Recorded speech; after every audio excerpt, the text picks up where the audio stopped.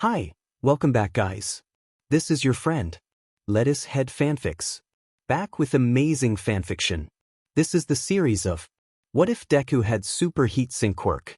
Please give this video a like and subscribe to the channel if you want more videos like this. Now let's get into the fanfic. Cold. Ever since his quirk manifested, Izuku Midoriya has been familiar with the sensation, the slow curling of his body hair, the shivering, the goosebumps, the numbness that always grasped at his extremities. He was used to it. Since elementary school, he's been known as that strange boy in a dark green parka and red beanie, seemingly always prepared for cold weather. The reason people found this peculiar is that this outfit could always be seen being worn by the boy, even in the middle of a record-breaking summer heat. Izuku was a sweet and kind child. He loved his teachers, his school, his best friend Kacchan, and his mother, Izuku Midoriya, most of all, with All Might as his close second. If there was one more thing he could love, it would be fair to say that he loved heroes. Izuku was a hero nerd, a fanatic even. He would always beg his mom to show him All Might videos on the computer or take him to see the new hero movie that was out. He wanted to be just like them. He wanted a quirk so that he could save people with a smile, just like All Might. So when his mother told him to get ready to go to the quirk doctor at around the age of 4, Izuku was ecstatic. Zoo zoo, his mother called up the stairs of their small apartment. Hurry up, baby, we gonna be late. She sighed with a worried look. She had been dreading this day. She knows how much Izuku wants a quirk, how much he wants to be a hero, but will his quirk make him happy? She pondered. Will he truly be able to be a hero with either Mai or Hisashi's quirk? Her eyes wander to a picture frame mounted on a shelf in the living room. It depicts her and a handsome man with dark black hair, freckles, and a heart-wrenching smile, holding a newborn in a hospital room. Oh Hisashi! She was holding back tears now. I wish you were here to see our son grow up. Meanwhile, rushing around his room gathering all the most important items he needed to bring, Izuku begins throwing things into his All Might Special Edition book bag. All Might Golden Age action figure. Check. Endeavor blanket. Check. Hero notebook #2 check. He smiled brightly, finished with his preparations. Calming him, he yelled as he dashed out of his room, grabbing his oversized green parka and his beanie on his way out. He raced down the short hallway and practically leaped down the stairs. This startled Inko out of her thoughts. She wiped her eyes before turning to her son. Ready? She looked at him and couldn't help but smile. He was adorable, and she swore he was almost vibrating with excitement. I sure am. He beamed, a broad smile breaking across his face. Then let's get a move on, she laughed as she took his hand and exited the door. She felt so silly for worrying about him. With one last look at the picture frame on the shelf, she chuckled. You're right, he'll be fine. The ride to the quirk assessment office was uneventful. Inko busied herself with driving and flipping through the radio stations while Izuku was looking out the window, imagining what he could do with his new quirk. Maybe I'll get mommy's quirk, and I'll be able to move things with my mind. He muttered quietly to himself, eyes sparkling the whole time. Kacchan will be so impressed. Maybe if my quirk is cool enough, he'll let me be All Might next time we play heroes and villains. He smiled at the thought, but even his young brain understood that wasn't likely. Still mulling over the chances of playing All Might in their next game, Izuku didn't notice that the car had stopped and parked in front of a sizable official-looking building. He spots several parents and children sitting in the waiting room as they exit the vehicle and enter through the front door. Izuku huffed onto his frigid, cupped hands before rubbing them together as he and his mother made their way to the front desk. The young woman sitting behind it looked up from her computer screen to greet them. Good morning, ma'am, she said with a polite smile. How can I help you today? Hello, miss. My name is Izuku Midoriya, and my son Izuku has his first quirk assessment scheduled for today. Inko muttered nervously. All right, just give me a second to pull up your info. Ah yes, little Izuku. The receptionist cheerfully began dialing a number on the landline connected to her desk. Dr. Rengoku? Yes, your 2 o'clock is here? Yes, yes. I'll send them right up, she declared as she returned the phone to its place. You're all set to go, ma'am. The doctor will see you now. Good luck, little man, she added as she waved at Izuku as his mother led him to a door labeled Dr. Ren. So what is it? The blonde boy had a familiar scowl spreading on his face. He grumbled as he shoved another slice into his mouth. Fucking spit it out. Izuku flinched as a bead of sweat wet his forehead. We don't know yet. Kacchan, the doctor said I'm a late bloomer, Izuku muttered, his voice barely audible. Deep in the hero-covered room of Izuku, Evil Bakugou sits across from his friend, eating orange slices after an afternoon of video games, wrestling, mostly Katsuki beating up Izuku, and playing heroes. The blonde was silent. This was unusual for him, but his natural energy returned as he sneered at Izuku. Stupid Deku, you're useless but is ruining my plans. How are you supposed to be my sidekick if you don't have a quirk? Katsuki was angry now. His mild confusion gave rise to his temper. Sparks of small explosions danced across his palm. Izuku bit his tongue. He really didn't want Kacchan to get angry at him, but he was wrong. I have a quirk. The doctor said my quirk is why I'm cold all the time. Izuku heard himself yelling. Yeah, whatever. You really are a Deku. Katsuki growled. I'm going home. Tell me when you figure it out, idiot. Izuku grasped his ears with a JRK. Katsuki had let off a loud explosion as he stomped away. Izuku hung his head. I have a quirk, don't I? He questioned himself, almost hoping something would respond. The doctor said. He was trying to hold back his tears.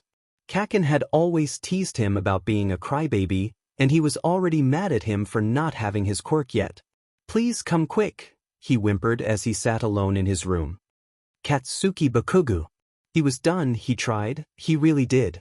After years of waiting, something within Katsuki ran out. What was taking so long? Katsuki had gotten his quirk on time, even a bit earlier than expected. So what was wrong with Deku? Did he not have a quirk? Useless Deku, he hissed. Katsuki gradually asked Izuku over less and less. They had become distant ever since entering middle school. Katsuki even refused to speak to him at school. He had found a different crowd, drawn by his unique and powerful quirk. Those who began to insist that he was special, elite. And he agreed. If I gonna be the #1 hero, I can't hang around a quirkless Deku, Katsuki scoffed to himself. That fucking nerd, a waste of my DMN time. Katsuki was hustling down a busy sidewalk, hands pressed deep in his pockets. He was chewing his lip. Katsuki suddenly shot forward, nailing a discarded bottle with his foot and sending it hurtling into an open alley. He heard it smash and rattle against the alley wall as he continued to walk down the street toward his neighborhood. He and Deku had stopped hanging out completely. They don't even walk home together anymore. Not that Katsuki cares. He always has extras following him anyway. It doesn't really matter which ones they are. Does it? Speaking of them, the two lackeys caught up. Yo Bakugou, wanna head to the arcade? The chubby boy with wings asks. Yeah, there's supposed to be some new games or something, the skinnier child with the extendable fingers informed. Alright, fine, but only if you fuckers are paying, Katsuki snaps. As they all begin to head off toward downtown. Izuku Midoriya. The last couple of years after the visit to the doctor haven't been very kind to Izuku. Since Katsuki started to avoid him, which was the beginning of middle school, Izuku hasn't been able to make any more friends. He mostly sits alone at lunch and recess and walks himself home every day. It isn't as though Izuku is being poorly treated. It's more like nobody wants to get on Katsuki's bad side by interacting with the useless parka boy. Everyone thinking that he was quirkless didn't help either. Turns out nobody wants to be friends with a quirkless loser, he thinks to himself. He pulls his parka up to bundle himself more. Even on this sunny day, he could still feel a chill cut through his body. Even Kacchan avoids me now. His eyes watered. Why was Kacchan so mean? Are we not friends anymore? 'Cause he thinks I don't have a quirk. He did not know for sure, but he could guess that was probably it. Everyone treated him differently after he returned to school with no quirk. If only I knew my quirk, I know I have one, but it can't just make me cold, he says, gritting his teeth. He sighs and hangs his head as he passes under an overpass towards his house. Now 14 years old and in his final year of middle school, Izuku was still that kind, sweet child. He was a foot shorter than most boys his age and was pretty scrawny. To top it all off, over the last 10 years, his quirk hasn't grown, changed, or even shown itself. Damn it. Izuku clenched his fist. Why am I so useless? He screamed, forgetting himself and that he was in public at the moment. When he realized he had made a loud noise, he looked around feverishly to see if he had disturbed anyone, as cold sweat began to form on his face. But as he looked around, he noticed that very few people were near him and that he had missed one of the turns to get to his street during his ravings. He face-bombed. He couldn't even walk home right. I really am useless, huh? He asked nobody as he turned to make his way back to his route. The last thing Izuku expected was a reply to his question. Ho ho, look what we have here. A voice cackles as an amorphous mound of sludge slips out from under a manhole cover. Ah, you feeling useless, kid? He asked mockingly. Don't worry, I'll put that skin suit to great use, the voice shrieked as the mass lunged at the boy, restraining his arms and legs while pushing into his nose and mouth. Is this it? The thought crosses Izuku's mind as he thrashes against the tendrils that lash to control his body. I don't want to die. Somebody help me. He tried to scream, tried to move, tried to do anything but let this thing take him. But it was no use. The sludge slowly began choking him, filling his mouth and nose completely. That's it, kid, don't resist, it'll be over soon, the sludge barked gleefully. Even while passing out, Izuku could see the smile in the villain's eyes as his vision started to fade black. In the increasing darkness, Izuku suddenly felt a tingling. It started in the pit of his stomach and slowly rose to the base of his throat. He squirmed more, teetering on the brink of unconsciousness, but the tingling spread to encase his entire throat, and he began to feel a sensation that he hadn't felt since before his quirk appeared. Izuku felt warm. That warmth spread and Izuku felt it churning in his throat. Whatever it was, Izuku had no chance to investigate or even acknowledge it as darkness finally took his vision. The last thing he hears is the metal clang of a manhole cover bursting open and a loud cheerful voice thundering a familiar phrase. No need to fear. Because I am here. Darkness. With a start, Izuku shoots up from the ground panting, before hunching over and losing his lunch. Seems his body is trying to get rid of whatever amount of sludge is still in him. After he collects himself, he looks around and notices that the sludge villain is gone, and he is surrounded by EMTs. They were currently poking and prodding him while asking questions to ensure his safety and health. One of them explains that All Might had saved him and called. Izuku couldn't believe it. He had missed All Might. He wanted to cry, but he focused on gathering up his backpack, hero notebook, beanie, and other belongings scattered in the scuffle. After waiting for the medics to finish their inspection, he bowed, thanking them for their help, and hurried back towards his home. He was sure his mom was worried. All Might, bounding through the air, toward the downtown area, with his pockets full of bottles containing the sludge villain, All Might let out a ragged breath. That was a close one. If I'd have taken any longer, that boy may have been seriously hurt, or worse. He thought as he continued toward the jailhouse to drop off his unwilling passenger. All Might winced. Not only at the thought of the young boy he had saved meeting a horrible end, but also at the stabbing pain that ached in his chest. I should take a quick rest before my time runs out. There's still things Japan needs All Might for today. All Might swiveled his head, looking for a private place to land before finding an isolated rooftop. Changing directions, he makes his way over, careful that no one sees him land. Once atop the smooth concrete building, he grasped the railing that surrounded the rooftop. Steam hissed in the air as All Might's muscular form diminished into a skeleton of a man, who began violently coughing. More blood, thought the man as he looked down at the hand he used to cover his mouth. It's getting worse. I must find a successor soon. Toshinori Yagi wiped his hand off on his now oversized cargo shorts, letting out a few more minor coughs as he does. He straightens up and looks around, taking in the bright, beautiful day that it was. Toshinori smiled wearily. He loved Japan, so he must do his best to protect it. At that, he clenched and raised his fist before letting out a loud laugh as he resumed his All Might form. Ha, I am off. To deliver this fiend to the authorities. All Might laughed aloud before squatting low and taking off at incredible speed toward the jailhouse. Not noticing that the rough landing had knocked loose one of the bottles from his pocket. It tumbled between the building, bouncing from wall to wall until it burst on the floor of an alley. Katsuki Bakugou. What was that? The heavy-set boy, flapping a few inches off the ground, turned toward an alley to their right. Did you guys see that? See what? Out of the way, extras. Katsuki pushed past the other boys to look at the alley. They were all on their way home from the arcade, Katsuki leading, of course. But the banging had drawn their attention. Oi, is someone fucking around in there? Katsuki yelled as he let off a couple of explosions in his hands to add some oomph to his assertion. Oh ho ho, must be my lucky day, a voice at the brink of laughter whispers from the alley. Katsuki's eyes widen as the sludge grows and spreads, eventually towering over him. Seems like this one's even better than the last one, the blob sings as he lets out a maniacal laugh, springing towards the blonde bomber. This burst of movement knocked Katsuki out of his stupor. Throwing both hands forward, Katsuki lowers his stance, letting out a roar. F off. The only thing louder than the explosion Katsuki had released toward the villain was the silence that followed. The only things that could be heard were Katsuki's heavy panting and the crumbling of concert and brick as the explosion had damaged both walls of the alley. This had been the most enormous explosion Katsuki had ever created. He knew this, as did the other two boys.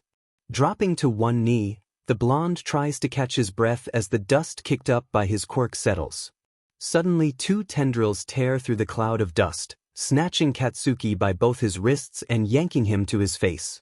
Nice try, kid, but it took a blow from All Might to put me out. The sludge villain's hideous grin appeared through the dust as it finally settled. You're swinging above your weight class, punk, so just give up easily. The grin widened. Izuku Midoriya. Izuku screamed as he fell backward on the sidewalk, cowering with his hands blocking his face. He doesn't bite, sweetie. Are you all right? The older women questioned. Izuku opened his eyes, looking for the creature that had dashed towards him. Woof, woof, the shaggy-haired dog sat in front of him, wagging its tail. Oh, my mistake, I must be a little jumpy, Izuku stated, looking embarrassed. He stood up, bowing a few times, and ran off. Izuku was still shaken by his encounter with the sludge villain. Even walking home had become difficult at this point. Any loud noise, fast movement, or vaguely threatening-looking passerby sent Izuku's heart through the roof. As his mind kept flashing back to his near-death experience, he remembered the tingling sensation in his throat. He touches it with his hand. What was that? He thought to himself. It felt strange, it was almost warm, and it was getting hotter.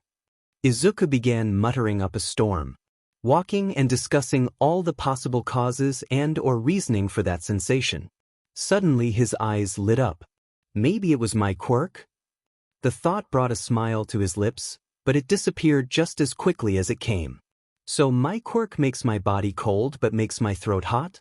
That doesn't make any sense. My father had a weak fire-breathing quirk. Izuku sighed. He tried his best not to think of his father. His grip on his backpack tightens, remembering the moments he had with him, the warmth and the love he had given to Izuku. He shakes his head. He didn't have time to feel sorry for himself or reminisce. He had to figure out his quirk. He continued muttering to himself as he came to the intersection close to his home. He was almost there. All he had to do was turn left and continue right up to his door. Boom, boom, boom, boom. A series of violent explosions shattered the afternoon hustle and bustle of the area, knocking Izuku out of his thoughts. What was that? He wondered aloud, turning his head to the right in the direction of the commotion. Izuku couldn't see what was going on from where he was, but something about the noise made his stomach drop. Gazing back to the left towards his home, he whispered, "Sorry, Mom," before facing right once again, dashing towards the sound.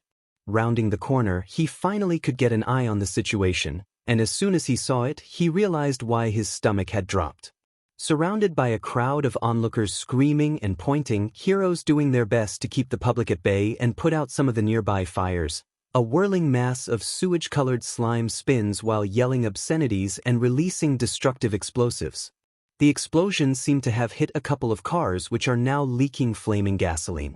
Wait, Izuku could see a person was being trapped and controlled by the sludge. No, Kacchan! Izuku dashed forward, his body moving before he even finished yelling his friend's name. Weaving through the crowd, he slipped under the arms of one of the heroes holding the perimeter. Hey kid, get back here. It's not safe. One of the colorful heroes Izuku recognized as Kamui Wood screamed at him, reaching out with branches of wood growing from his arm to grab Izuku, but they charred and fell apart in getting too close to the increasing flame. DMN it, Kamui thought. It is too hot for my wood, but how is that kid running in there like he's fine? Let go of him. Izuku roared as he raced toward the villain, who turns to look at the boy. Oh, you again? It's too late, I already got a better model. I don't need you anymore. The villain sneered, shooting a tendril holding a piece of debris from one of Katsuki's explosions. Get bent, kid ha! Izuku removed his backpack while ducking the tendril as it rocketed past him, denting a nearby car door. Rolling back up to his feet, he spun, releasing his bag towards the only visible weak spot. Nice moves, brat, but some Dark Souls roll won't save why. The sludge's banter was cut short as one of his eyes was hit dead on with a heavy textbook-filled bag. The slime recoils, giving Katsuki enough space to spit out gunk and take a deep breath. F, are you doing, Deku? Get the F outta here. The blonde put all his frustration and anger into his voice, letting off massive explosions simultaneously. It wasn't enough, however, as the sludge quickly recovered its position on Katsuki, keeping him trapped within it. Izuku didn't even hear him. He was too busy using the momentum of his throw to launch himself at the monster. As he clawed and scraped at the pile of goo, desperately trying to release Kacchan, Izuku once again felt tingling heat travel from his stomach to his throat as it began to warm. He continues raking and pulling at the slime to no avail until he hears a voice. Alright kid, now you've done it. The bloodshot eyes of the sludge villain met Izuku's. He had never felt killing intent like this before. He stepped back as the slime he had removed slowly formed around his body. I guess I'll just take both of you, the villain spit. Izuku was frozen, his heart pounding in his chest as he stared at the sludge villain in his large eyes. Fear in his heart, he only broke eye contact to look at Kacchan. He was fully covered in the slime, with his wild eyes staring at Izuku. Izuku recognized the look in his eyes. It was fear. Seeing his friend, whom he has known forever to be fearless, the warmth in Izuku's throat became hot, almost searing.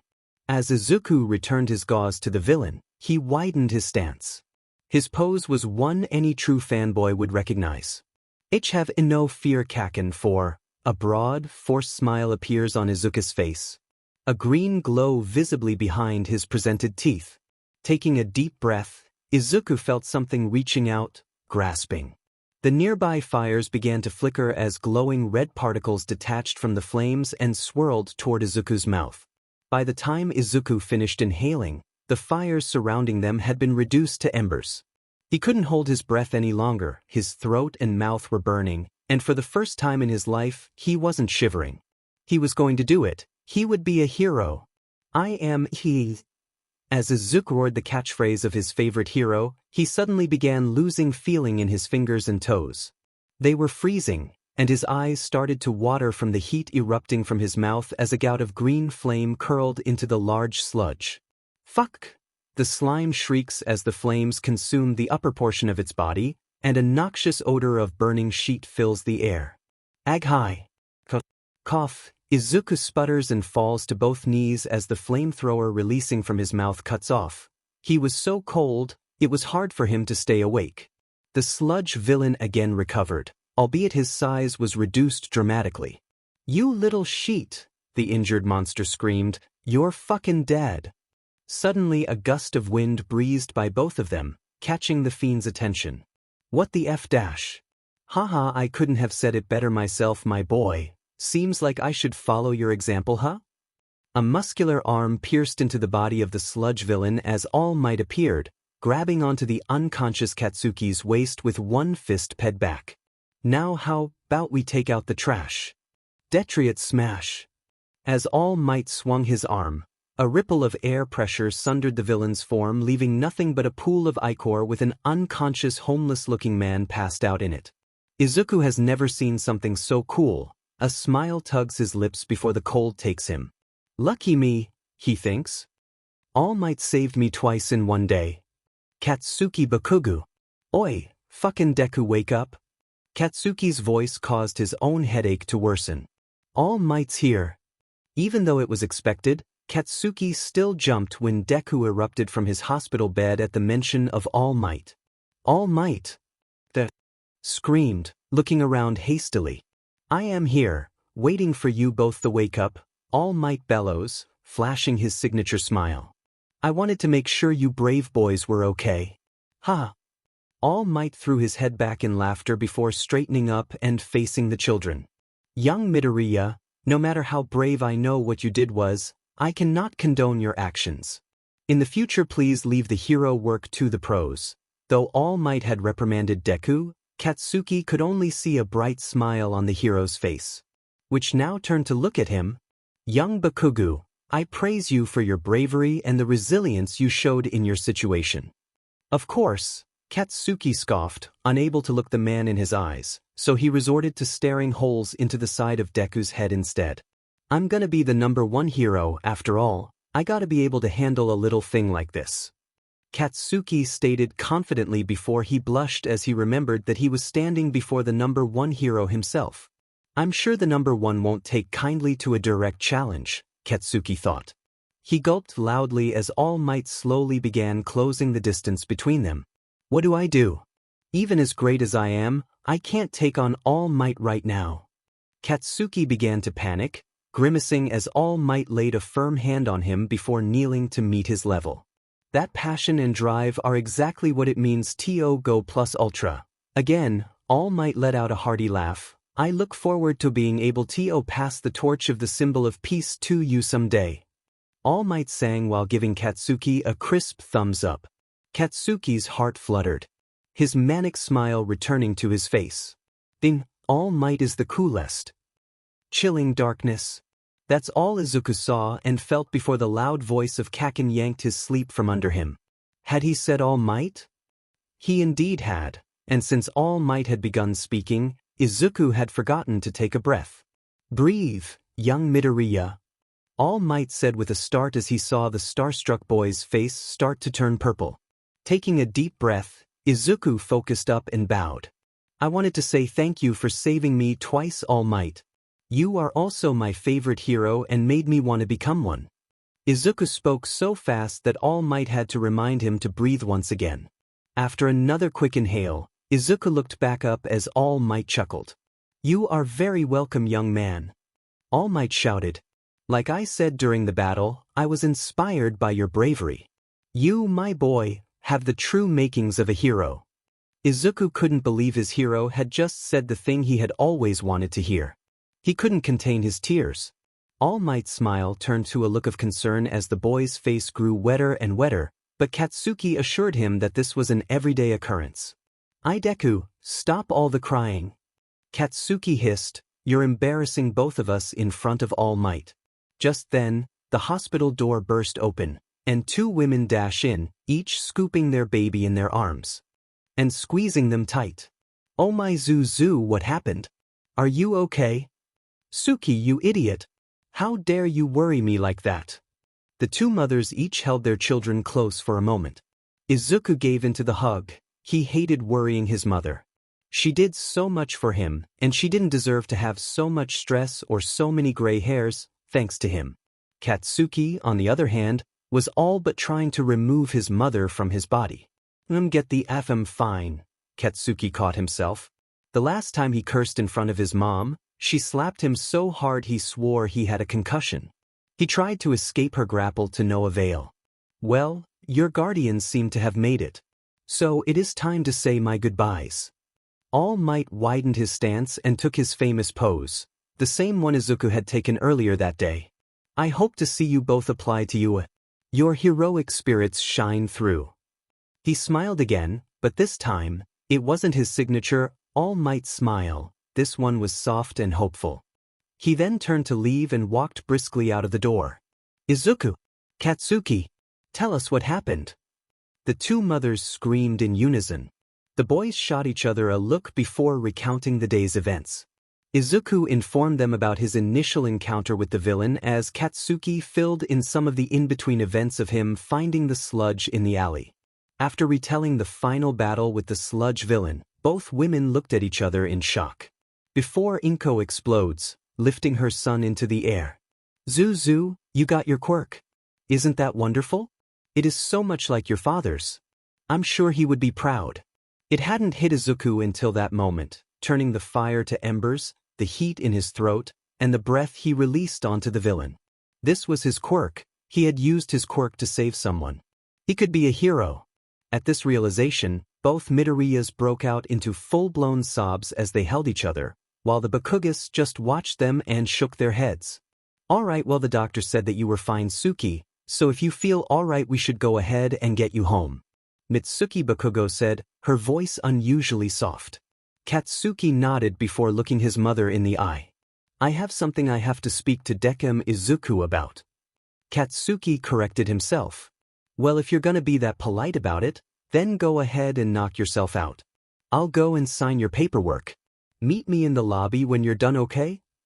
Mitsuki said, ruffling his hair. With a nod from Katsuki, she stands up.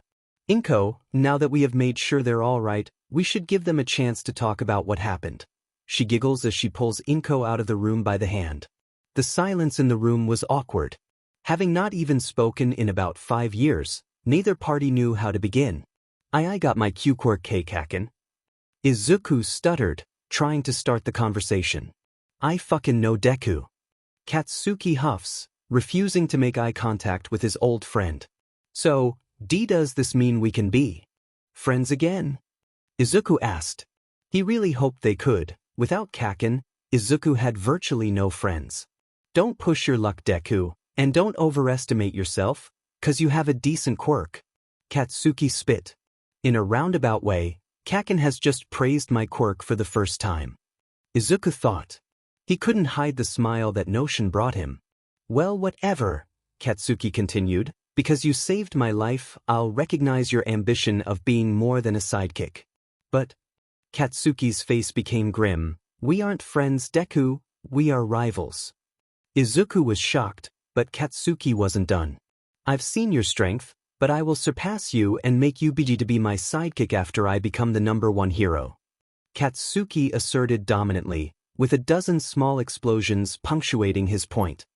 The #1 is the strongest, and the strongest never loses, so I won't ever lose to you, Deku. The blonde had to catch his breath after his promise left his mouth. After his declaration, Katsuki spun on his heels, seemingly satisfied with his statement. A smile crept at the corner of Izuku's face.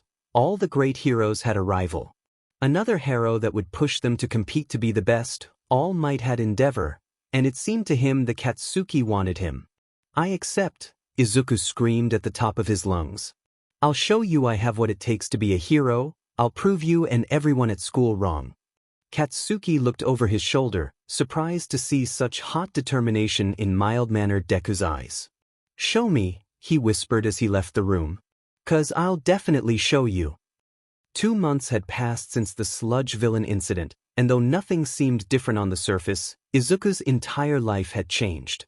The changes began during the last weeks of middle school, with the teacher asking the class about their plans for graduation. I think the rest of you will be excited to know that 2 of our very own students have qualified to take the UA entrance exams. The teacher announced, earning a rupture of cheers, laughs, and boos.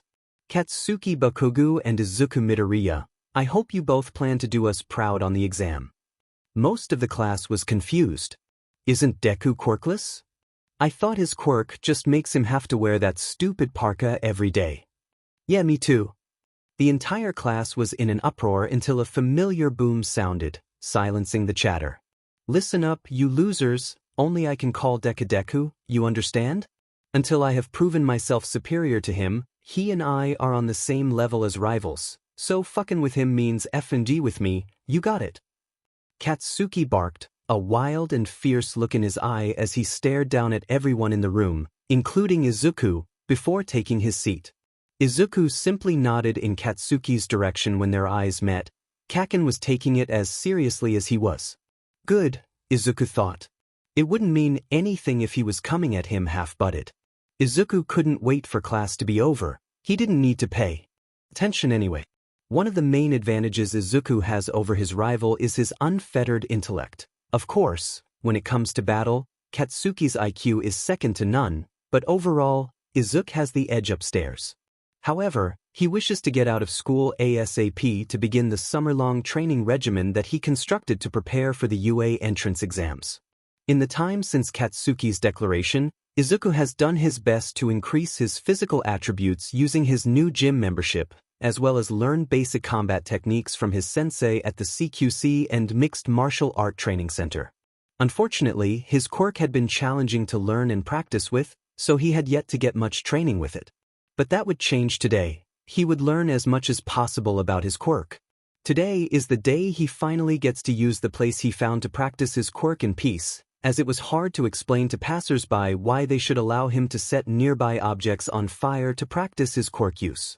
Finally, the bell released him to his own devices. As Izuku rushes out of the school to train, he sees Katsuki being ushered out of the school by a couple of high schoolers from the neighborhood. Well, I guess he's off to get in more brawls again.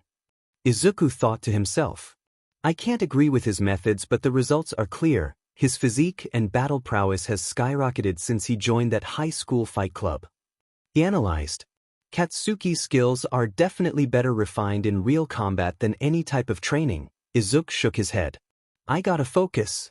Jumping on the train, Izuku rode the route that went through the more coastal regions of Japan and eventually landed at the entrance of a dirty beach filled to the brim with trash and enormous piles of heavy junk. Here we are, he shouted to ensure he was alone. Hearing no noise or response of any kind aside from the squawks of birds, Izuku released the breath he didn't know he was holding. Time to get to work, he mused as he began unloading his bag. He pulls out his water bottle, his hero notebook number 0, he had already filled 1 through 3 up with as many heroes as he could learn about and decided to create a whole notebook on his own quirk. Some loose paper, kindling, and a black torch lighter. Flipping through his notebook, he came to the page he had written for today's session. He had planned to investigate a few things he had discovered about his quirk on the day of the sludge incident. First, he had a running theory about why he was always cold. I believe the coldness I experience on a daily basis is a side effect of my quirk being at least partially active all the time, Izuku scribbled quickly in his notebook. It seems I am able to convert heat energy into fire and release it from my mouth. Perhaps I am always cold because a portion of my heat is being stored to create my fire breath. He scratched his head with his pen. That explains why I already had built up a decent amount of firepower, even before I inhaled any of the surrounding flames. That leads straight into the second topic. He muttered, not only can I convert my own heat into fire to use, but it also seems like I can draw the heat energy from nearby sources, causing them to diminish in energy until they extinguish. His hero nerd gears were spinning now. What are the limits to the type of energy or the amount, he wondered. That was just something he'd have to learn in practice. And with that, his mind swiveled to the last topic on the agenda. This last one is just a theory, he sighed. I don't know if it is even worth trying out. He wrote down his thoughts anyway, but he would have to try that one last. Izuku hopped up, beginning to stretch while he cleared out a spot to build a fire on the beach. But before he even thought about lighting anything on fire, Izuku was determined to gain control of his quirk and investigate his first theory. Sitting cross-legged on the sand, he shut his eyes, reaching within himself to see if he could feel his quirk. Minutes go by, and Izuku isn't really sure that anything is happening. He squeezes his eyes shut tighter. Come on, and I can't feel my quirk at all. How does this even work? Izuku screamed as he rolled around in the sand holding his head. Hours passed, and Izuku refused to move from his seated position until he succeeded in his mission. Shivering terribly as the afternoon sun began to lower in the sky. My skin, my body. Izuku recited, sharpening his concentration. My breathing, my energy, my warmth. Suddenly, he could feel a soft flicker of flame deep within his body. Izuku honed in on this sensation, his concentration at its limit, his mind at the edge of fatigue. He could feel it. With a slow pull of heat towards the pit of his stomach, he could feel the energy of his body being pulled away from his fingers, toes, arms, and legs, from all the parts farthest from his core. He could feel that energy swirling in his gut, crashing and colliding with itself as it slowly built the flame located there. The feeling disappears as Izuku leans back into the sand, panting heavily. "I did it." He squeaks out in between a couple gasping breaths as sweat causes Izuku's hair to flop down soaked. A wide smile appears on his face while his sweaty hair covers his eyes.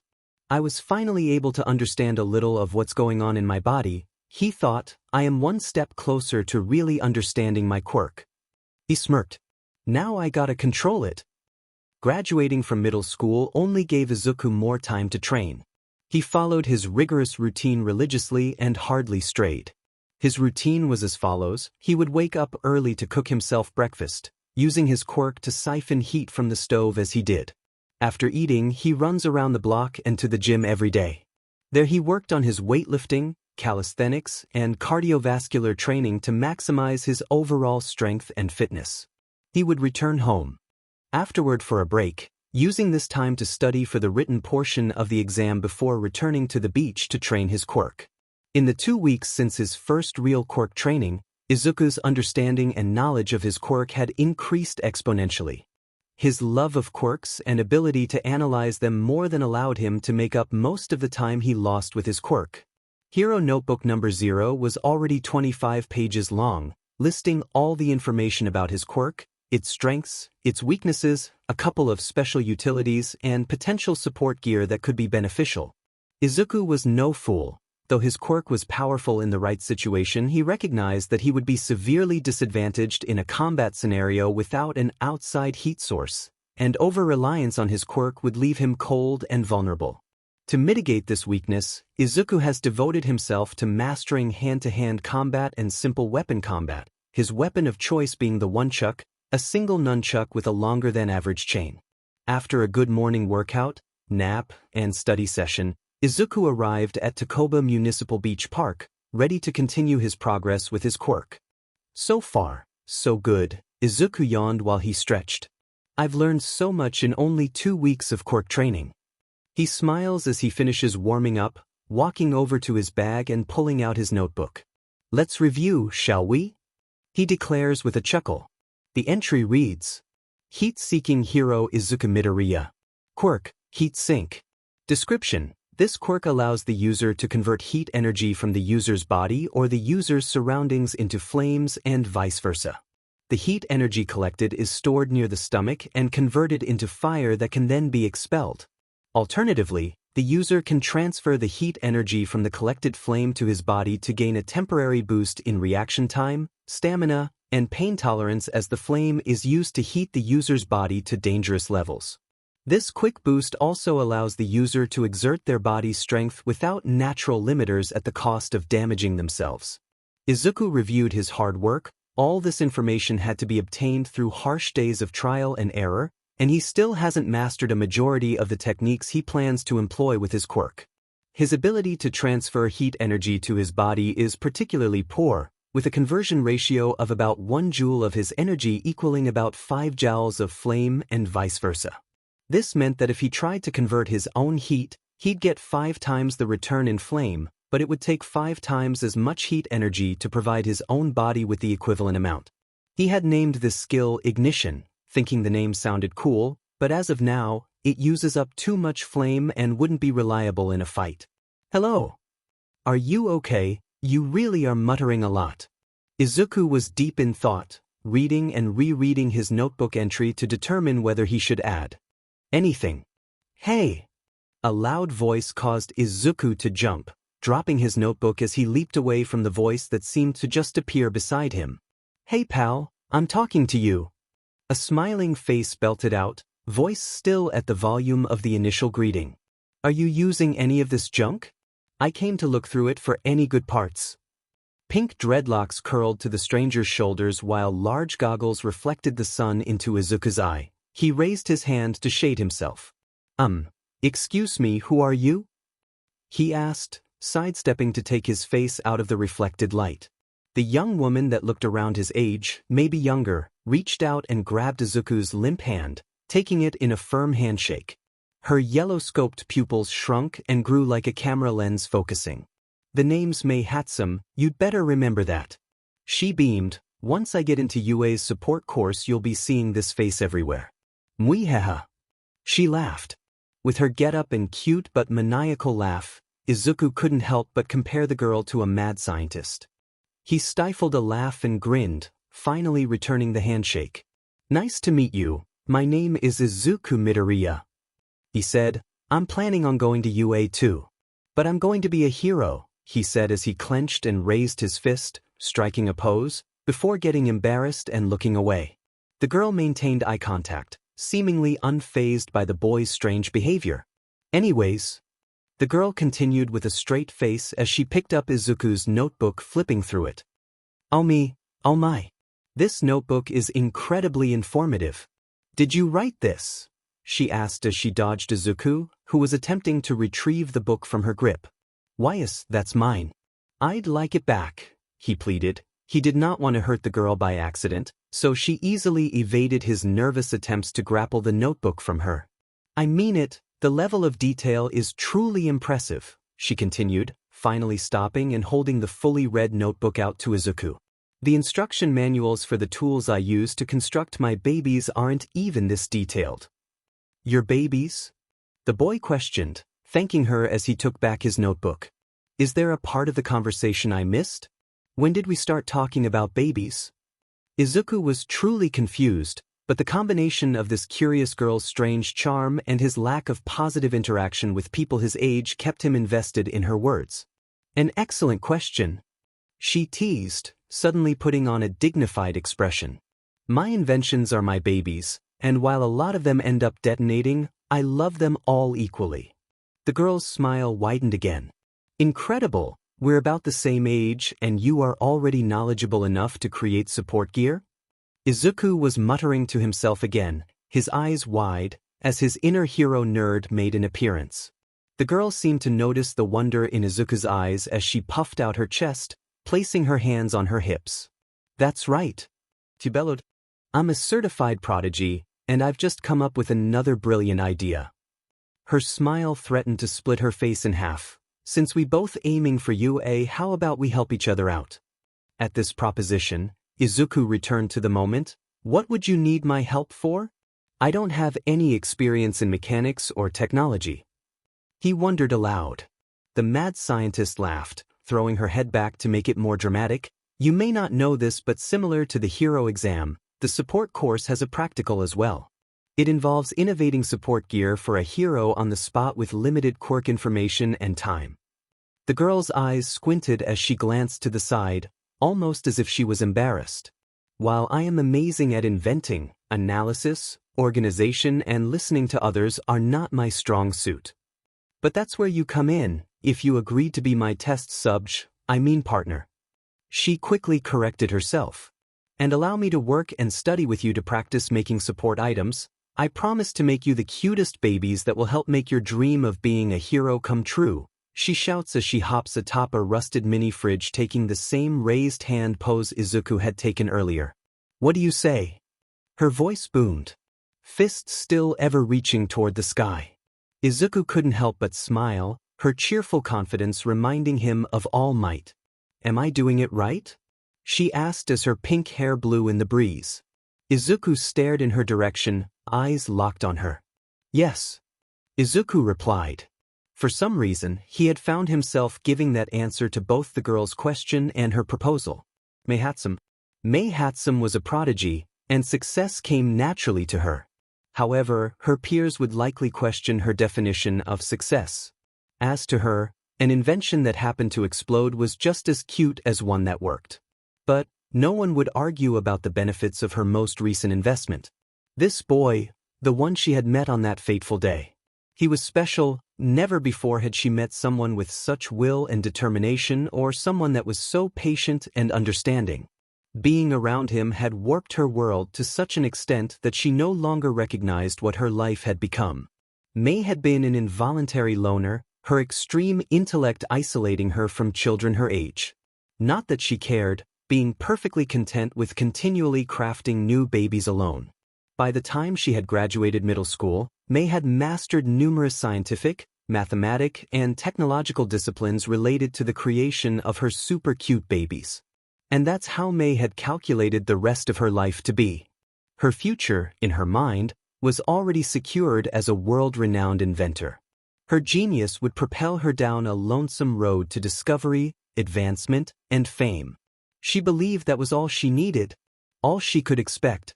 How wrong she had been. She didn't know whether it was the softness and compassion that seemed to come naturally to him, or the sadness she would catch in his eyes in moments when his thoughts took his attention away from the world they shared. Perhaps it was as simple as May had never had a true friend before. But Izuku had provided a place of warmth in her otherwise cold life, allowing her to awaken to the multitude of possibilities for the day and the future. Izuku Midoriya. Izuku breathed deeply, taking a long exhale before inhaling sharply. His focus crystallized in the early morning air. He could hear the waves slapping against the beach. It was the morning of the UA entrance exam, and he was up before sunrise. Another long exhale, harsh and forceful, with an inhale to match. At this, the points of light surrounding him quickly flicker and vanish as streams of glowing red embers disappear into the boy's waiting mouth. He could feel his stomach filling with the flames, a smile at the corners of his mouth as he felt the heat wash over his body. Izuku loved the way his quirk made him feel. A quick inhale could bite back the chill that always followed him. Snapping his mouth shut, he relaxed his mind and body, tempering his concentration to its highest peak. He was standing in the sand with 6 concentric circles centered on him at increasing distances, starting at 10 feet, with the final ring having a radius of 60 feet. Each ring contained 3 spread-out standing torches, all recently extinguished by Izuku's inhale. Ignition! Izuku screamed mentally as he could feel his quirk breaking up a portion of the fire he had just consumed, dumping his body with heat and causing his nerves, muscles, and blood to burn and boil. At that moment, his previously relaxed body tensed all at once as he dropped into a stance before delivering 3 punches to the air in rapid succession. He extinguished the technique, letting out a steamy breath. He was immediately drenched in sweat. As soon as he falls into his battle stance, the tension in his body releases just before he grits his teeth as he activated his skill again. Ignition! Once again, he burns away at his body as the flame in his stomach is broken up and pumped through his veins. Izuku key-eyed, spinning his hips to fling a right kick that would decimate someone's midsection before pushing off that same right foot just as it hit the ground, launching into a jumping crescent kick. Landing with a poof of sand, Izuku was panting for air. Just as I thought, he began to himself. Ignition can allow me to fight with the reaction time, speed, and power relative to a professional fighter, but only for brief bursts. Izuku caught his breath, standing up straight once again. With another inhale, he expanded his chest and gathered fire in the back of his throat. Twisting with a flurry of movement, he spun as he released his flamethrower-type breath, covering the first 2 rows of torches with roiling green blaze while barely dashing the third. All right. My flamethrower range seems to have plateaued at around 25 feet. Any further, and the flames aren't hot or focused enough to be useful, he noted, quickly re-inhaling to salvage any remaining flames. Just a couple more tests now, I may need to re-up my flames before heading out. He thought. Hey May, can you record that my max flamethrower range increased to 25 feet? Also, I may need you to start a bonfire so I can refill before the exam. Izuku's calls were met with silence. Oh yeah, he remembered, shaking his head. Until now, he hadn't noticed how used to her presence he was and how empty it felt now that she wasn't here. Izuku and May held up their ends of the agreement throughout the summer, helping the other improve their knowledge and offering the other a different approach or perspective for finding solutions and forming ideas. Though May got a pretty willing test subject to use for her inventions, Izuku felt he had gotten so much from just her presence alone. Besides simply helping ease Izuku's loneliness from his middle school experience, he also benefited from her extensive knowledge of thermodynamics and physics, which helped with his understanding of fire and, to an extent, his quirk. They became so close that she would usually show up at Izuku's house in the morning to brainstorm and plan her day with him while he cooked and got ready to work out.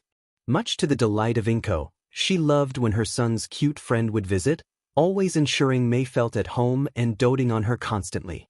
During his workout and study, she would return to her lab to scheme and perform whatever dark ritual he imagined took place to give birth to some of her more interesting innovations.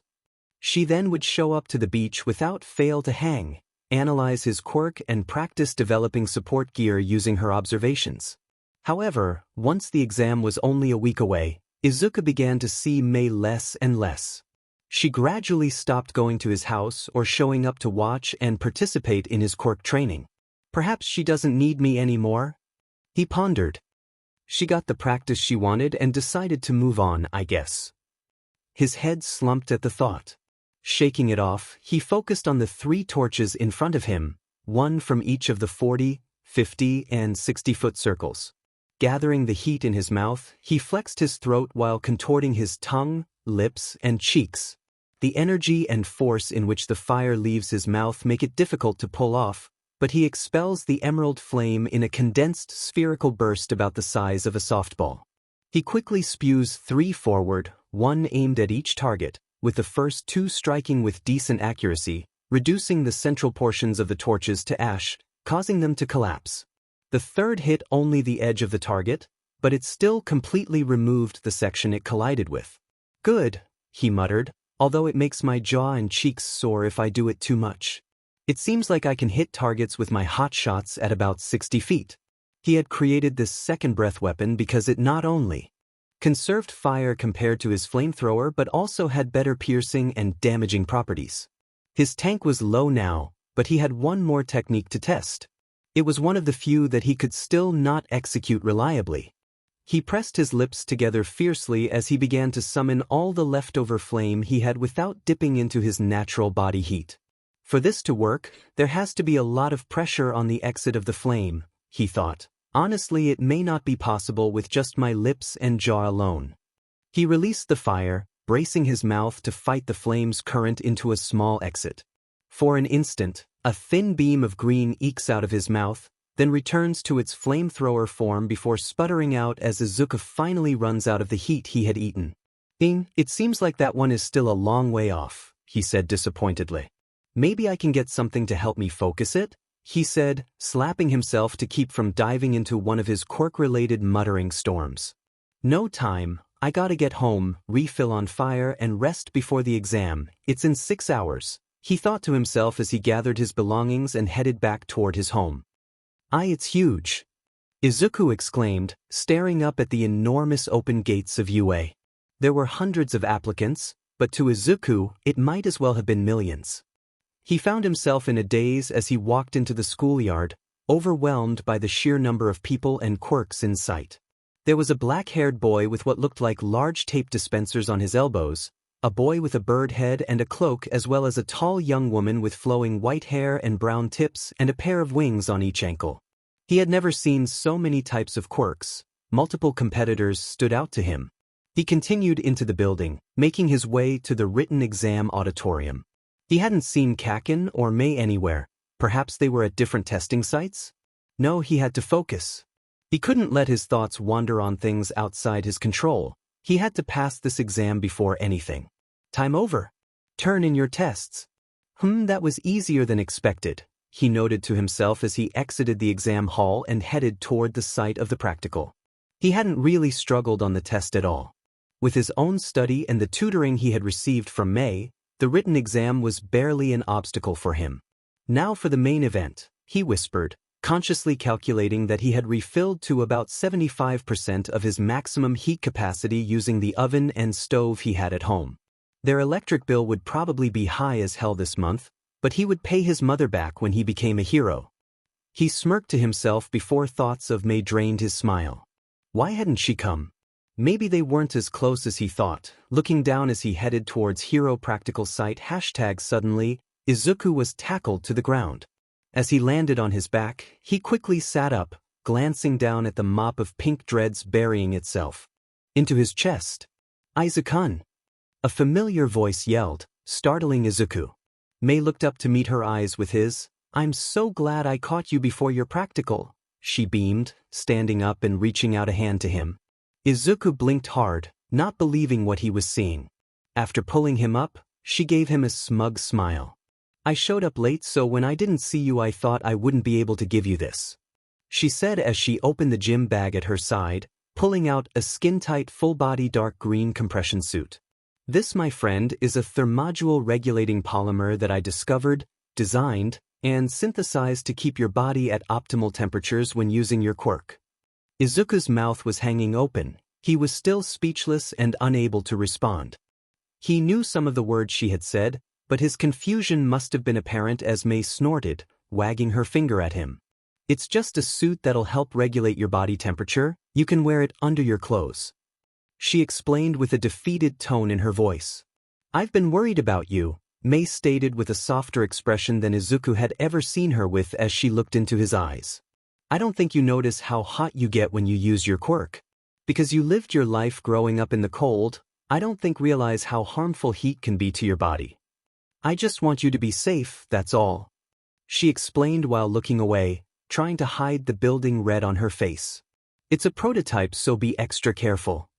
Mei was usually not what Izuku would refer to as shy, so seeing her like this filled his stomach with butterflies. "Is this why I haven't seen you in like a week? Is this what you've been working on?" Izuku asked nervously, feeling silly for his earlier assumptions. "Me hee hee." Mei laughed right in Izuku's face like he had said something ridiculous. "Silly Izuken, I did all that last night," she said with a chuckle. "This is what took me a week and a half to finish," as she reached back into the bag producing two different colored oversized parkas. Izuku's eyes widened. Both parkas looked astoundingly similar to the one his mom had bought him as a child. His eyes began to blink with tears. Since he started training, he had gained about 15 pounds of muscle, causing his old dark green parka to be too small. He also no longer needed it as ingesting flames would temporarily alleviate the cold. "Why you made this for me?" he questioned, holding back tears. "Incorrect again, my dear Izuken. I made them for us," she exclaimed, throwing him the green one and beginning to put on the pink one herself. Izuku wiped his eyes and looked over the coat he had been handed. He noticed that though it was relatively thin for a coat, it felt warm all the same. Further inspection saw that the hood was lined with shiny black fur. On the sleeves of the jacket, there were images and depictions of flame whipping, and on the back, the words Heatseeker was written in bold letters. He looked up at her. "Heatseeker?" he questioned. "Yeah, I'm not really good at naming things, so you can change it if you want, but I thought it suited you." Mei was blushing, but a broad smile was still visible. "And look what mine says," she yelled as she spun around, displaying the back of her parka. In the same bold font as the boys, it reads, "My babies are the cutest." It was too much. Izuku couldn't stop laughing. His held-back tears eventually fell down his cheeks as he leaned on a nearby wall to keep from falling over as his gut burst. Initially, Mei was confused. Was he laughing at her? But after seeing Izuku's pure smile and tears, she also began laughing as the two shared a moment in the courtyard together. After they had collected themselves, Izuku made his way over to Mei, throwing his arms around her and holding her tight. Mei was surprised at first and hesitant to reciprocate the embrace, almost like she was unfamiliar with what to do, but she eventually hugged him back. "Thank you," he whispers before breaking away from the contact. Holding the Under Armour and his new designer parka, Izuku gave Mei one last wave as he ran off to the bathroom to change. "Good luck, Izuken," Mei yelled as she watched him disappear into the building before whipping around. She had to go take her practical as well. "Time to knock him dead," she menaced, slapping down her welding goggles and running off. Katsuki Bakugou. Stupid fucking exam. Why do they have to make the questions so shitty? Katsuki huffed as he exited the written exam and began heading toward Hero Practical's site. Katsuki was angry, not because the test had been too difficult or because he thought he might fail. He was mad because he was nervous. The written portion had been surprisingly average for him.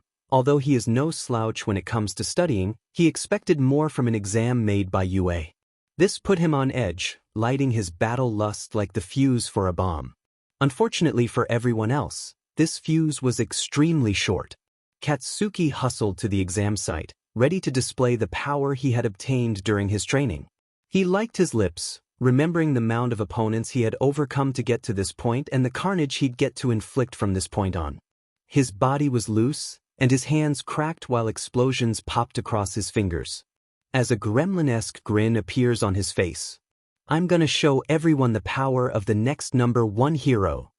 As Katsuki lined up with the rest of the participants waiting for the signal to go, he could hear and see a taller male with blue hair and glasses loudly reprimanding a petite girl with curled brown hair. Katsuki rolls his eyes. He could use the warm-up he'd get from beating this guy's butt. "Oi, but wipe, how about you shut the F up so the rest of us can prepare in peace?" he shouts, staring daggers at the blue-haired boy across from him. The boy with glasses stopped his tirade, looking shocked at either Katsuki's choice of words or murderous gaze. Visibly conflicted about his next move, he turned and said one last thing to the brunette before hastily leaving the altercation. Katsuki sighed. It seemed like he wouldn't be getting that warm-up after all. Turning back toward the gate, he resumed his mental preparation before a voice tried to catch his attention. Hello? I just want to say thanks for that back there.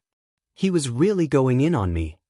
The brunette had made her way up to him and was now thanking him for nothing. "Didn't do it for you," he states without even looking at her. "He was just loud as F dash dot. Oh, okay, WLT, thanks anyway." The girl nodded, her ears burning red. "I'm Ochako, you are dash. You might want to get ready," Katsuki whispered to the girl, cutting her off as he grinned. Katsuki's wild instinct could sense when the calm before the storm reached its end, and he always knew when shit was about to hit the fan. Suddenly the horn blares, and Katsuki launches himself into the air, leaving the brown-haired girl to watch him as he takes off before she runs to catch up with the rest of the participants. Katsuki's hands erupted with explosions, propelling him through the air, his trajectory rocking him toward absolute victory. Izuku Midoriya. He thought, May really is the best. This compression suit is comfortable, and this parka looked good. Stretching at the gate, Izuku prepares for the exam to begin. They had explained the rules, the point system, and the mysterious zero-pointer, but Izuku was more focused on the multitude of participants around him. While they all stood at the gate awaiting the signal to start, Izuku was bumped from behind into the large back of another examinee. "Oh, I'm sorry, that was an accident," he said quickly, reflexively bowing to apologize. The team turned around, towering over Izuku's 5 feet 5 inches frame. The figure didn't say anything, just kept their body pointed toward Izuku. As Izuku looked up from his bow, he saw a taller, muscular young girl. She had a caramel-colored complexion and was maybe a year older than him but definitely in the same grade. Dressed in a white and tan jogging suit, the girl had off-white hair that drooped down her face in long strands and ended with amber color tips. She also had a similarly colored pair of wings on each ankle. Izuku's first impression of this girl was that she was gloomy-looking. This was the girl he had seen from afar at the school's entrance. He remembered. Well, it couldn't hurt to make more friends. He smiled in her direction. "Oh, hello, my name is Izuku Midoriya. It is a pleasure to meet you." Izuku blurts out, putting out his hand.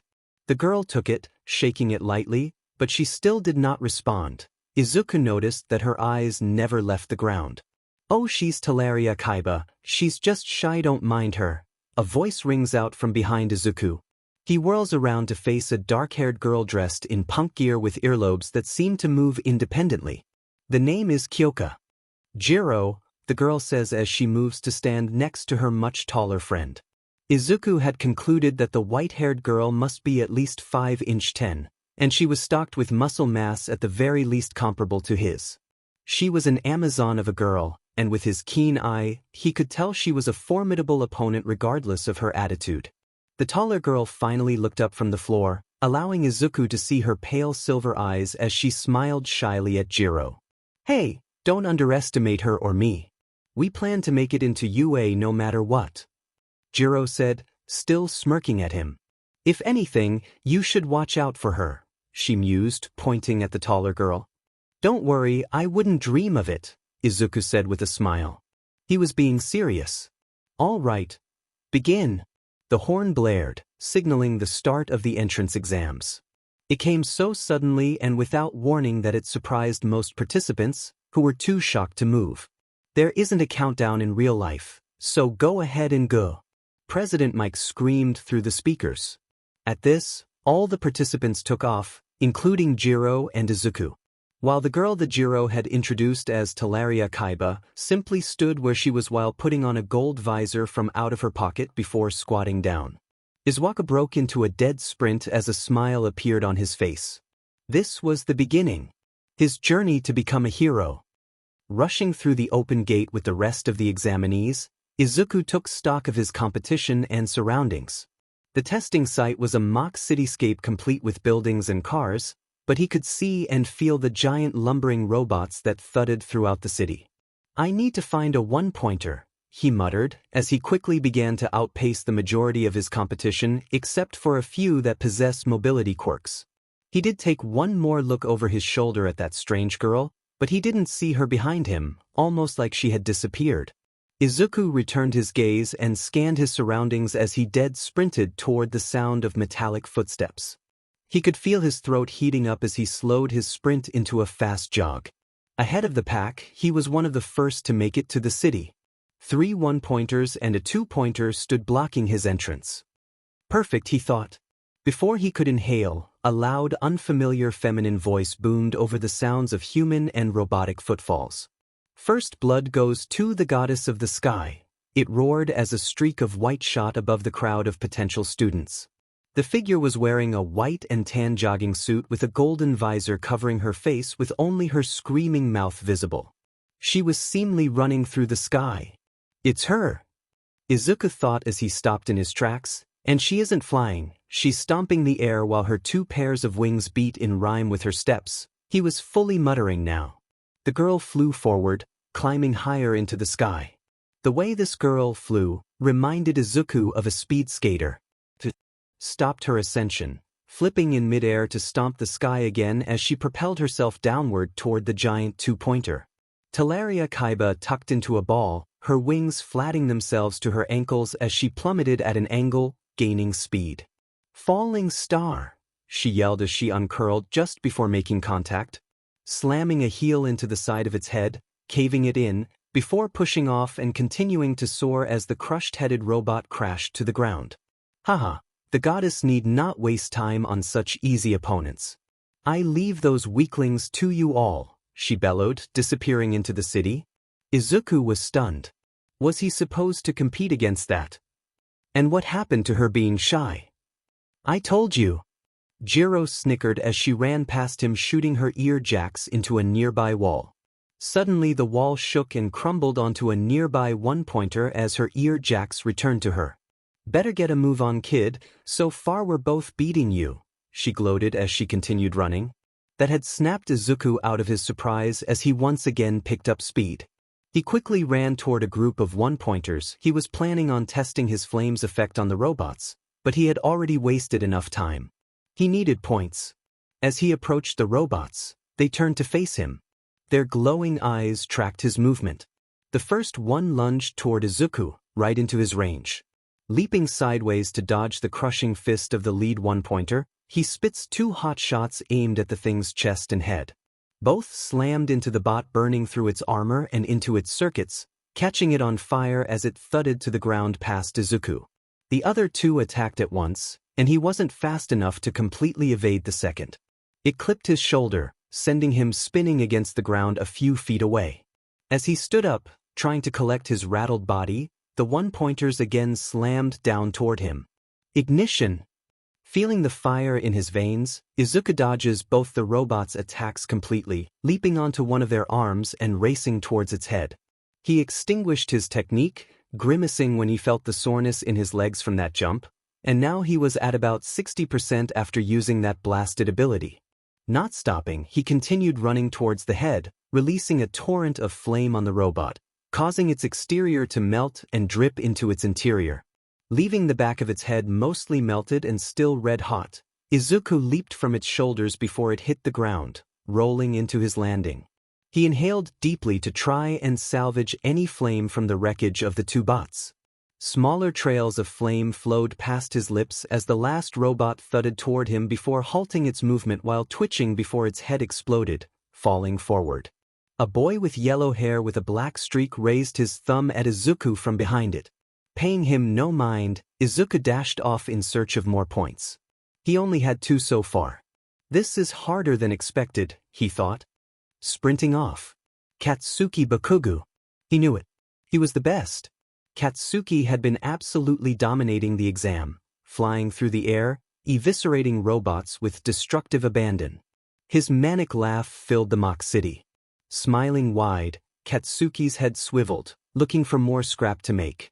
His predatory eyes caught a flash of red light in the corner of his eye. Putting one hand in front of himself, he let off a small explosion, shooting himself backward and dodging a laser from a gigantic 3-pointer.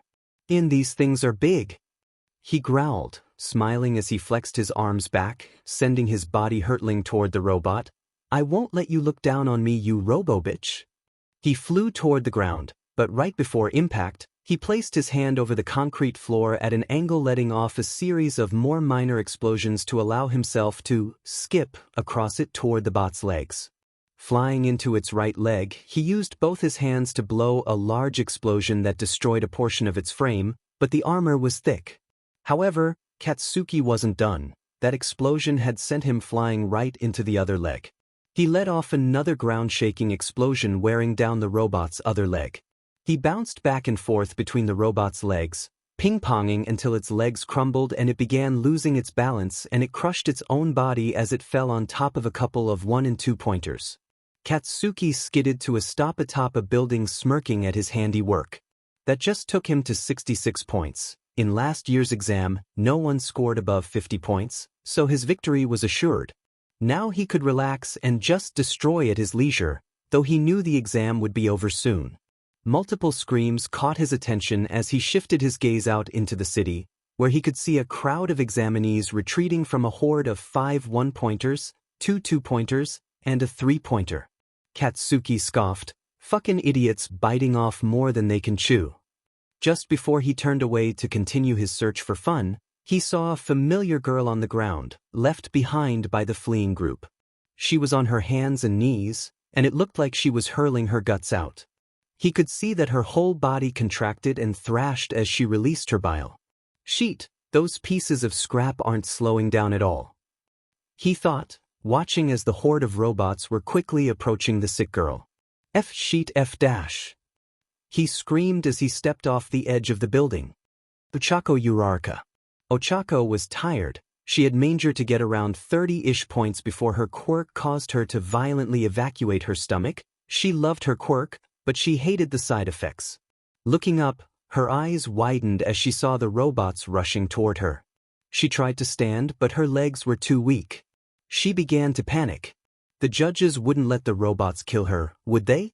Whatever the case, she needed to get out of here. Slowly, she began crawling away from the thudding and clanking of the distant threats. She got about 15 feet.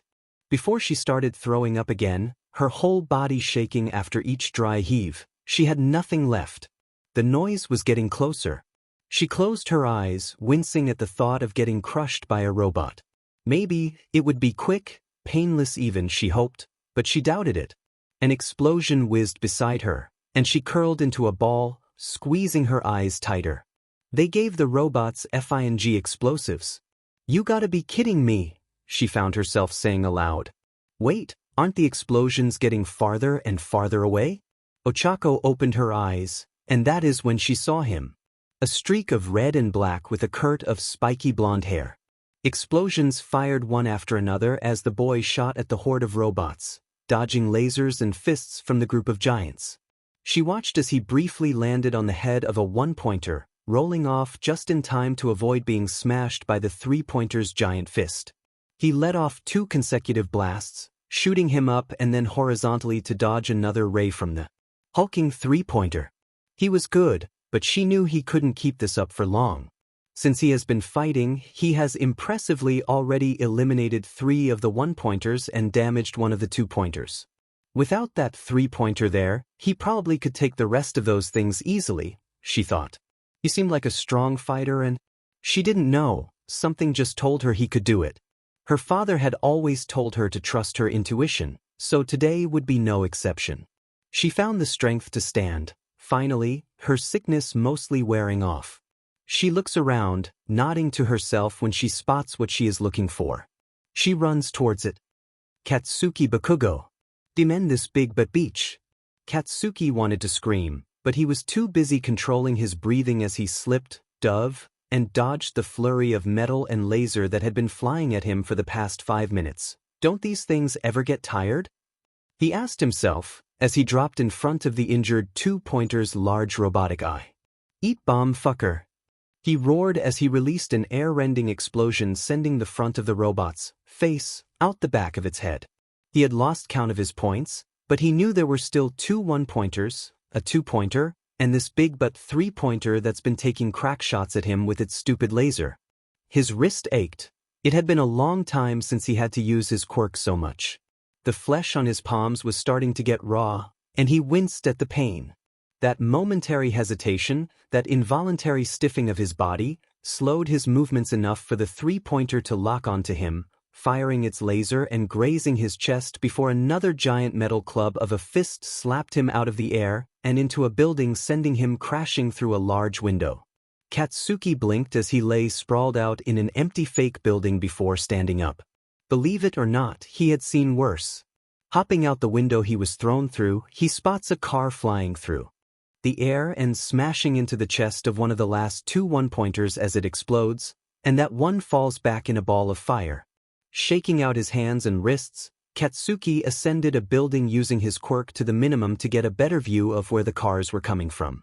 Landing on the roof, he sees the dumb brunette touching her fingers together before grabbing another vehicle and spinning it like a discus. She releases her grip, sending it flying at the last one-pointer, taking it out as well. Well, he thought, arching his hand under him as he began jumping from rooftop to rooftop, headed toward the girl and the last 2 massive robots. He clapped his hands together, forcing his body to secrete sweat between his palms. It is a trick he saved for emergencies because it often left him severely dehydrated and made him feel sick if abused. He didn't care, he would take them both out in one go. Increasing his speed, he continued moving from roof to roof, looking down at the robots as they pounced on the girl. Ochako tapped herself as she jumped out of the way just in time to escape getting smashed by the 2-pointer. Her weightlessness did nothing to help her dodge the immediate shock she received from the laser as it struck her in the back, knocking her to the ground as she lost concentration of her quirk. Here she was again, she thought. I should have just run away, but I couldn't just leave him when he had gone to fight all those things to save me, she whimpered as she tried to roll over to her stomach, throbbing pain on one side of her chest. Must be a cracked rib, she winced, unable to even move. It's over, I'm done. Just then, she heard a yell coming from the sky as Katsuki dove headfirst off the roof above her and the robots, holding his clasped palms behind him. The enclosed space between his hands was filled with thick, collected sweat. It felt like he was holding a handful of oil. Racing down towards the bots, Katsuki yelled towards the girl, "Oh, I upchuck.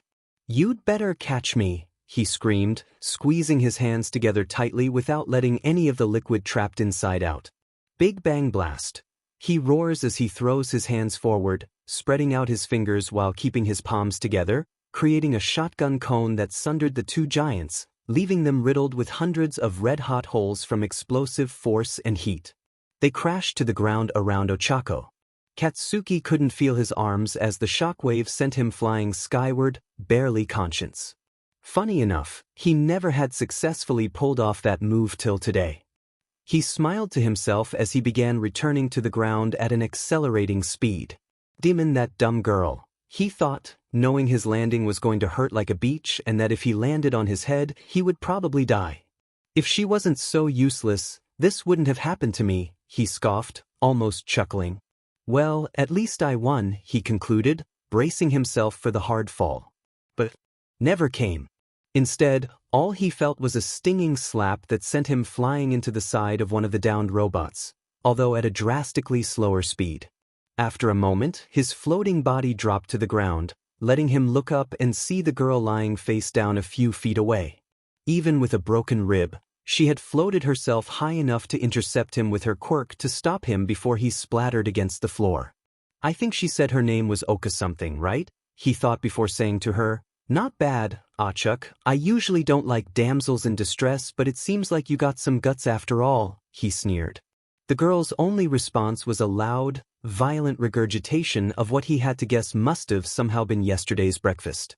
He chuckled to himself before beginning to cough. He may have some injured body parts himself. The exam is over. Report all injured personnel to Recovery Girl for treatment. Izuku Midoriya. Hotshot barrage. Izuku exhaled rapidly, filling the chest of a larger two-pointer with around 20 quarter-sized hot holes as it caught flame before crashing into a building no longer moving. Izuku panted heavily. He was at about 25% now and had around 35-ish points, he assumed. He had gotten so caught up in the battle that he had lost count. Something about the heat that flooded Izuku's blood when his heart raced became a little distracting to him. For a brief moment, he found his hot-bloodedness causing him to charge in recklessly and expend more fire than necessary to secure points. But he was too exhausted for that anymore. He had to be smart about his energy usage. The exam was almost over and he had to squeeze out as many points as possible to ensure his passing. He stopped briefly to catch his breath, and that's when he felt it. An earth-shaking rumble. It wasn't enough to knock him off his feet, but was sufficient to get his attention. He turned his head to see the behemoth approaching the city center. It towered over skyscrapers and crushed anything in its path with its gait. All the participants ran in the opposite direction. None of them even bothered to consider facing that monstrosity. He didn't blame them. He wouldn't either. A blood-curdling scream cut through Izuku's thoughts, causing his blood to run cold. He dashed toward the sound, making his way through an open building until he spotted the source of the voice. It was Jiro, and she was trapped. Her face was wet with tears. Izuku had pegged her as the type that wasn't easy to make cry, so the pain must have been intense, he thought. One of her legs was pinned under some rubble created by the zero-pointer shoulder-checking a skyscraper into pieces as it made its way toward them. It was close. A few more seconds and Jiro would be pavement. Izuku dashed over, activating ignition to slam his body into the large debris, trying to get it to budge. It shook a bit but would not move. Even at his physical peak, he could not budge the object using his technique. But the movement did seem to cause Jiro tremendous pain as she yelled out, more tears coming from her eyes. "I'm sorry." Izuku screamed, beginning to panic. He couldn't move her, and he couldn't leave her. His mind raced as the zero-pointer got ever closer, crushing more buildings and sending more debris crashing into the city. Only one thing in his arsenal would work on that thing. But could he do it? No. He had to do it. He looked down at Jiro, tears in her eyes as she looked up at him. "Midoriya, please. Help me." She pleaded, barely able to make the words through the pain. Flashes of himself at the brink of death in the clutches of the sludge villain appear at the front of his mind. His throat began to burn, and he forced a cheerful smile as he looked at Jiro. "Of course I will," he assured her before turning around. And he would do it. Izuku spread his feet, taking his place between Jiro and the zero-pointer, pulling his head back as he slowly but aggressively exhales. He would only get one chance at this, so he needs to be able to inhale as much as possible. He forced all the air out of his lungs before contracting all his abdominal muscles to inhale deeply. He reached out as the words May had said rung in his head. "Heat seeker?" he questioned. "Yeah, I'm not really good at naming things, so you can change it if you want, but I thought it suited you." He would make it suit him. He would pull every last sliver of heat to himself at this moment. How could he be a hero if he couldn't save one girl? The other exam takers began to see little wisps of red particles swirl past them as they continued running from the center of the city, fleeing from the zero-pointer, like millions of red fireflies flittering past them heading toward Izuku. The streams converged and filled his chest. "This isn't enough. I need more." He concentrated harder, pulling more and more on any heat he could grasp. Jiro's breath came out foggy, and she began shivering as the temperature surrounding Izuku dropped 5 degrees, as red particles appeared out of thin air to fly into his mouth.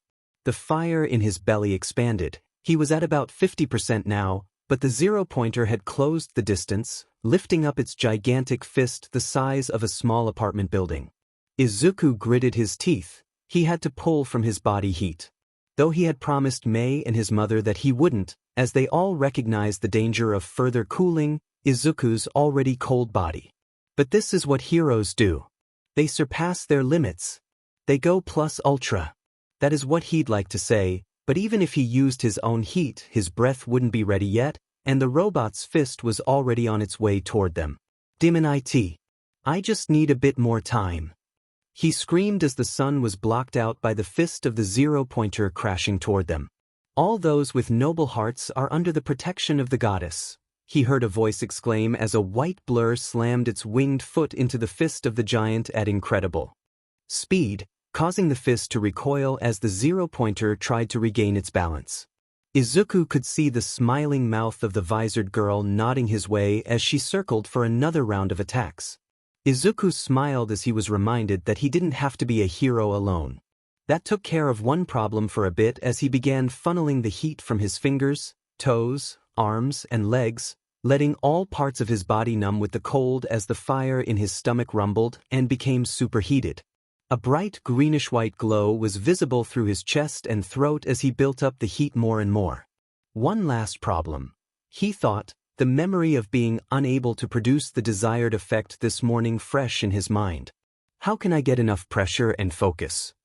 His mind was racing. He couldn't hold this fire forever. Just then, he saw Kaiba get spiked out of the sky into a high-rise building across the way as the behemoth turned back toward Izuku, lifting its fist again to smite them. The fist fell with deadly intent. I got it, Izuku figured, but this is gonna hurt like hell. He clasped his hands together like he had done so many times before when his hands had befallen the cold that plagued him. His right hand facing it, fingers at the fist careening towards them before they grip around his left hand palm to palm, with the fingers on his left hand pointing upward before squeezing against the other hand. Izuku had left a small pocket in between as he inhaled a final time, sucking up as much air as could fit in his lungs. The fist was upon them, threatening to snuff out their lives instantly. Throwing his mouth into his clasped hands, he flicked the pointer finger of his right hand forward, allowing an extremely small exit for the fire as he blew with all his might. Blazer laser! A brilliant white-green stream of condensed flame discharged from Izuku's tightly squeezed hands. Jiro swore she could hear his screams of pain as the beam flew from him. The stream of superheated flame flash-melted the giant battering ram fist, blowing it apart before the beam collided with the robot's chest, causing a sea of fire to spread across its surface like a fire hose spraying against a wall, completely melting the frontal portion of the monster and causing its upper torso to collapse back onto itself in a gigantic heap of flame and scrap metal. Izuku smiled wide. He had done it, but he couldn't feel any of his body. Looking down at his hands, he saw deep burns and melted holes in his skin, and the melting of portions of Mei's under armor. He was glad he couldn't feel any of this right now, as he could barely stand. Behind him, Jiro had wiped her tears, staring at the back of the boy who saved her. Whoa dude, she sniffled away some of her tears, you really are a hero. The boy smiled at this. The exam is over. Report all injured personnel to Recovery Girl for treatment. Recovery Girl. This was a relatively tame year, Recovery Girl thought as she was busying herself, tending to primarily minor cuts and bruises. She hadn't needed to use her quirk yet today, which was always a blessing. That was before a boy burst into the UA Medical Center, muttering curses and something about a stupid Achuk. The blonde had been carrying a young girl over his shoulder. It seemed like he only had one good hand at the moment as she noticed his still right arm. Bring her here, boy, she called as she readied an examination bench and put on her gloves. What happened? And where does it hurt? She asked the boy, who grunted in response. The fucking exam is what happened. He started as he laid the girl down roughly. But for Shorty over here, I'm pretty sure she has a busted rib or something. Katsuki explained as he sat in a chair a bit away. He still hasn't told me what's wrong with him, she thought as she noticed him holding his limp right wrist. She decided she would tend to him second, This girl seemed to be in real pain. Recovery girl slowly and softly pressed on regions of Uraraka's stomach and ribcage, assessing the damage. The injured girl wailed and groaned in pain as her fingers passed over certain areas of her ribcage. "Good news," she said out loud. The boy continued to pretend not to be interested in the state of his companion, but she could see his ears perk up with concern in his eyes. "At most the rib is cracked, but it's probably just badly bruised." Katsuki's body visibly relaxed as he stood up, preparing to leave. Recovery girl had anticipated this, using her cane to push him back into his chair. "Oh no, young man," she scoffed. "I'll fix you up next." She smiled at him. She had dealt with his kind before, being reminded of heroes like Endeavor and Mirko. Recovery girl finished her inspection. There were some other bruised portions of her body, but nothing more severe than her rib. She leaned down and planted a kiss on the girl's cheek. She smiled. This is what she became a hero for. Ochako's body steamed slightly as the old woman's quirk temporarily boosted her healing factor. Her ends soon ended as she returned to consciousness, sitting up slowly. The old nurse smiled at her. "Just keep resting, dear, you will feel fine, but your body is exhausted," she said as she made her way over to the boy in the corner. Looking him over, she surmised that while he had a few deep cuts and heavy bruises, his wrist was only sprained, so this, too, she fixed with a kiss. After dealing with her new patients, she returned to her desk to finish paperwork, watching as the boy made his way over to the girl on the bench. He spoke to her for a while, snapping at the girl as she laughed at him before he walked out of the infirmary.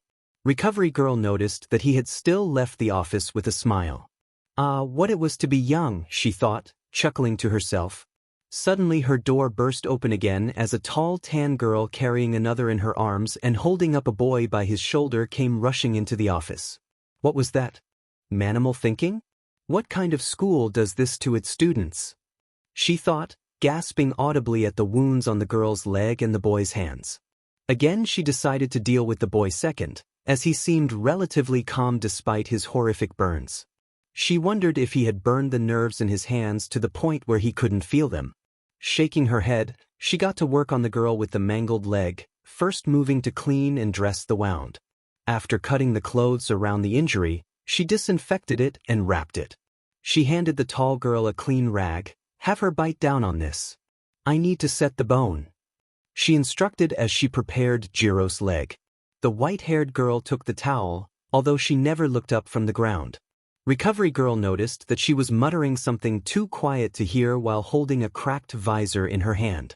"Speak up, sweetheart, these ears don't work as well as they used to," she joked, causing Kaiba's face to turn bright red as she moved her hands up to cover it.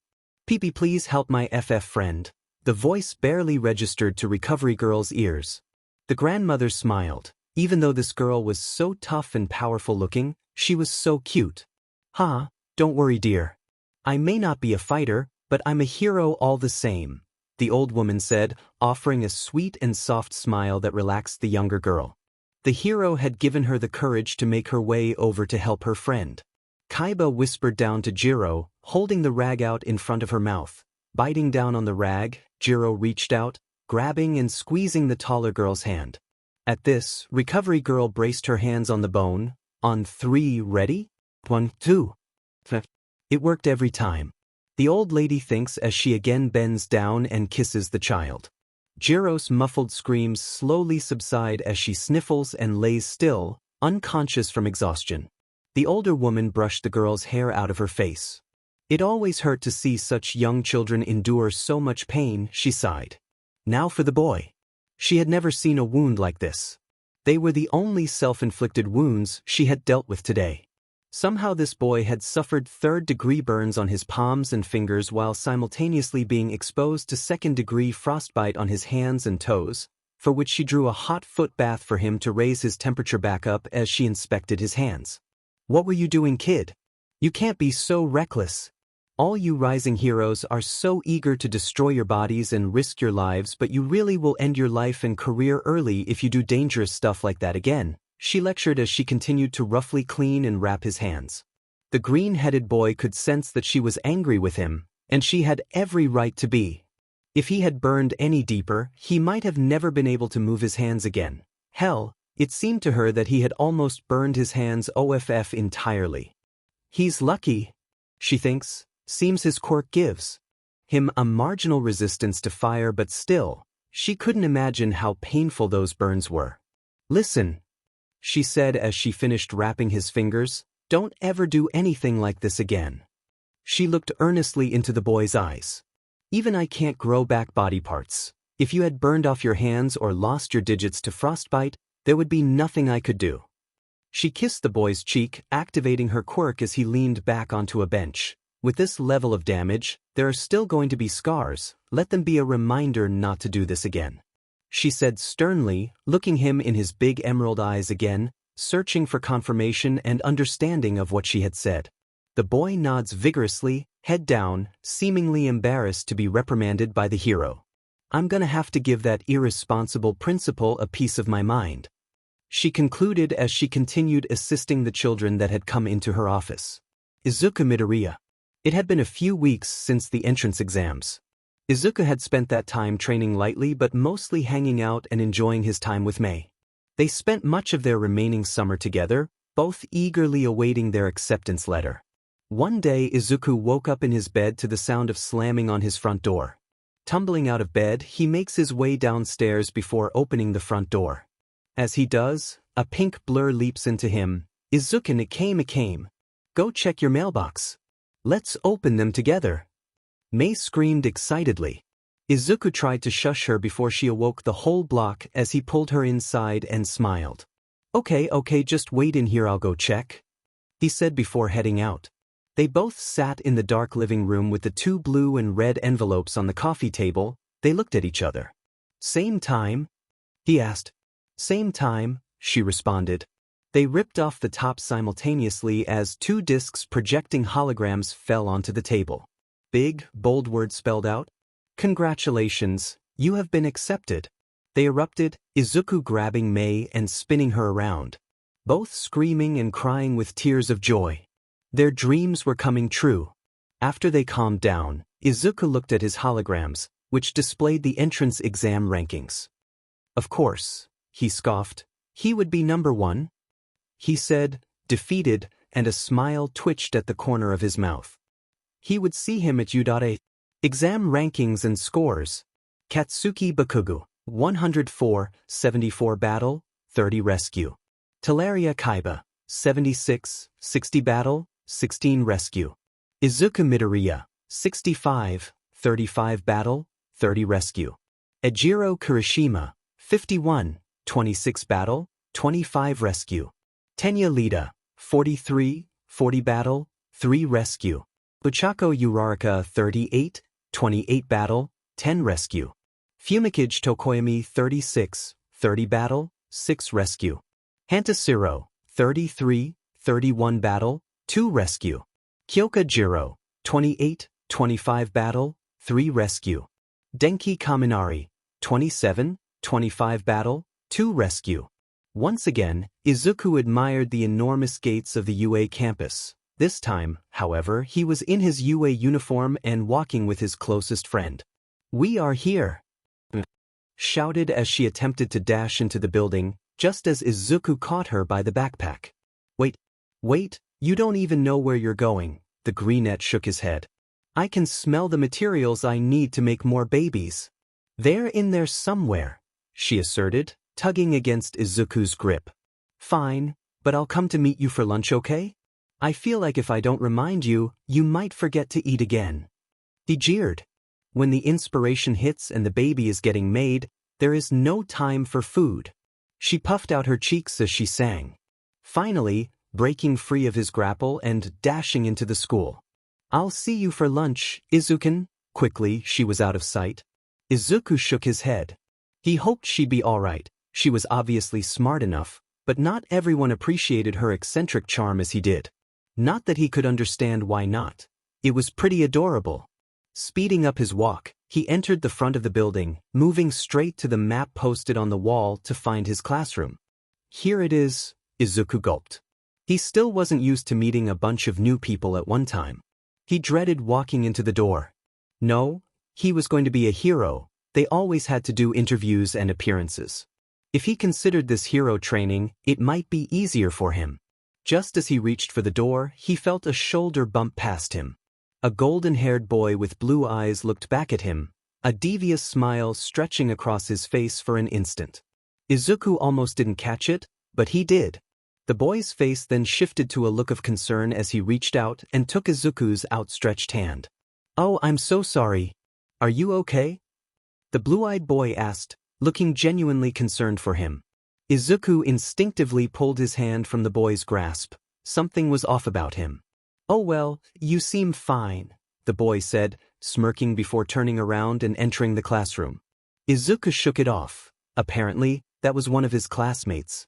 He entered after seeing the room was mostly full. He and Mei were almost late because Izuku had asked his mom to give him a haircut. For a while, his hair has been too long, and it had begun to get in his face.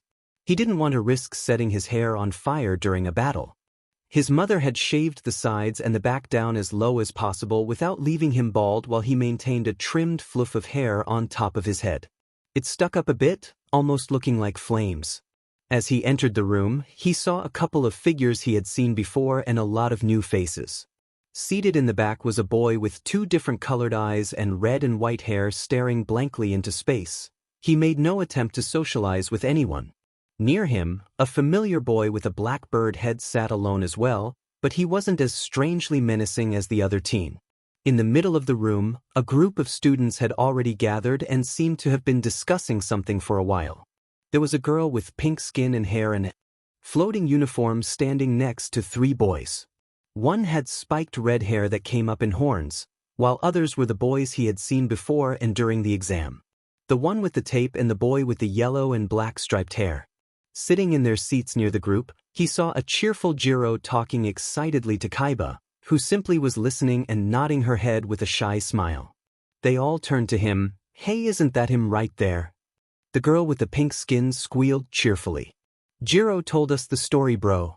What you and Kaiba did was super manly," a red-headed boy yelled, holding up his hand for a high five. Izuku delivered him one while on autopilot. Were they talking about the exam? He assumed they were, and he blushed. "Thanks guys, but to be honest, I got lucky." He lifted his arms, showing them his palms. They still retained the harsh burn scars he had received from his technique. "If Kaiba hadn't stopped that swing, they'd be scraping me off the pavement." He scratched the back of his neck, embarrassed at all the attention. "Well then you both deserve the credit. Well done." A tall girl with a black spiked ponytail says, giving him and the seated Kaiba a proper bow. Both the recipients blush, with Izuku bowing back and Kaiba covering her face in her sleeves.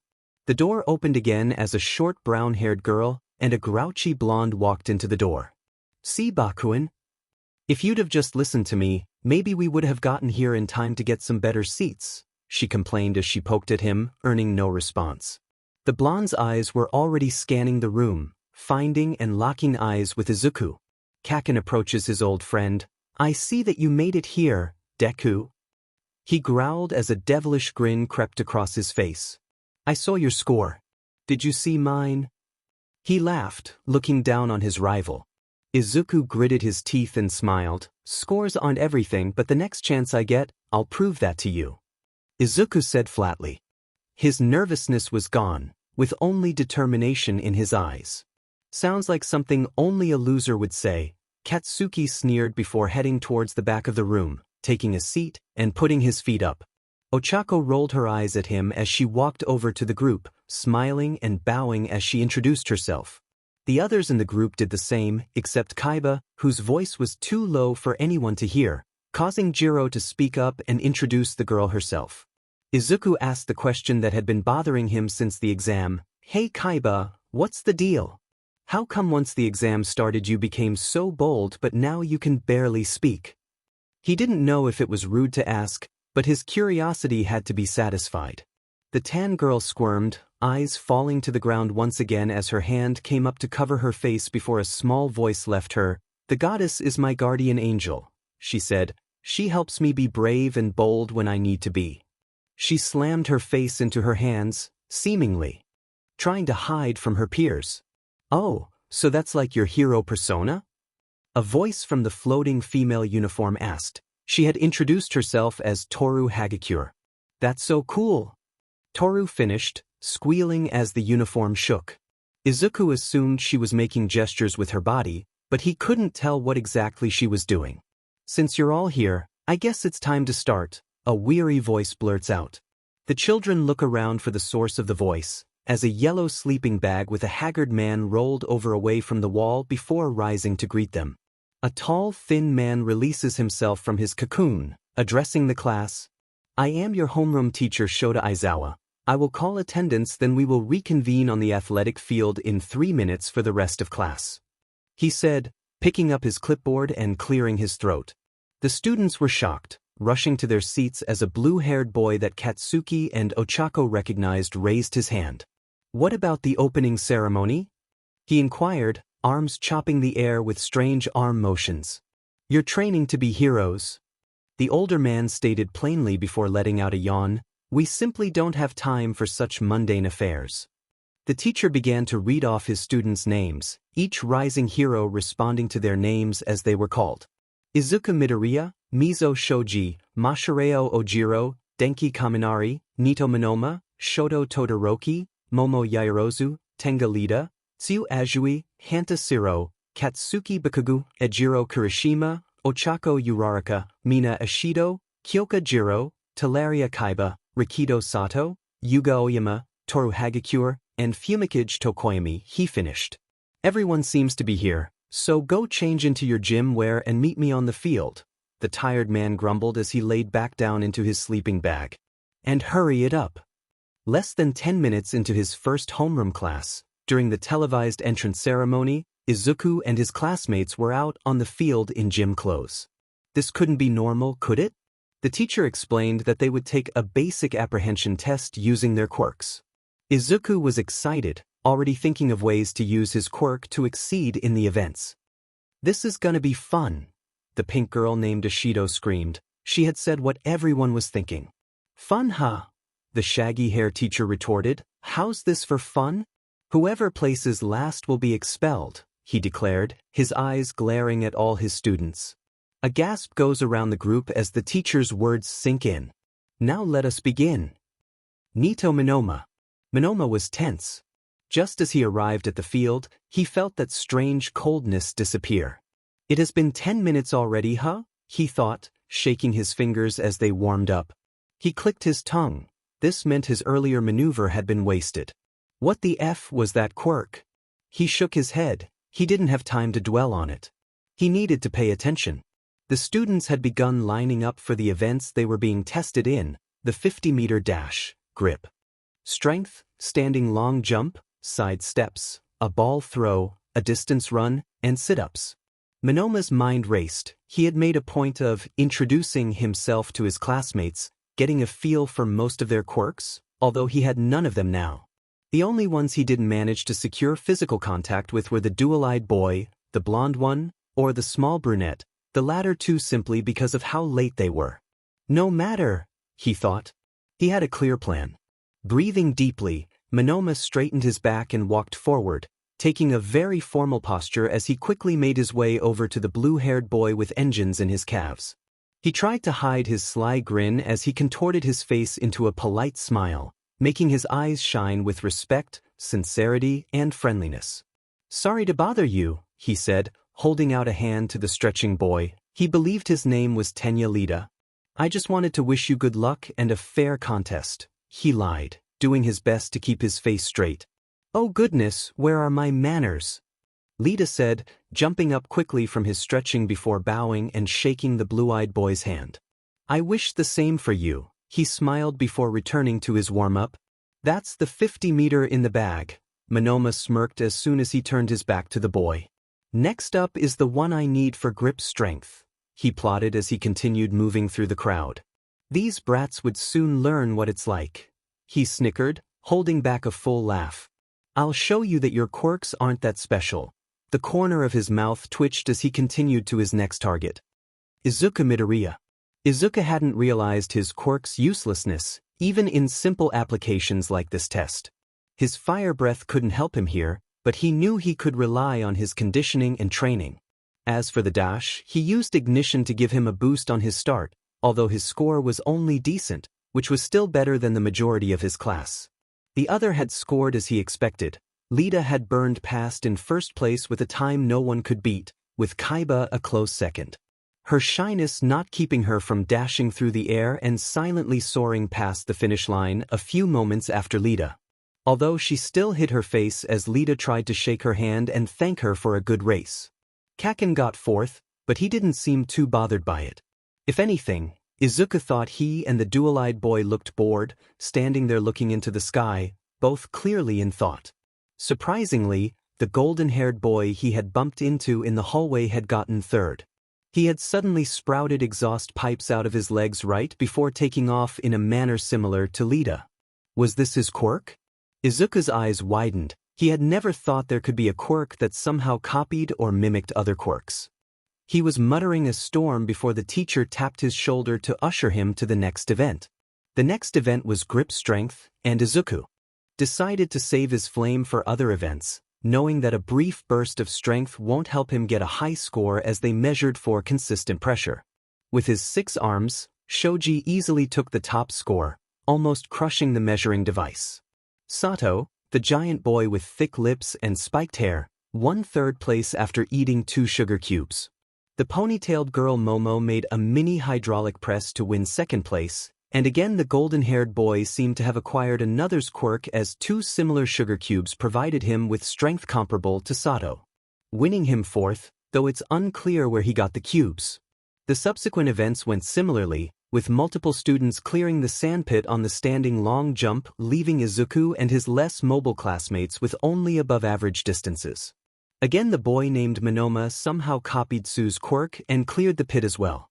Izuku excelled in the sit-ups, sidesteps, and distance run as he, Kacchan, Todoroki, Ojiro, and Kaiba were probably in the best overall physical shape in the class.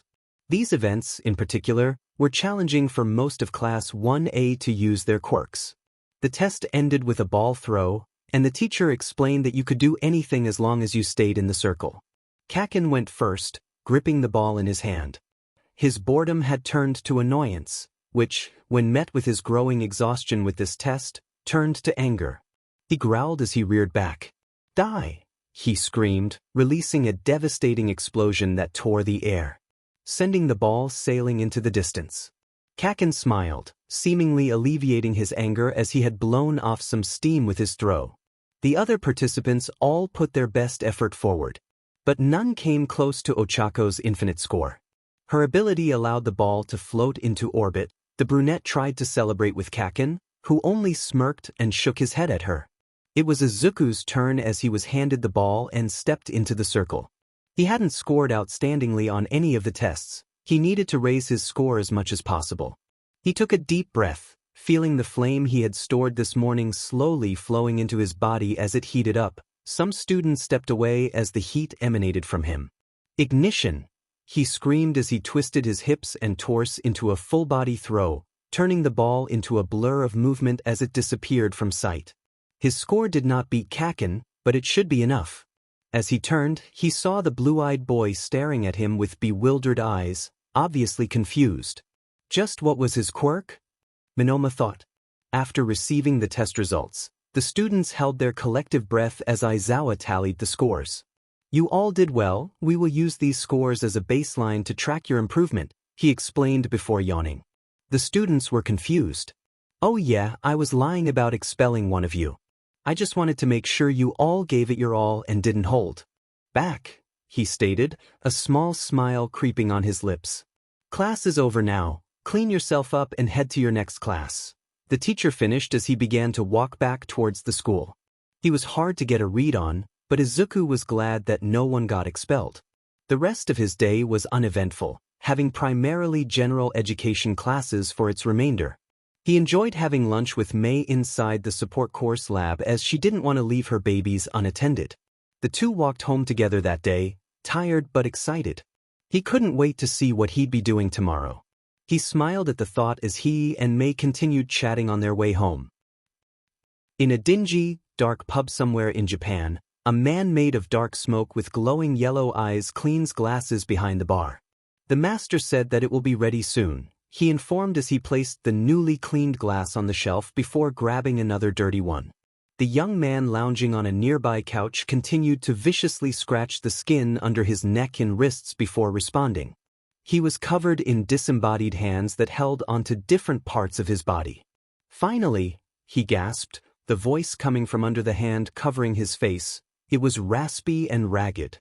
With Jiren's information, we'll be able to locate and destroy the weakening symbol of peace. He laughed, gripping his drink with such force that it crumbled into ash. Look out, Japan, he cackled. I will destroy your heroes and free you from your shackles. His laugh turned into a wheeze. Starting with you, All Might. Katsuki Bakugou. I am coming through the door like a regular person. Katsuki's eyes widened as his head quickly rose from the desk he'd been napping on. The last couple of days has been tedious and boring for him. Mostly filled with general education and introductory hero classes that only taught the rules and regulations that apply to and included heroes. Katsuki's only entertainment had been that Oka girl he often hung out with and the basic combat training they had begun a few days ago. But today was different. All Might would be teaching. It is good to see you young heroes this morning. All Might laughed. It's really All Might. The class gasped, each student excited by the thought of being taught by the legend. Today we will be doing urban battle training, so you'll need these. All Might flexed as panels slid from the walls revealing cases that held their costumes. Geo change, then meet me at city site number 3, the hero bellowed as he smiled brightly at the class. Katsuki was giddy. This was his chance. He'd use this opportunity to destroy his rival. The blonde laughed to himself as he looked over at Deku.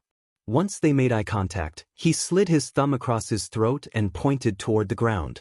Deku seemed to get the message as he winced, causing Katsuki's grin to widen, but the green-haired boy quickly regained his composure and stared straight back at him, shaking his head. When had Deku grown a pair? It didn't matter. Katsuki knew he would still crush him. Especially if they designed his suit as he had asked, he would be unstoppable. Watch me close All Might, he thought. Watch the birth of the hero who's going to replace you. He grinned manically, taking his case to the locker room to change. Izuku Midoriya. Izuku opened his case. He had found a quiet, isolated spot in the locker room. He didn't want his classmates to get an early look at his gear. The case clicked open, revealing a note on top of a dark green and black folded garment. He opened the message. It reads, Dear Izuku, how's class? I hope it's going well. Mine is awesome. I've been baby making like crazy, and they even let me add some of the babies we talked about to your suit. I hate to tell you that Power Loader wouldn't let me add all of it because he said that some of my babies are unstable or supposedly not tested, but he doesn't understand. Anyway, be careful with Baby 76, I snuck that one on, but even I don't know if it'll work. Okay, have fun. Meihatsum. Izuku laughed. Of course she had messed with it.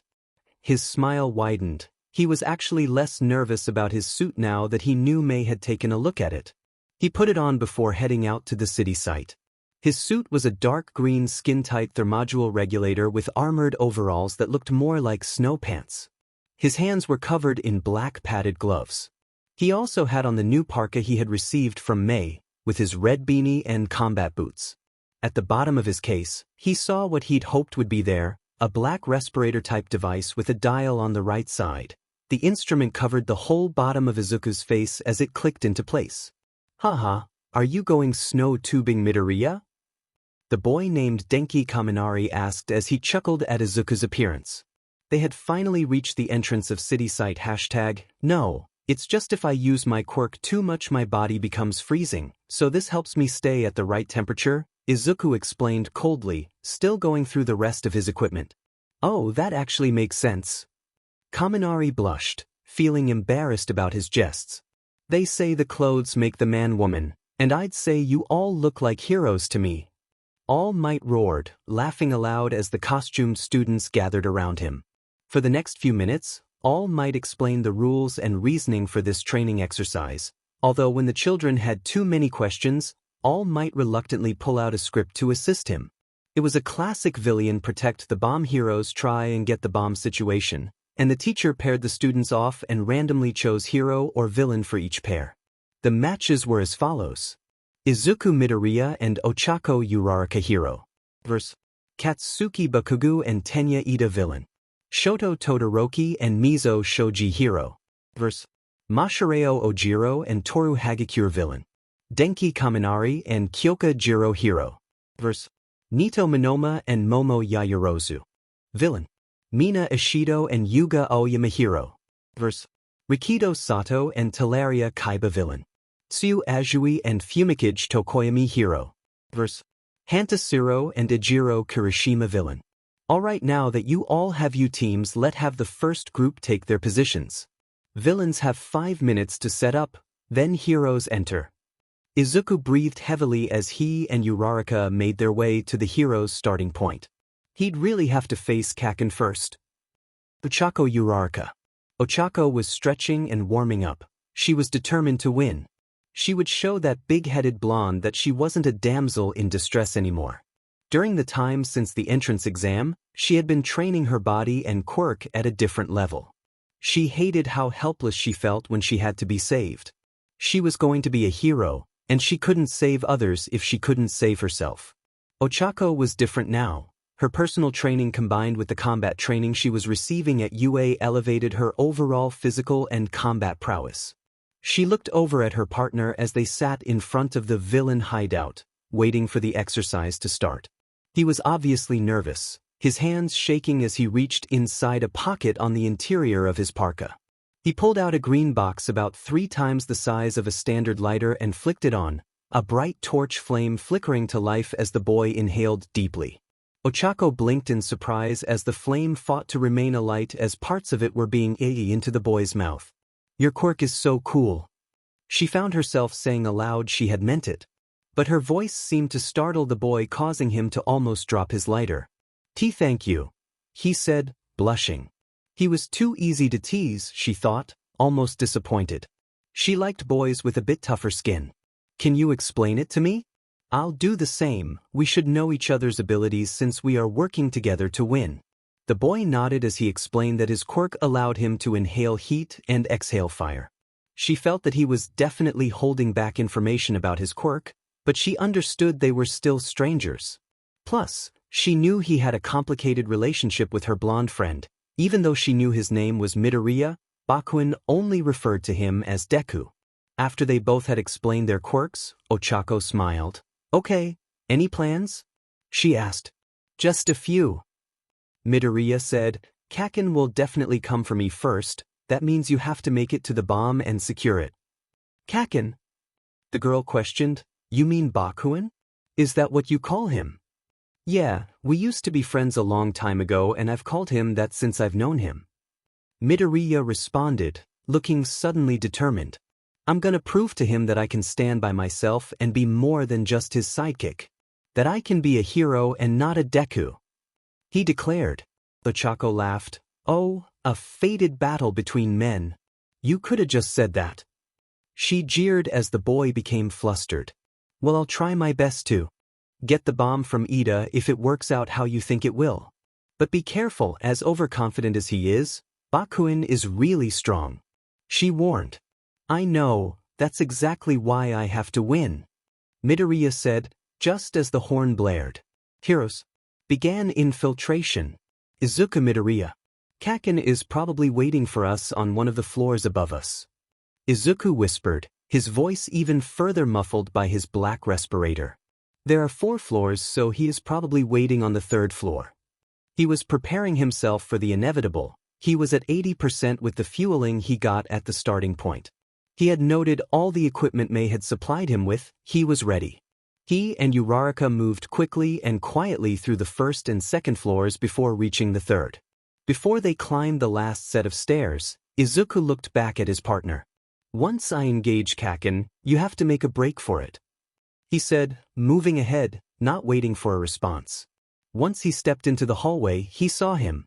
Standing in the middle of the corridor, leaning against the wall, his intimidating orange and black suit looked perfect for his slender but muscular form. "Took you long enough, Deku."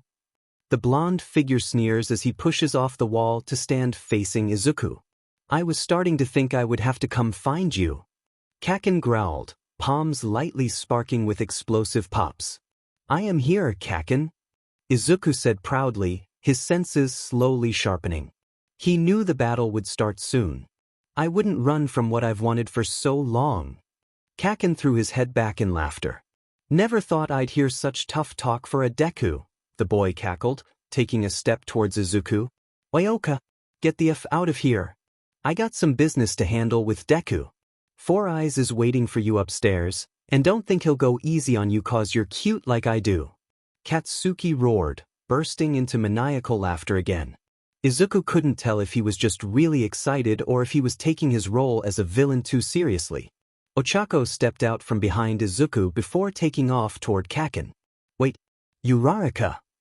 Izuku yelled, but it was too late. She was already bolting towards the blonde. She smirked as she slapped her hands together and cartwheeled into an aerial over the boy's head in a moon bounce arc, landing behind him before continuing her sprint up the stairs. Katsuki grinned, show off. He muttered, facing back towards Izuku. He began stepping towards his rival. Well, how about we get started? Kacchan spat, his walking pace slowly picking up into a run, charging at Izuku. Izuku dropped into his stance, left arm out at hip level with his right arm up to protect his jaw. He managed one deep breath before Katsuki's right fist whizzed by his nose. Midoriya had parried it off course with his left, but Kacchan was upon him now. Izuku could barely dodge the hail of straights and hooks that Kacchan was letting loose.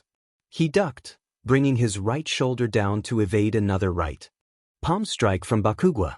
Twisting his body back the other way, Izuku reversed the momentum from his dodge into a left-handed haymaker of an uppercut. He threw it up toward the underside of Katsuki's chin, missing it by centimeters as the raging blonde yanked his head back to avoid losing it. Kacchan swung back toward him, sending a stiff left jab past Izuku's defenses, connecting cleanly on his jaw. He followed up with a right hook and a stiff palm strike to the throat. Both were avoided as Izuku parried and weaved them before returning a flurry of kicks to the blonde's stomach and knees. Kacchan took the blows without flinching, grinning at him as he sent a wild swing to Izuku's right flank, crushing his gut and ribs and sending him tumbling to the ground. Izuku didn't stay down for long. He rolled back to his feet as he dodged a soccer kick to the midsection from Katsuki, who growled as he followed up with a bombardment of wild swings that missed their target. Izuku had stepped back to dodge each one. The retreating boy pushed off his back foot, stomping the ground and firing a karate-like straight punch from his hip, thudding into the advancing attacker's chest. This stopped Kacchan's forward momentum, almost knocking him off his feet. The greenette used his punch's momentum to follow up with a left high roundhouse kick to the head, feeling his shins slam against elbow and forearm as Katsuki blocked it. Grabbing and pulling Izuku's leg to bring his prey towards him, Kacchan slammed his forearm and elbow into Izuku's temple, sending him stumbling backward as the blonde continued to pursue. Midoriya steadied himself as he retreated, parrying, slipping, and blocking most of Katsuki's blows, only getting clipped by a few. Suddenly Kacchan shot his leg forward, teeping Izuku in the chest and sending his back flying into one of the hallway walls. Kacchan wouldn't give him a moment to breathe as he followed Izuku to the wall, hammering punches and palm strikes to keep Izuku in place, unable to move from his cornered position. Slowly but surely, Izuku was getting punished against the wall, his arms numb from blocking and deflecting Kacchan's heavy strikes. The blonde was grinning madly as he continued throwing shots at all the vulnerable parts of Izuku's body. The aggressive boy must have thought he was about to win because his blows became sloppy and predictable partway through the barrage. Izuku would capitalize on this. Reading the path of one of Katsuki's punches, Izuku let it slide past his face and body as he stepped into his opponent. He wrapped his arms around Kacchan's shoulders and neck, grabbing the back of his collar and orienting his body so that his forearm was on Katsuki's chin as he slid his foot behind the blonde's ankle. He yanked Kacchan's collar backward and pushed his forearm into his face, tripping the larger boy and sending both of them hurling toward the ground. Katsuki's brain was rattled as Izuku crashed his elbow into the blonde's jaw while he slammed him backward onto the back of his head. Bakugou's vision went white, and he was stunned by the mild concussion Izuku had just delivered. Straddling the injured boy, Izuku quickly pulled out the capture tape he had been given for the exercise, rushing to try and capture Kacchan while he was dazed. He had no such luck as a large blast of heat and force sent him flying backward, thudding into the ceiling before he crashed to the floor. Kacchan was getting serious now. Izuku rolled to his stomach before pushing up back to his feet. He could see Katsuki moving on the ground, still wobbling from Izuku's slam, though he maintained a crazy grin. "It seems you meant what you said earlier," he barked, finally standing up and glaring at Izuku. Kacchan slammed his fist into his palm, igniting a small explosion. "Let's see what your useless quirk is." "Here I come, Deku," he screamed as blasts propelled him at his foe. Izuku reached into his parka pocket, hands wrapping around two long metal and rubber S as he pulled out his weapon. A black and green nunchuck that seemed to whistle and cut through the air. He spun it around his body and switched hands, holding one end at his waist and one above his shoulder behind his back. Izuku could feel the fire in his stomach rising and getting hotter as Katsuki launched himself at him. The blonde's palms struck out at the green boy before a cacophonous explosion rocked the hallway, sending the green-haired boy sprawling backward on the ground. The heatseeker had timed his inhale to the blast, pulling the small strands of dissipating heat into his mouth. He looked up to see his foe explode up above him before shooting down to stomp him into the ground. Izuku had no time to dodge. Ignition! With a burst of speed and increased reaction time, Izuku managed to push out of the way just as Kacchan's knee embedded itself into the floor where his head had just been. Izuku released the technique and inhaled sharply as he spun forward, rotating his arms and body to get maximum torque on his nunchuck strikes.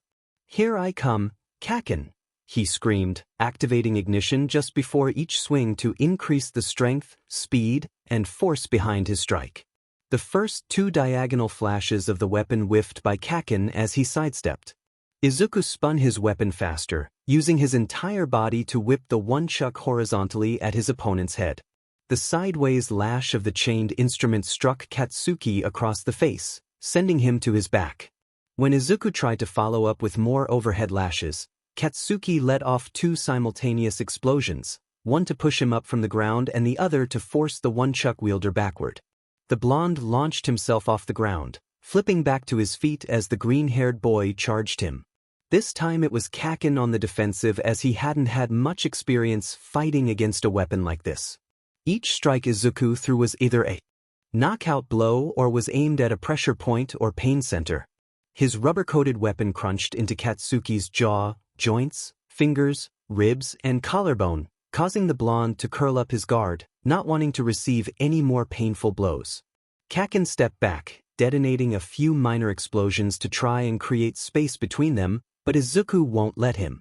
Izuku opened his mouth and inhaled the heat from the blasts. He still took the brunt of the concussive force, but he pushed through to continue slinging his nunchuck at his foe. 4 quick whips of Izuku's weapon left large bruises and welts on Kacchan's body, and his barrage wasn't over. Still moving toward Katsuki, he quickly spat out a burst of unfocused flame to blind and disorient the retreating combatant, dropping low into the blonde's blind spot as he reared back his nunchuck. The flame licks at Katsuki's arms and face, singeing him and causing his retreat to become panicked. His guard dropped briefly in reaction to the heat. This left him open to a vicious bone-cracking strike to his collar from the heavy metal and rubber bar, followed by a deft leg sweep that once again sent the blonde to the ground. Izuku burst through the center of the emerald flames, going for the finish. He had to beat Kacchan. Ignition! His body sped up as he felt his blood and skin burning as he swung down towards the head of his rival. All Might. Standing with his other students in the observation room, All Might was impressed. He remembered these two boys from the sludge villain incident, and although he did encourage them to come to UA, he cannot say that he expected them to place first and third in the entrance exam or put on such an impressive performance during this exercise. He watched with bated breath as the blonde unleashed a devastating explosion from his hands while on his back, sending his green pursuer slamming against the hallway walls. The boys continued their battle as Bakugou jumped up and after the smaller boy, changing his rocketing trajectory mid-flight with well-placed and timed explosions. Young Bakugou flipped behind Midoriya, grabbing the green-headed boy before launching them both in the air with another blast, slamming the other boy against the ceiling. A burst of fire separated the two boys as they fell, young Midoriya tucking and rolling into his landing as the other boy slowed his descent with his quirk, patting out the flames on his suit as he landed.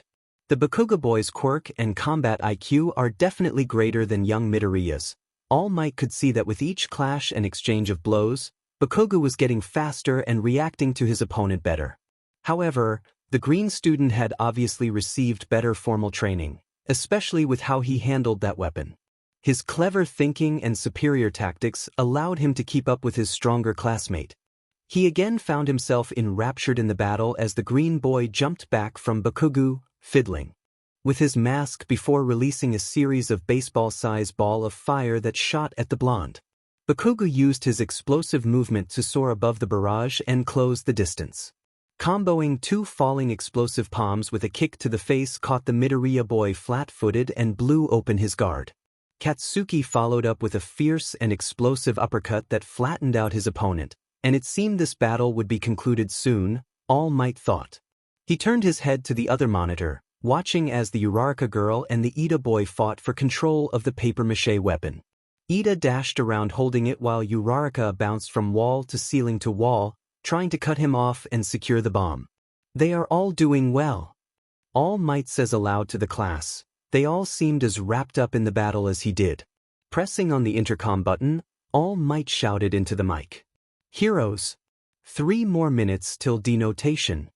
How will our heroes come out victorious? He pondered aloud. Let's see if they can go plus ultra. Katsuki Bakugou. Katsuki's whole body was tingling with joy. His rival hadn't disappointed him.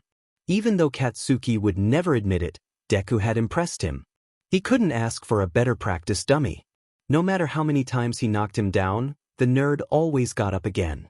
Besides, in pure quirkless combat, Deku definitely had the edge. Those sticks on a chain were hard to deal with and painful. Katsuki's instincts alerted his senses of danger, pulling him from his thoughts. He arched backward, avoiding another one of Deku's weapon flurries, releasing 2 medium-sized explosions in response to the miss.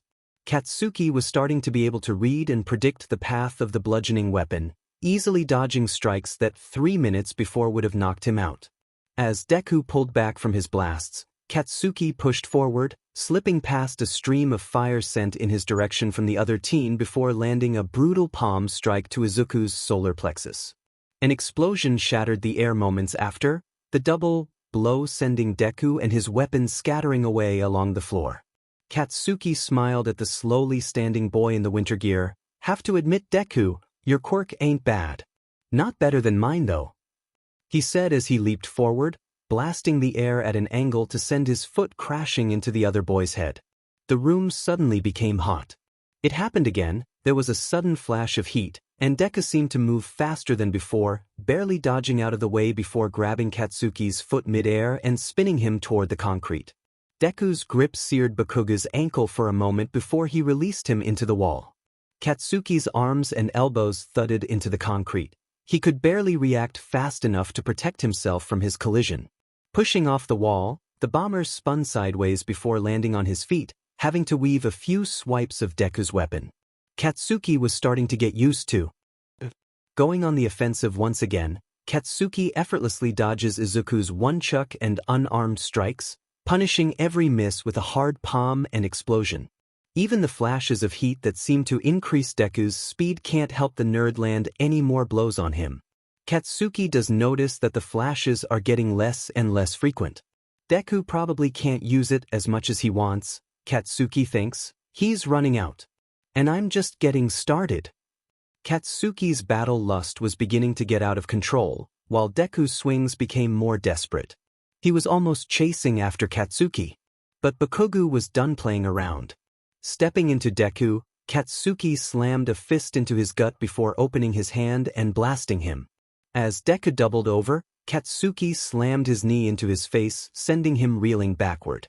Katsuki then clapped as he let off a massive explosion in each hand, creating a hot and concussive shockwave that blew Izuku off his feet.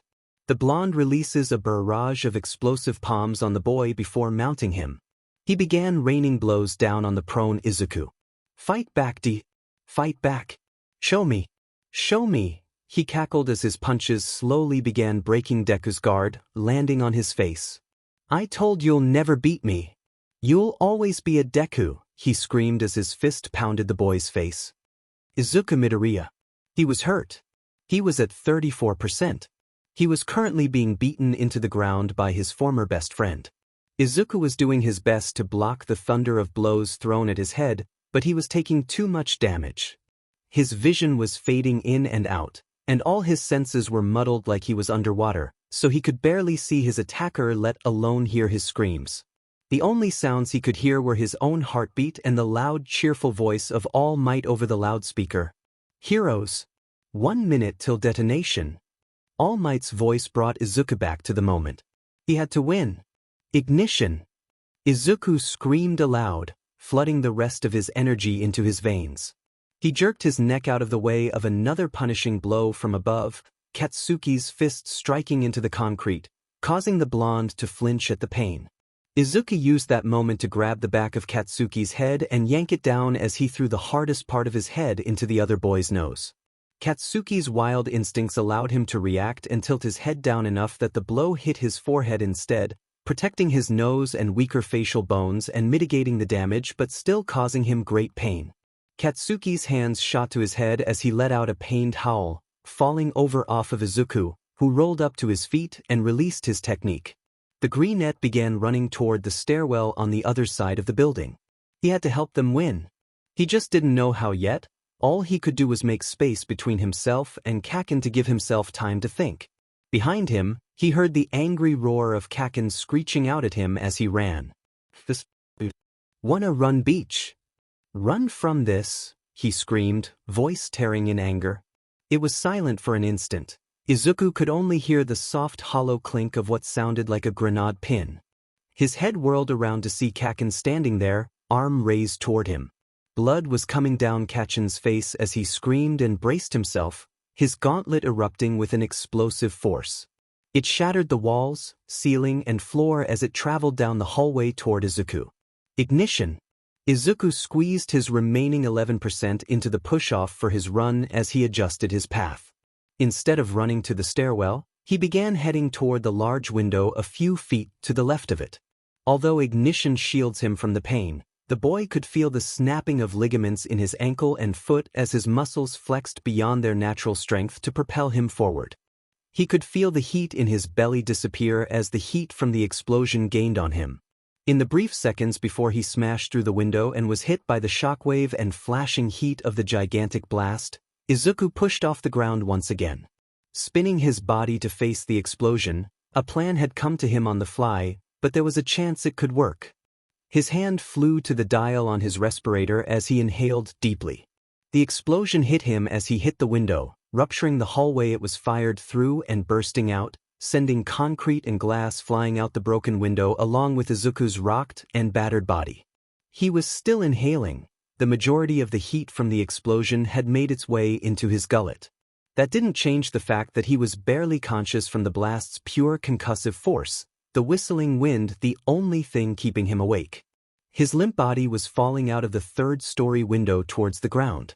He felt stuffed, almost back to 60%. His plan could still work. It would all be up to Uraraka now. He inhales one last time, still picking up speed as he falls. He had set his respirator to the right setting. He hoped it was enough. Lifting his head toward the building and blowing with all his might, he fired a lower-powered blazer laser, the flame focused by his respirator, allowing him to cut a diagonal line in the supports of the already weakened third floor. This causes the fourth floor foundation to side at an angle. "Go for it, Uraraka." He screamed, voice lost over the sound of one side of the building sliding and crumbling. With his remaining strength, he tried to fiddle on his waist for baby 76. Now was as good a time as any to see if it worked. Tako Uraraka. On the top floor of the building, Uraraka and Ida's combat had intensified, with Ida zipping back and forth, kicking Uraraka to the ground, trying to convince her to surrender as she still went for the weapon. Suddenly the floor begins to slide from under them. This causes Ida to crash into a wall as he couldn't stop his dashes fast enough on a downhill. The bomb began sliding down towards Ochako, threatening to tip over and tumble. The brunette dashed for the weapon, tapping herself and jumping along the slowly tilting room. Ida struggled to stand behind her, barely able to heave to the uncollapsed portion of the room, hanging on the edge for dear life. Ochako pushed off the tilted ground and tackled the weapon using her quirk to make it, and herself float into the air. As she floated above the partially crumbled building, she could hear Bakun raging from the lower floor as he dodged the crumbling debris. She sighed, raising her hands in victory. They won. And she was trying not to cry. Out of the corner of her eye, she saw a green blur falling towards the ground. Is that Midoriya? She wondered. Unable to move from her current situation, she released her quirk on the bomb to weigh her weightless body back down to the ground. She could see the green-suited boy's body tense as a sharp-spiked grappling hook fired from his waist into a nearby wall. The grappling hook pierced into the concrete before a device on his hip reeled and slammed his limp body straight into the wall. Is that how it's supposed to work? That looked like it hurt. Ochako thinks as her feet touched the ground. She released her ability on herself as she set down the bomb before running over to the boy who now was hanging limply 15 feet off the ground. His emerald eyes looked down at her before he broke into a smile, giving her a thumbs up. Ochako laughed aloud, returning the gesture with a smile. Bomb acquired and neutralized. Heroes win. All Might. All right, young heroes. Let's start the next group. All Might's smile was as wide as ever. He had just finished reviewing the first combat with his students, and with Recovery Girl on call, the two injured boys were able to receive treatment while listening to the number ones and their peers' criticism. Young Miss Yaoyorozu had much to say. She went on about how the intensity of the boys' fight had caused Bakugou to lose sight of the goal. Midoriya's plan was also criticized for its recklessness and lack of consideration for property damage or accidentally setting off the bomb. All Might cringed as the girl expanded past even his observations, coughing loudly as the young lady concluded her explanation. That's quite right. How very astute of you, Miss Yaoyorozu. All Might bellowed as he followed his compliment with a hearty laugh. The next teams to go are Heroes, Shoto Todoroki and Mizo Shoji versus Villains, Mashareo Ojiro and Toru Hagakure. Same setup. Villains have 5 minutes of prep time before heroes enter. From the corner of his eye, All Might could see young Bakugou. He was abnormally quiet and still had the same shocked and sullen expression since the end of his battle. While this was a definitive improvement to the outburst of rage the boy had lashed out with at the calling of the match, All Might knew that a prodigy like him wasn't accustomed to defeat. How he handled his first loss would shape his future as a hero. And as his teacher, Toshi felt that he had to help the boy. All right. All Might yells into the mic, turning back towards the large monitor. Heroes. Began infiltration. Katsuki Bakugou. Impossible. There was no way. Deku had defeated him? Him. Katsuki was in a haze, his body fatigued from the battle and Recovery Girl's healing of his concussion. He was replaying the exercise over and over in his head. What had he done wrong? That tricky BSTRD. Had he planned all of that? Was he in control of the whole fight? He wondered, the back of his neck heating up as his anger boiled. No, Deku couldn't have been. Katsuki had been winning. Absolutely destroying Deku as he should have been. So how did he go from dominating to losing in less than 30 seconds? Katsuki's eyes wander back to the screen displaying the next battle. He would have to figure it out later. For now, he had to accept this loss and rein in his rage. His mother's teachings came to him as he tried taking deep breaths. Flashback. Suki, you have to learn to control your anger. Mitsuki says sternly, scolding her son for losing his temper and fighting on the playground. He fucking started it, the boy yelled, tears in the corner of his eyes as his face was still contorted into his angry scowl. 9-year-old Katsuki stumbled to the ground as his mother delivered a stinging but not hard slap. Watch your mouth, brat, she growled before shaking her head and calming down herself. Listen, kid, if you let every little thing light your fuse then you'll never have control. she whispered as she pulled her son in for a hug. Katsuki was confused about what she meant. If you allow people to control your emotions or if you let your emotions control you, you are letting them win. To be the you that you want to be the hero you want to be, you have to learn to first resist the urge to lash out because of your anger. Then you must learn to focus and channel it into actions and convictions that you can use. Mitsuki smiled at her baby boy as she pulled back to look into his face. Mama has to work on it too. So how about we get better at it together? Flashback and his heart rate slowed, and his adrenaline ceased flowing throughout his body as he finished his deep breaths, finally calming down. He was in control. I was too weak, he thought, watching as the other students began the second match. I have to become stronger, so strong that Deku's stupid tricks won't work on me. Katsuki looked over at All Might. A last-minute Hail Mary like that would never have worked on him. He sighed, watching as the dual-eyed boy and the large teen with 6 arms began making their way into the building. Shoji's extra senses moved and reacted as he scanned the building from the front entrance before he walked back and reported something to the other boy. With his face still blank and emotionless, the boy with an ice suit covering his right side walks casually to the interior wall. He places his hand on the concrete. Ice explodes out from it as it races to encase the wall. The cameras placed throughout the structure show the true magnitude of Todoroki's quirk, as the entire building was coated with a thick layer of ice. The villains Toru and Ojiro had barely gotten into their starting positions before the ice froze around their feet and legs, leaving them unable to move as they heard the clicking and crushing of footsteps approaching the room. Shoto strolled up to the bomb, melting all the ice as he touched it. Heroes win.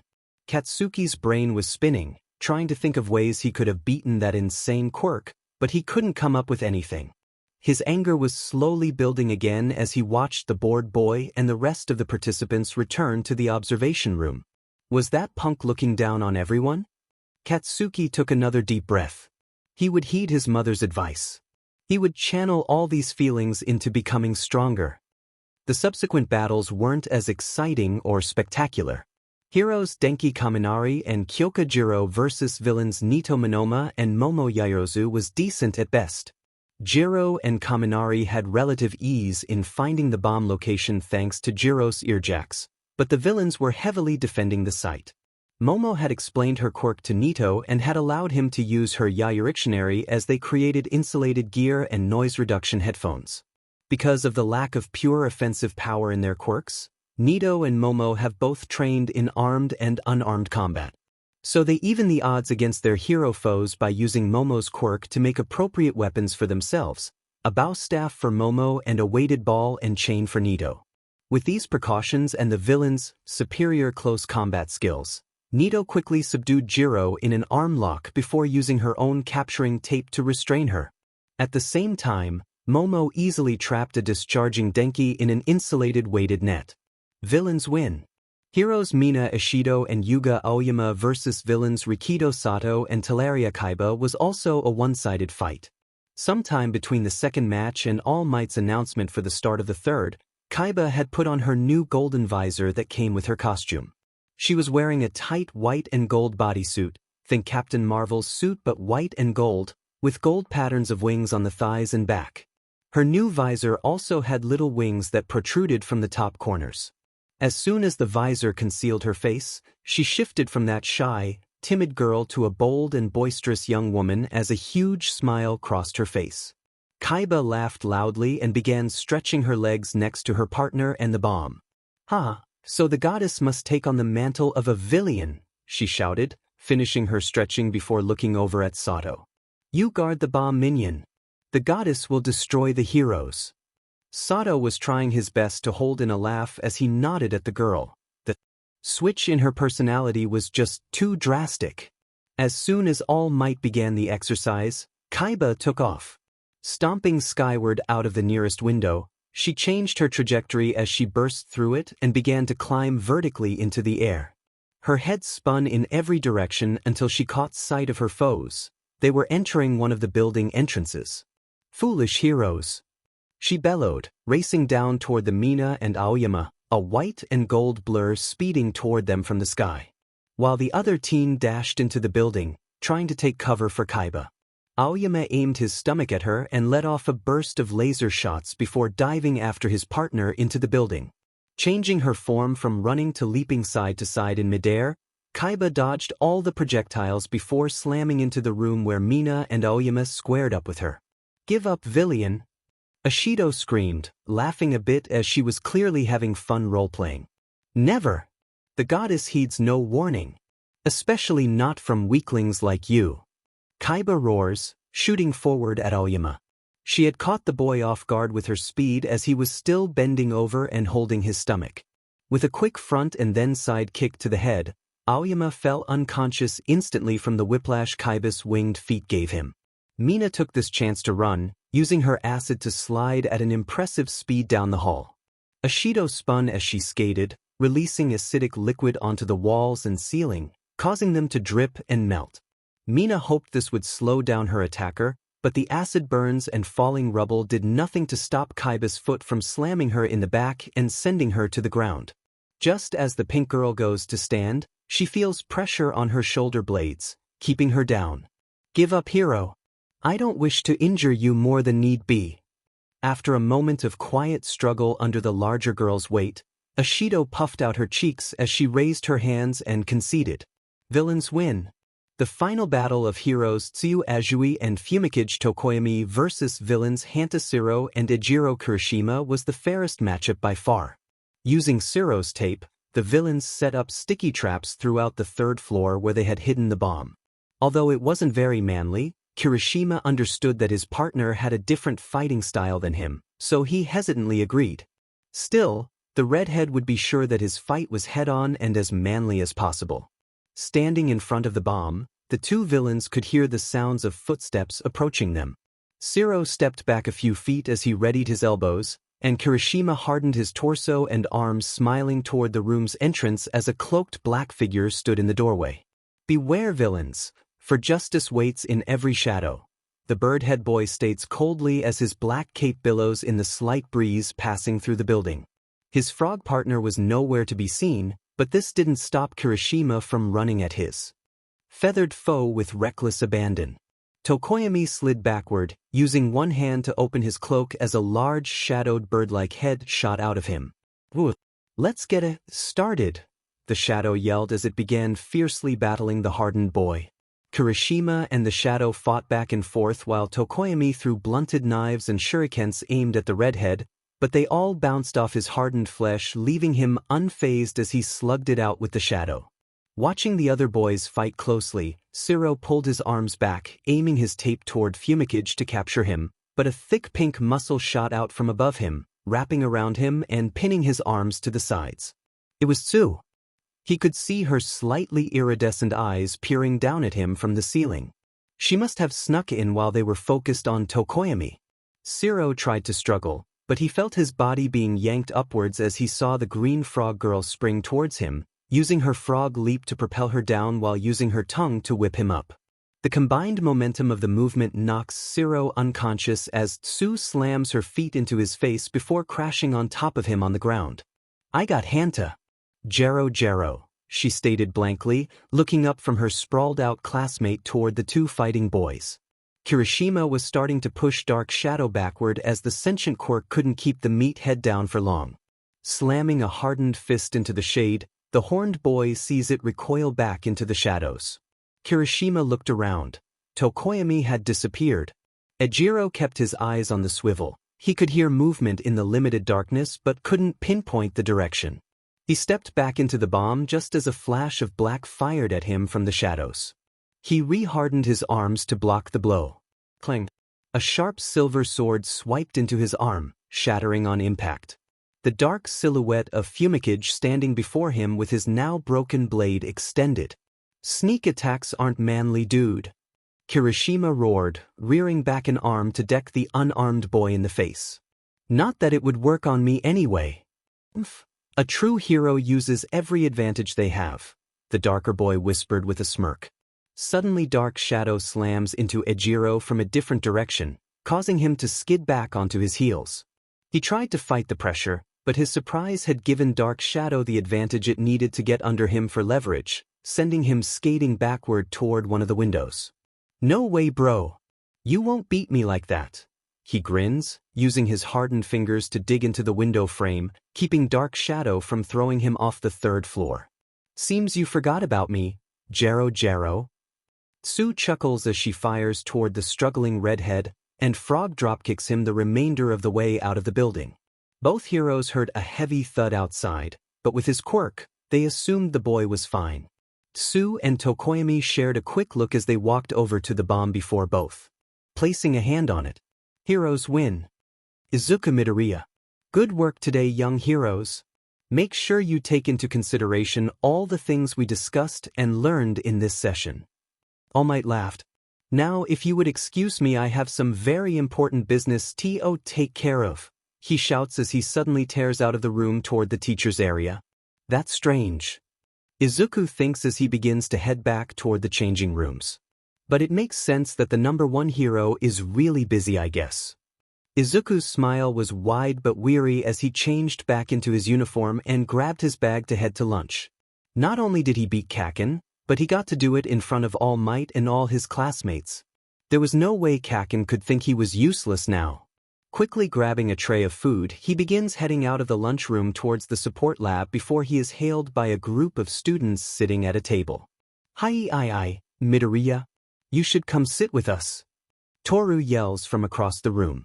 Izuku looked over at the almost filled table. Jiro, Kaiba, Toru, Mashireo, and Ida were seated there. The boy gulped. He didn't want to decline her kind offer, but he really wanted to see May to tell her about his battle and give her his thoughts on his suit and equipment.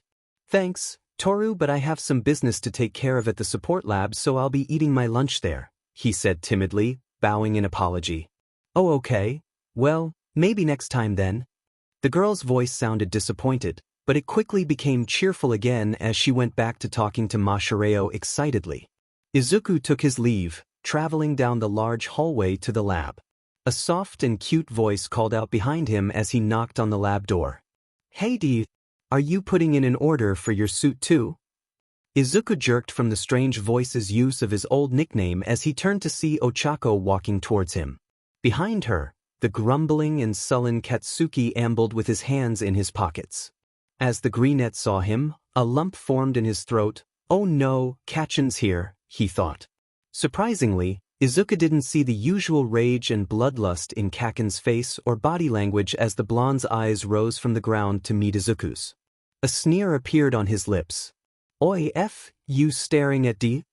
Izuku flinched at the sudden outburst. "You think you're hot sheet because you weaseled yourself a win.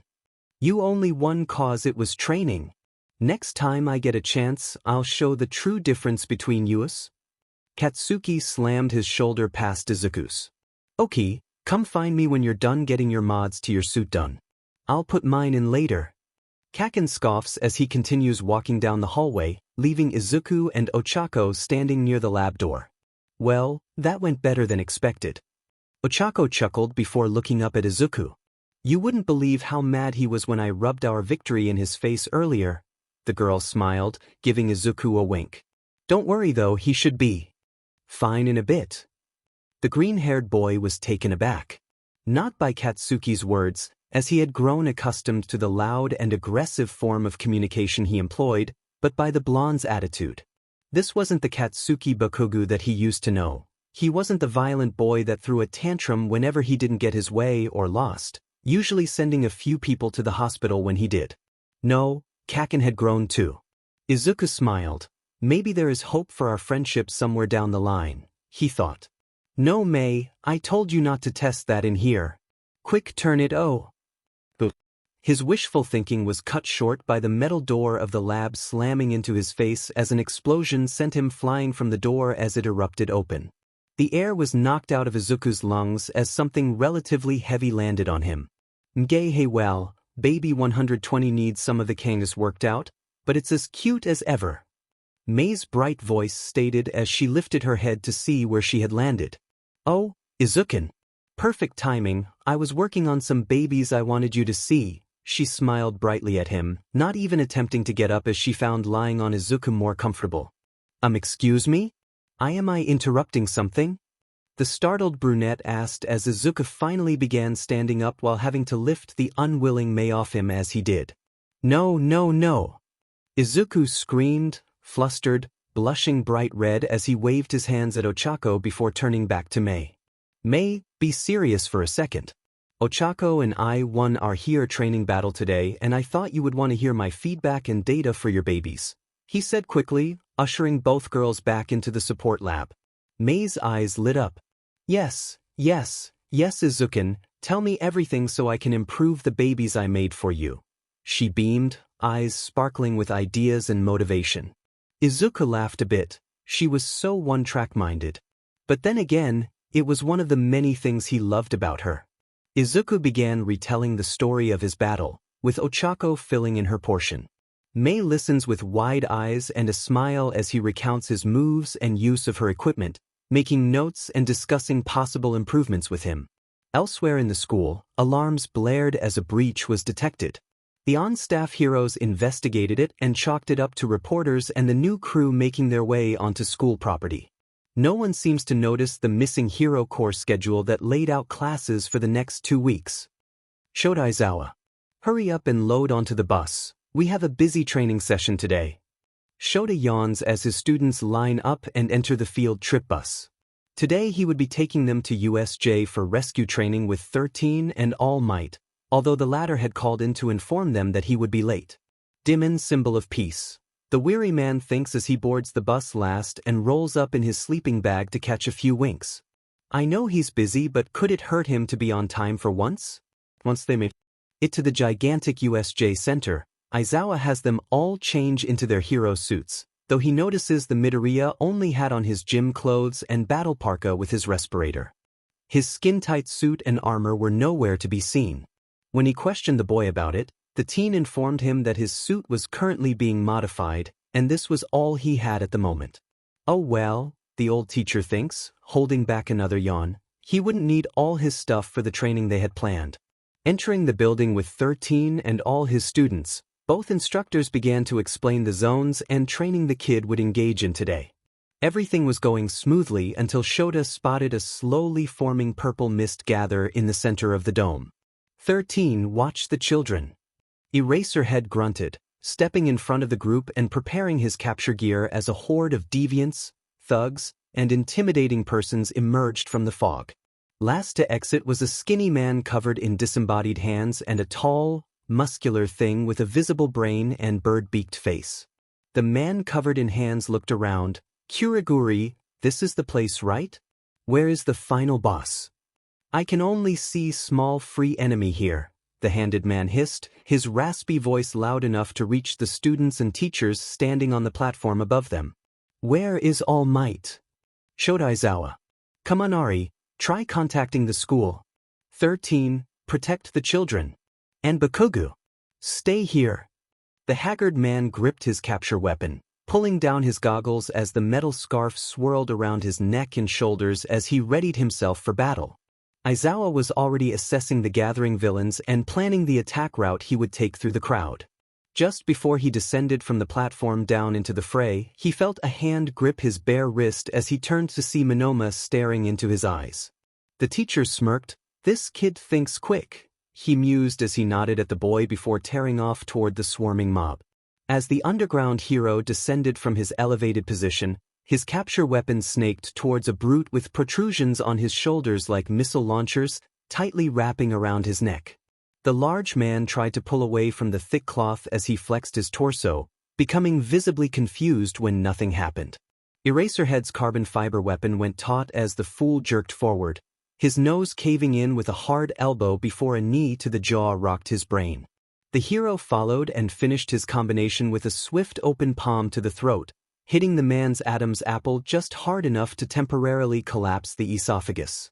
This sent the lumbering thug to the ground gasping for air and in horrible pain.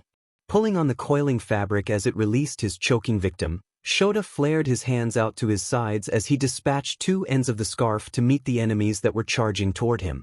Weapon captured a rodent-like villain's wrist, disarming him and yanking him off balance. The other end enveloped a woman with bladed elbows, the metallic fabric wrapping her head and blocking her vision. As his attackers continued stumbling toward him, Aizawa tugged the metal scarf, bringing the Ratman's wrist directly to him. Catching the arm between his own, Eraserhead dislocates his opponent's shoulder before shattering the elbow using an arm lock. But before the Ratman could even scream in pain, he was heaved over the hero's shoulder as the arm lock transferred directly into a judo throw into the other villain. With the woman focused on removing the fiber-carbon wrap from around her eyes, she was unable to dodge her flying ally.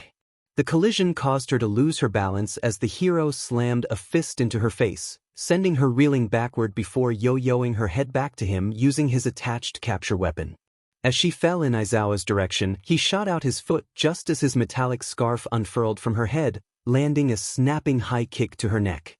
The blow rattled the villain's brain, causing her to wobble on her feet, barely able to stay upright. Not allowing her to recover and bounding off her knee to spring higher, Eraserhead used the bladed woman's face as a stepping stool to launch himself into the air with a twist, avoiding a few projectiles from other onlooking villains. The hero made sure to slam down on the injured thug as he landed, knocking her out completely. Standing up, he was forced to dive into a roll, avoiding a splash of black acid before dancing through the crowd of enemies until he identified the spray's source. Aizawa shifted his eyes to erase the quirk without turning from the direction he was facing, and with a sudden pivot of his feet, he changed his course to close in on his target. Taking advantage of the man's confusion, the metal cloth latched onto several parts of his body as the underground hero closed the distance with a flying knee that broke the emitter's jaw. The teacher was sure to deliver a few extra strikes to the man's chest and throat to ensure he was out of commission. As he fought, Eraserhead's eyes darted around. He was strategically blinking and resting them when he could. He was used to quick combats, preferring to ambush his targets rather than fight them outright. But it was the heroes that were being ambushed this time, and they were severely outnumbered. Shota had to keep the villains occupied until the students escaped or help came, so he continued to fight, dodging blows and quirks while erasing and incapacitating his foes using his scarf and hand-to-hand combat skills. As the battle raged on, Eraserhead's blows were forced to become more vicious and targeted. He had to ensure that his opponents wouldn't return to the fight. Once the numbers became too much, he even resorted to poking out their eyes and crushing their groins. Stepping back and looking around at the seemingly endless crowd of enemies, the hero chuckled to himself as he finished stomping a prone villain into unconsciousness. A sinister smirk parted his lips, coming as close to a genuine smile as his students had ever seen him. His red pupils glowed in the dark space of his goggles. "Come on then," Aizawa challenged. "I won't let you lay a hand on my students." Nito Minoma. Was our homeroom teacher always so badass? The golden-haired boy wondered. Minoma was standing on the upper dais with the rest of Class 1A and 13, the rescue hero who was supposed to train them. Their training was over before it had begun. Villains were here. "I can't contact the school." Kaminari screams. "They must be jamming the signal somehow." Minoma clicked his tongue. If they couldn't reach the school, they had to get out of there. Without backup, USJ would become a death trap. Suddenly, a purple haze appeared between the class and the exit behind them. "Greetings, heroes," the mist sang. The voice was relatively calm and gentlemanly. "We are the League of Villains. We are here to kill the symbol of peace," the figure chuckled, spreading further and further across the entrance. "My job is to torment and torture you while we wait for All Might," the villain continued, not pausing his expansion as the dark mist glided toward them. Minoma narrowed his eyes at that last line. It seemed a little too forced coming from this guy. He must be trying to provoke a reaction out of them, perhaps to distract them or make them afraid.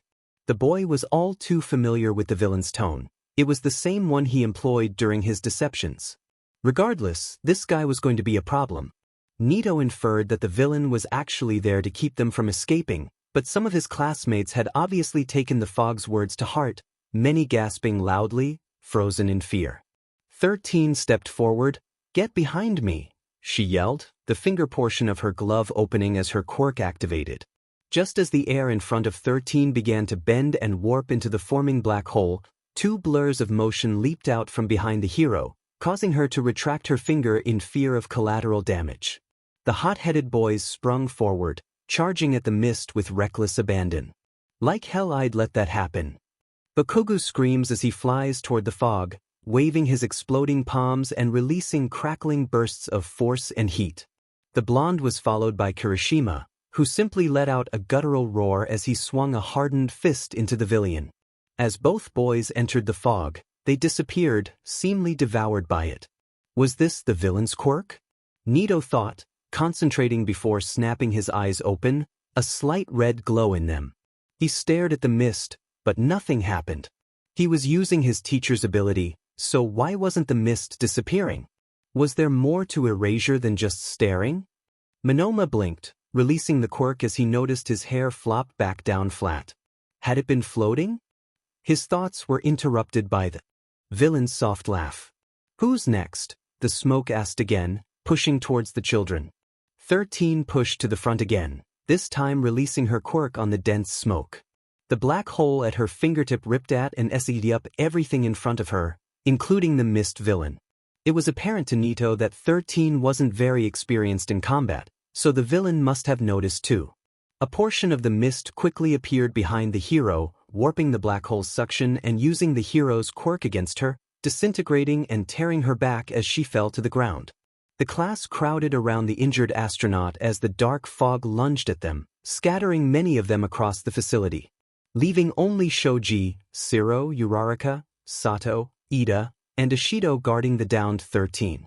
The blackness took Monoma, swallowing his surroundings as the floor beneath him disappeared. He could hear splashing waves as he fell into the void. Izuku Midoriya. The darkness was everywhere, suffocating for a moment before Izuku flopped into water, sinking a few feet from the fall. The teen opened his eyes under the clear water as he tried to orient himself toward daylight.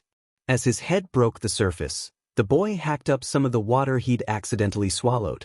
Looking around, he saw that he was in a large lake with a cruise ship floating near him, and his eyes widened as he spotted a dorsal fin strafing through the water toward him.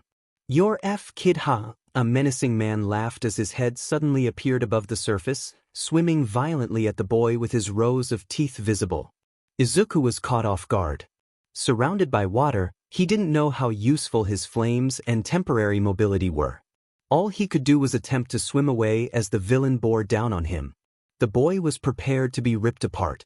"Brace yourself, Jiro," a voice cries above him as a torpedo of motion fires toward the shark villain. Two webbed feet collided with the shark's head, blasting him down toward the lake's bottom. Izuku smiled as he saw his amphibian classmate, who was leaving as quickly as she had come.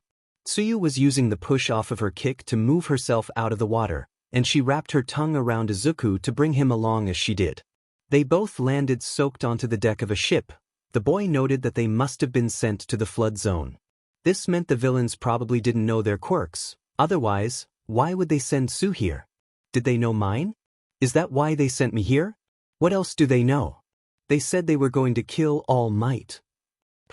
A soft but sharp swat snapped him from his muttering, his golden-haired classmates staring daggers at him before turning back to Tsu. Apparently, Monoma had landed here too. "Alright, it seems like it's just us three here. We are surrounded by water-based villains, and we have no idea where our classmates are." Monoma said with a grunt. The boy looked worried. The greenette noticed that he was constantly checking one of the many watches on his wrist. Izuku was surprised. From what he'd seen of him, Monoma was always a calm and calculated individual, but he didn't know much else about the other boy, as he hadn't spoken to him since the first day of class. Desperate times call for desperate measures, he guessed. The greenette stood up, taking a long look at his surroundings. He could see the thugs swimming in the lake water shouting and calling toward them, and he could also see his teacher fighting hordes of villains in the distance of the central courtyard.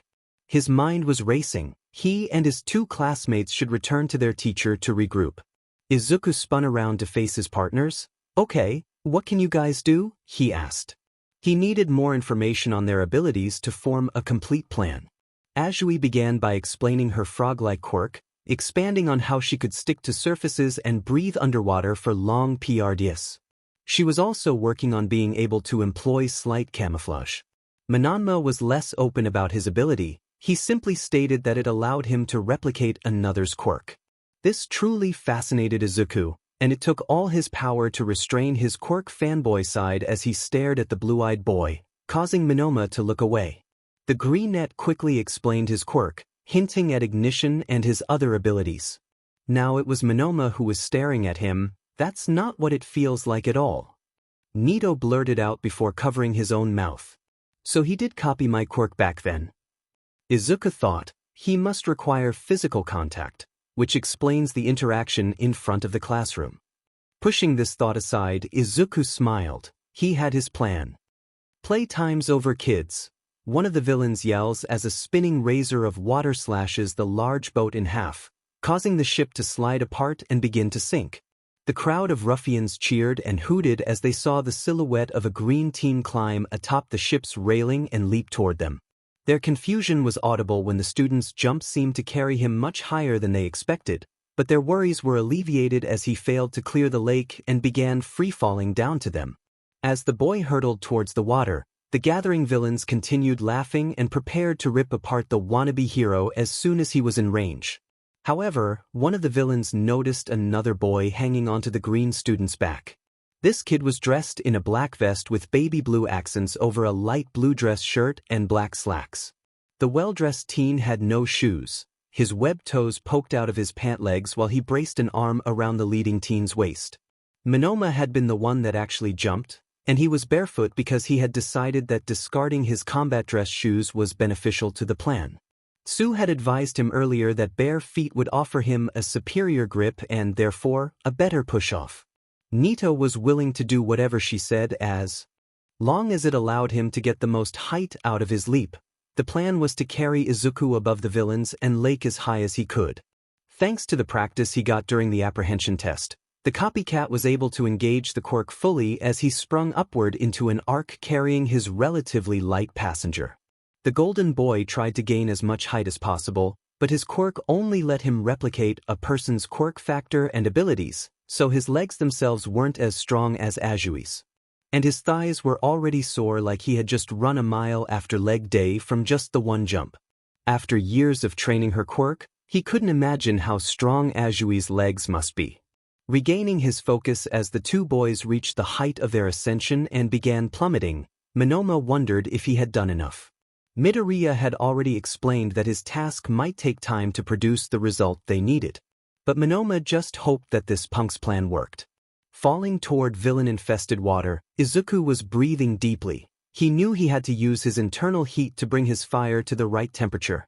The transfer ratio was still 5:1 for when his own heat was converted to fire, and he was currently at 55%.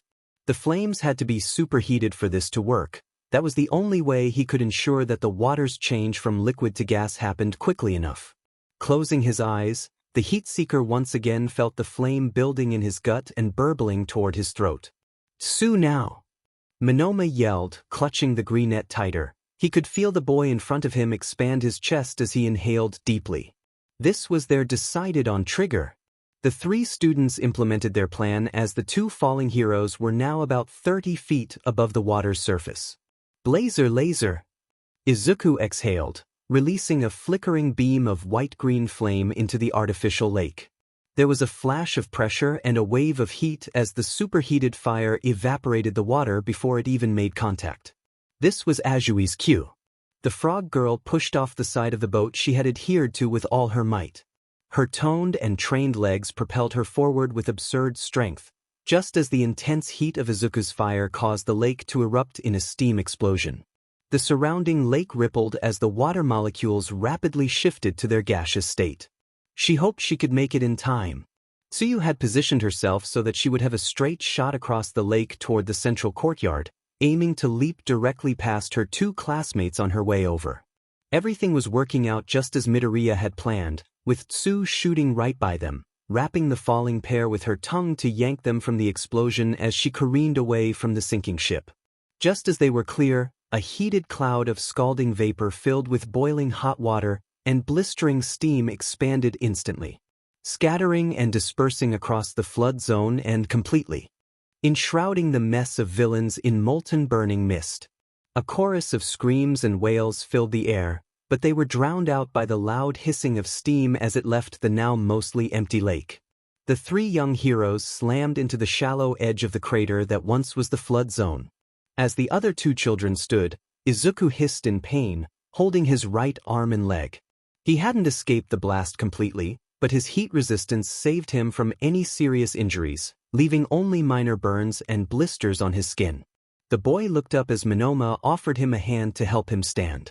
"Can't believe that actually worked," the blue-eyed boy stated blankly, gesturing to the half-full crater littered with burned and scalded villains, either unconscious or too injured to move. The greenette smiled, taking the helping hand as he stood and brushed himself off. "It worked way better than I thought it would," Izuku wheezed. His teeth were already chattering as a chill set in. His attack had reduced his stored flame to about 15%. The boy knew that he probably used more heat than necessary, but he was afraid to hold back for fear that the reaction would fail. Regardless, he was glad that it didn't. Who knew that the steam explosion experiment May made me research would come in handy? He thought. It took out almost all the water villains. She'd definitely be excited to hear about it. Izuku's foot slipped from under him due to his fatigue, almost making him fall face-first into the water surrounding his thighs as he marched to the edge of the lake. Bargaining his own heat had undoubtedly taken its toll on him. Izuku could feel the numbness creeping on his fingertips. His nose was also filled with the smell of molten metal as he pulled off his half-melted respirator.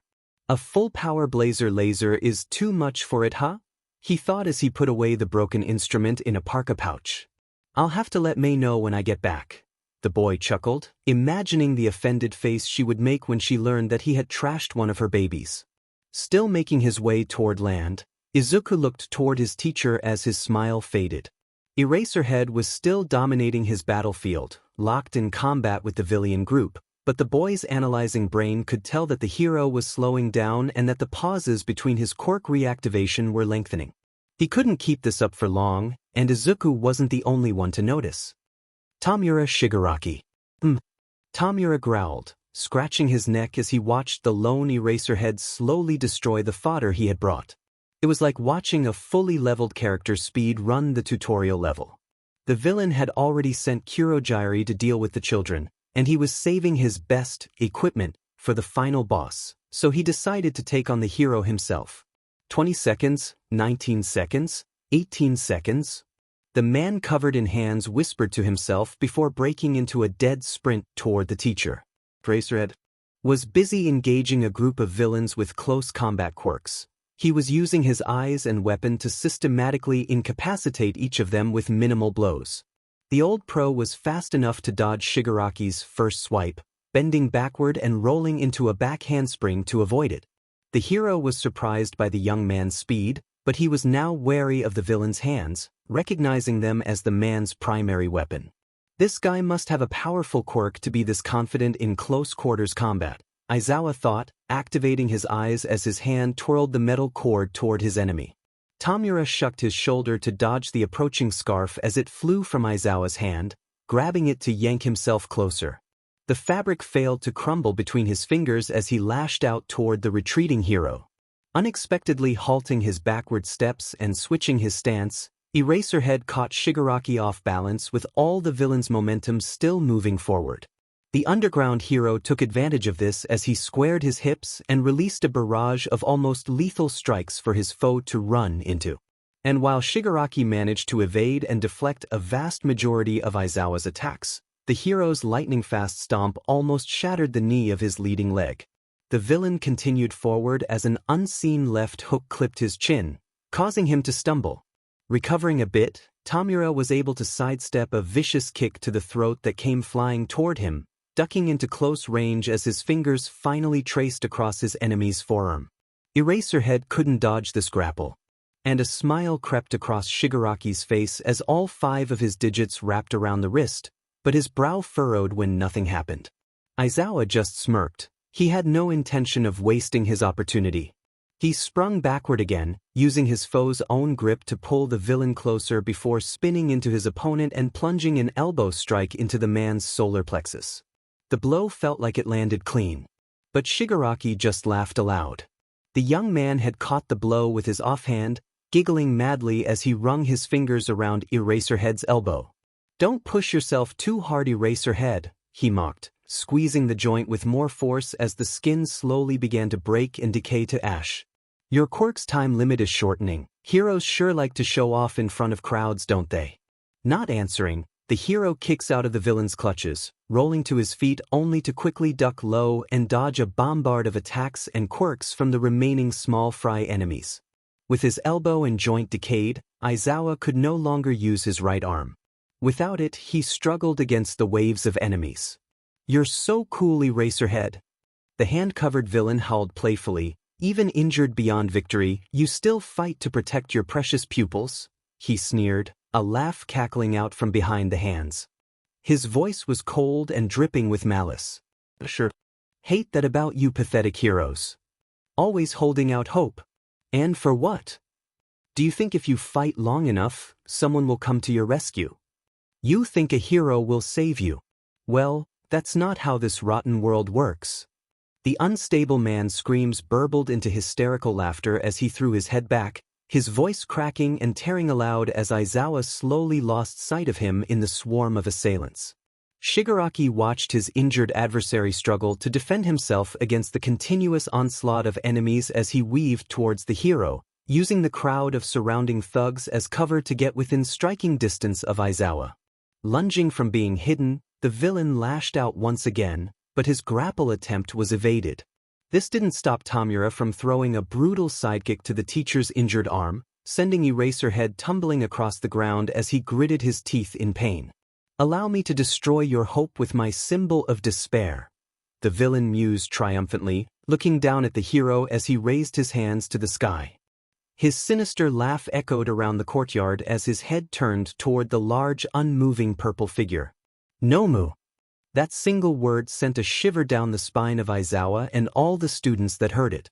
And no sooner did it leave the dry lips of Shigaraki than the bird-headed creature appeared behind the injured teacher. Shota whirled around, locking his quirk onto the figure and negating any abilities he possessed. This didn't seem to hinder the monster as it palmed the older man's face and hoisted him into the air by his head. The teacher felt helpless as his one arm struggled against the behemoth, his glowing red eyes wide and bloodshot with bewilderment and fear. The purple horror crumpled the older man into the ruined floor with one arm. A heavy wet crunch reverberated through the courtyard as Aizawa's broken body bounced off the ground before settling face down in a heap. Pressuring the teacher's face into the dirt with one hand, the monster used the other to wrench back the hero's uninjured left arm, splintering the forearm with just its grip before pulling and snapping the entire appendage. A sickening crack and a muffled scream leave the mutilated hero as the creature sits above, holding him down. Tamura stood smirking. His pet was working as well as they had hoped. He began walking towards the held hero when a black mist appeared next to him. Kurogiri bowed his head, looking ashamed. "Tamura Shigaraki. I have failed." One of the students managed to escape. "They are sure to retrieve reinforcements." A bulging vein throbs on Tamura's forehead as his neck becomes torturously itchy. He raked his nails along his throat to alleviate the burning sensation, to no avail. "Urga. If you weren't the warp gate, I'd reduce you to ashes," he growled. The man's voice shook with hatred and murderous intent, his throat beginning to bleed from his incessant scratching. Skin and blood caked under his fingernails before his scratching stopped abruptly. His anger had receded very suddenly as he turned to his minion. "We can't take all the heroes that are in that school. It's game over, back to the title screen. Let's go home," he grumbled.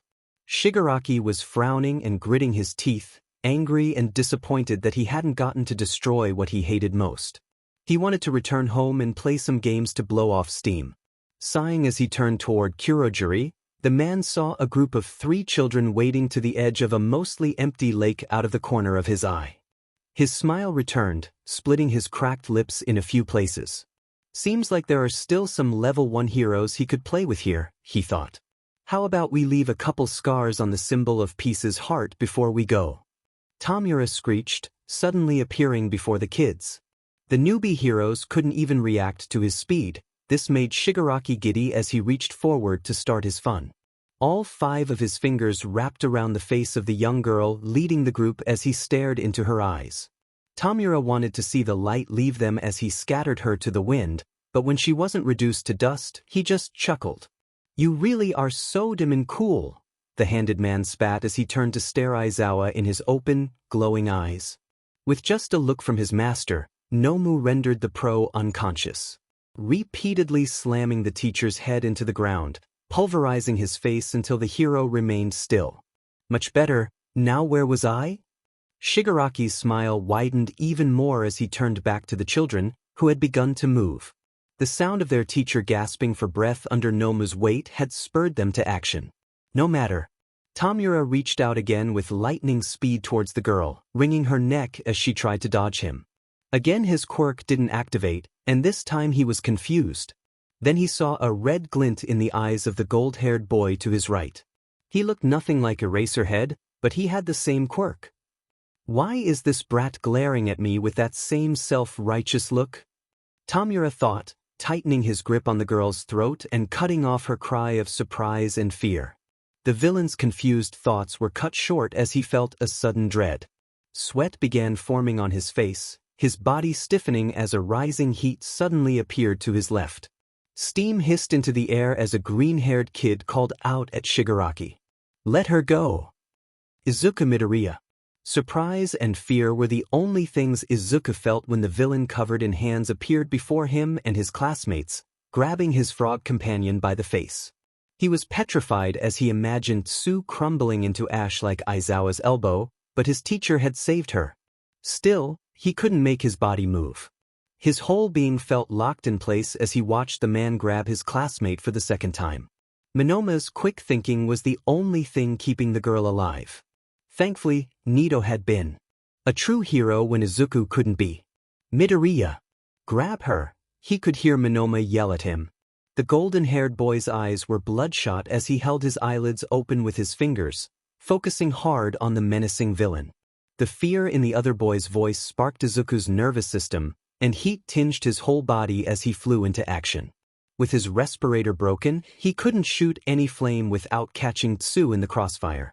With few options, Izuku decided to rush the hand-covered villain. Ignition! Blasting out of the knee-high water, Izuku could feel his tearing tendons in his legs as he moved with maximum output. He would put everything into this. He would be a hero who would act in danger. He had to get the villain to release Tsu and retreat.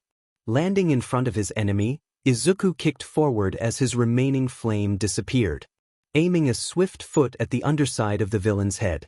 Shigaraki was beside himself with amusement as he moved to effortlessly dodge the young hero's desperate strike. The villain's feet splashed into the lake's low water as he sneered at the boy with his crooked grin. The man still maintained his iron grip on the struggling girl's throat. Izuku could see that Tsuyu was fading. With her windpipe being crushed, the frog girl's clawing and thrashing weakened as her eyes began to lull closed. Tapping his foot on the ground, the boy pushed off towards the villain again. As he did, the greenette could feel himself slowing. The pain from all his torn muscles and injuries was beginning to return to him. His technique had already exhausted all his fire. But he needed more. And he didn't care where he had to get it from. Izuku again disregarded his promise to his mother and Mei, reaching deep into his body to siphon the heat from his own cells to burn as fuel for his ignition. His body felt strange, first becoming numb as a familiar chill washed over his form, after which he slowly felt the heat surging and building. Joules of heat energy from every corner of his being were gathered and congealed at his core, and when it was converted into pure flame, it flared, flooding violently into his system. As it came, it brought with it a rush of searing pain that filled his veins, nerves, and muscles.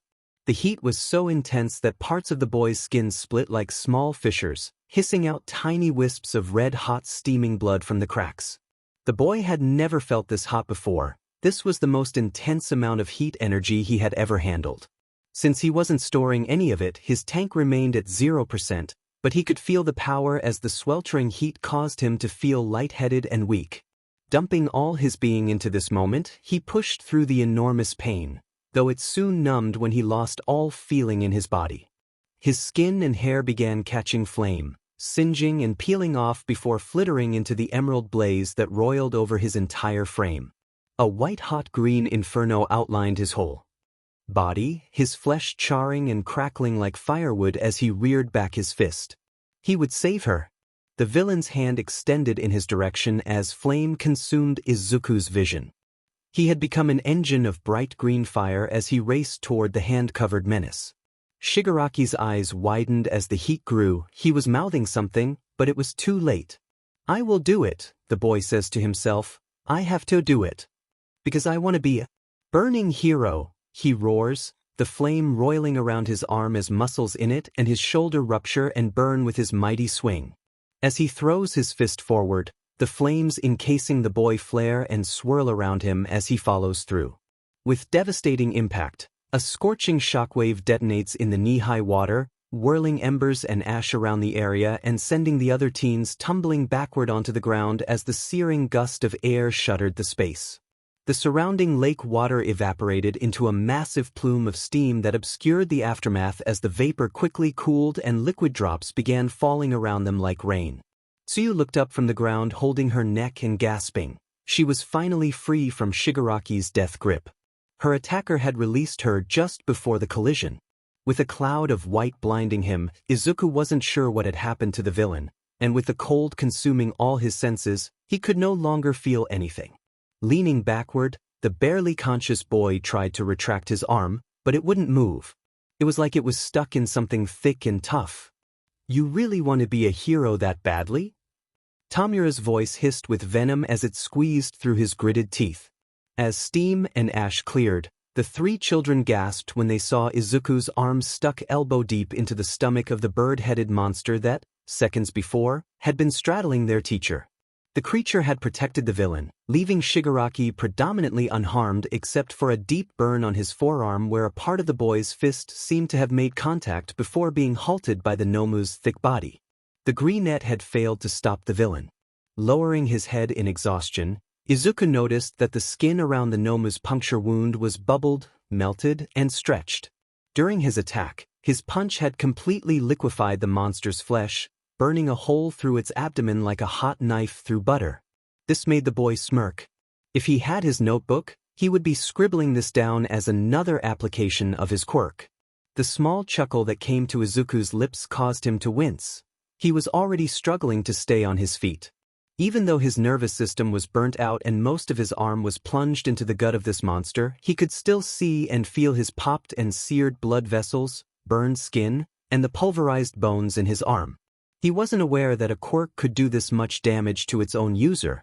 May had been right to worry. Is this what happened when he didn't have his thermoregulating suit?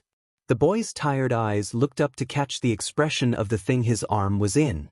The creature didn't seem fazed, even with a large hole in its stomach. It simply continued to stare down at the greenette with its blank glare. Seeing that his classmate was safe, Izuku accepted his fate, simply being content that he had been able to save someone as a hero.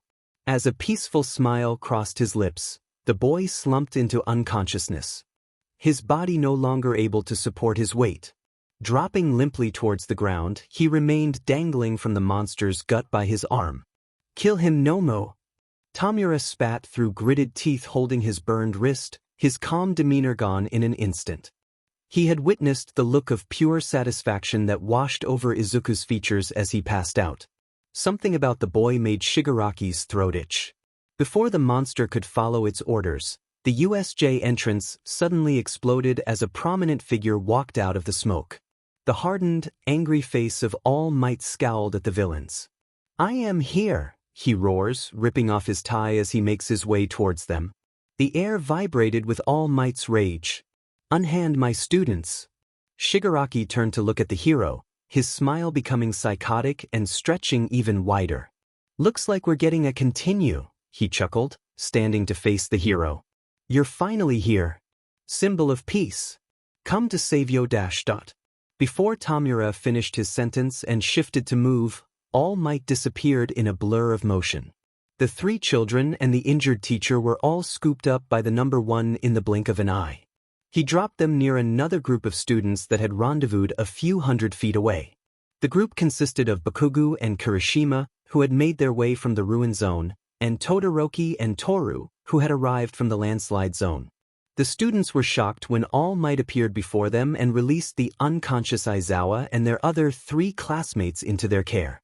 The hero then turned to face the hand-covered man and the purple-skinned monster. The skinny villain lurched over. He had been hit by the number 1 as he saved the students, knocking off the hand that covered his face. Tamura stumbled and gasped as he reached for the dismembered appendage, whispering apologies to himself. The man calmed after he was able to return the hand to his face. All Might's eyes went from the unstable villain to the giant monster behind him. The creature seemed to acknowledge the number 1, staring back across the courtyard at him. As the symbol of peace began walking toward the villainous pair, the hole in the Nomu's stomach quickly stitched itself closed as the monster shifted forward, mirroring the hero's slow approach. Ah, there it is. The violence of a government official. Shigaraki snorted, standing up straight. Master, he is weakening, he whispered to himself, giggling maniacally. Prepare yourself, hero. You're gonna die here, All Might. Katsuki Bakugou. Oi, what the F happened to the... Katsuki's eyes were wide as he questioned his classmate. He was kneeling next to his unconscious rival, vision rapidly flipping between Izuku and the stare down between All Might and the villains. The number 1 was talking to them, although with all the fighting and noise still going on, none of the students could hear what they were saying. Yeah, what happened to Izubro? Kirishima yelled, taking a stance in front of the group, hardening himself to protect them just in case. He attacked the villain with the hands to save me. Tsuyu croaks, still rubbing her neck and recovering from almost dying twice. Also, thank you, Minoma.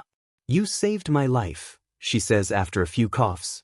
Minoma nodded at her, showing no reaction to her words. He seemed deep in thought. Midoriya is cold as ice. This parka of his is the only thing that is keeping him from getting major frostbite. And he's like super injured. A female voice squealed amongst the group. I've only given him a brief once-over, and I could already feel and see a lot of torn fibers and tendons. The sourceless voice continued speaking, startling everyone but Todoroki. Even Katsuki jumped when she first spoke. He had forgotten about the Indian Visabich.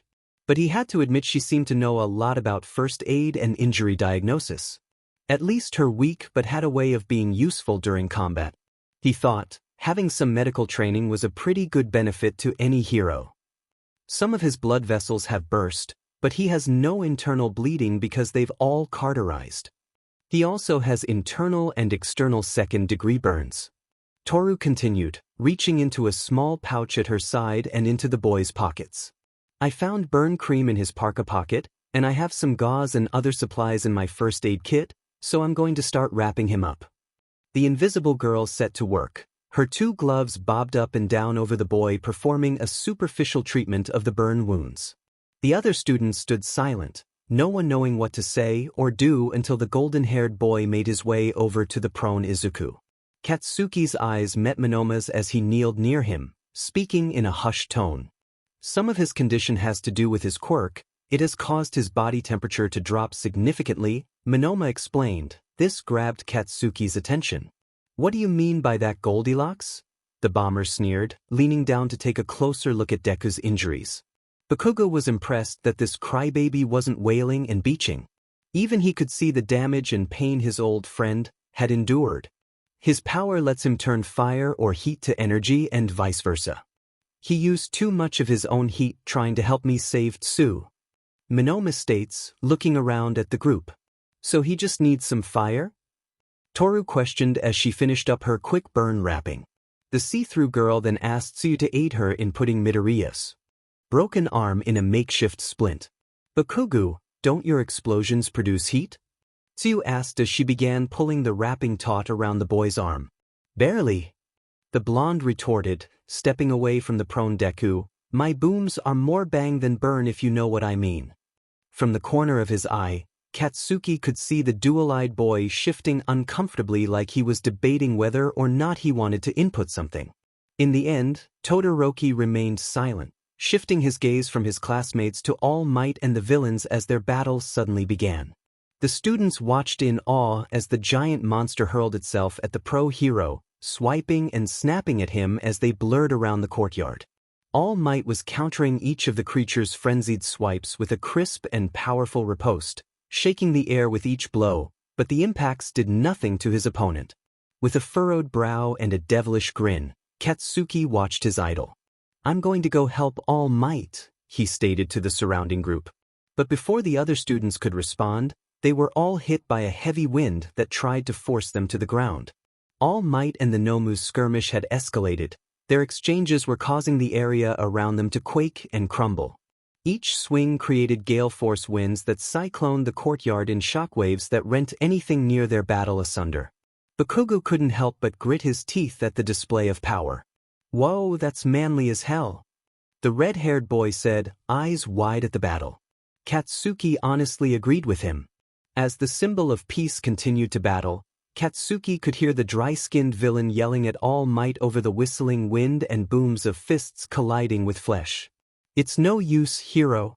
He was made to kill you. One of his quirks is shock absorption, you fool." The villain's raspy laugh set the blonde off tremendously. He stood shaking with rage. All Might continued clashing with the monstrosity, unleashing 5 consecutive smashes that did not affect the creature at all. While All Might seemed to be running out of steam already, the Nomu just kept fighting back, tirelessly throwing punches that matched All Might's in power as the hero expertly dodged and parried each strike, though even the parried ones seemed to leave their damage on the old pro. Barely ducking under the monster's bulging arm as it rends the air and obliterates the column behind him, the number 1 hero slides his arms into position around the creature's waist as he slips to its back before arching himself backward. He was planning to suplex the Nomu into the floor to prevent it from moving, circumventing the monster's shock absorption quirk. However, just as the villain's body was inches from the floor, purple smoke appeared below them, allowing Nomu's torso to appear above All Might's bent backward form and pierce its claws into All Might's ribcage. Thick, dark red pooled on the hero's now tattered dress shirt as the legend spat up. But he tried to release the monster and retreat, but as he began to relax his grip, the beast was able to sink its nails deeper into his chest, hooking its fingers behind his ribs and causing the hero to cry out in extreme pain. While he struggled, All Might noticed that the mist gate surrounding them both was beginning to close around his midsection, creeping closer and closer, trying to bisect him. The students watched from a distance in horror as their teacher's shirt soaked with more and more blood, and the ring of smoke that encircled him continued to shrink. To Katsuki, it looked like All Might was in a bind and couldn't move. This was it. It was now or never. Before his peers could advise him against it, the blonde bomber was already exploding toward Kurogiri and Shigaraki.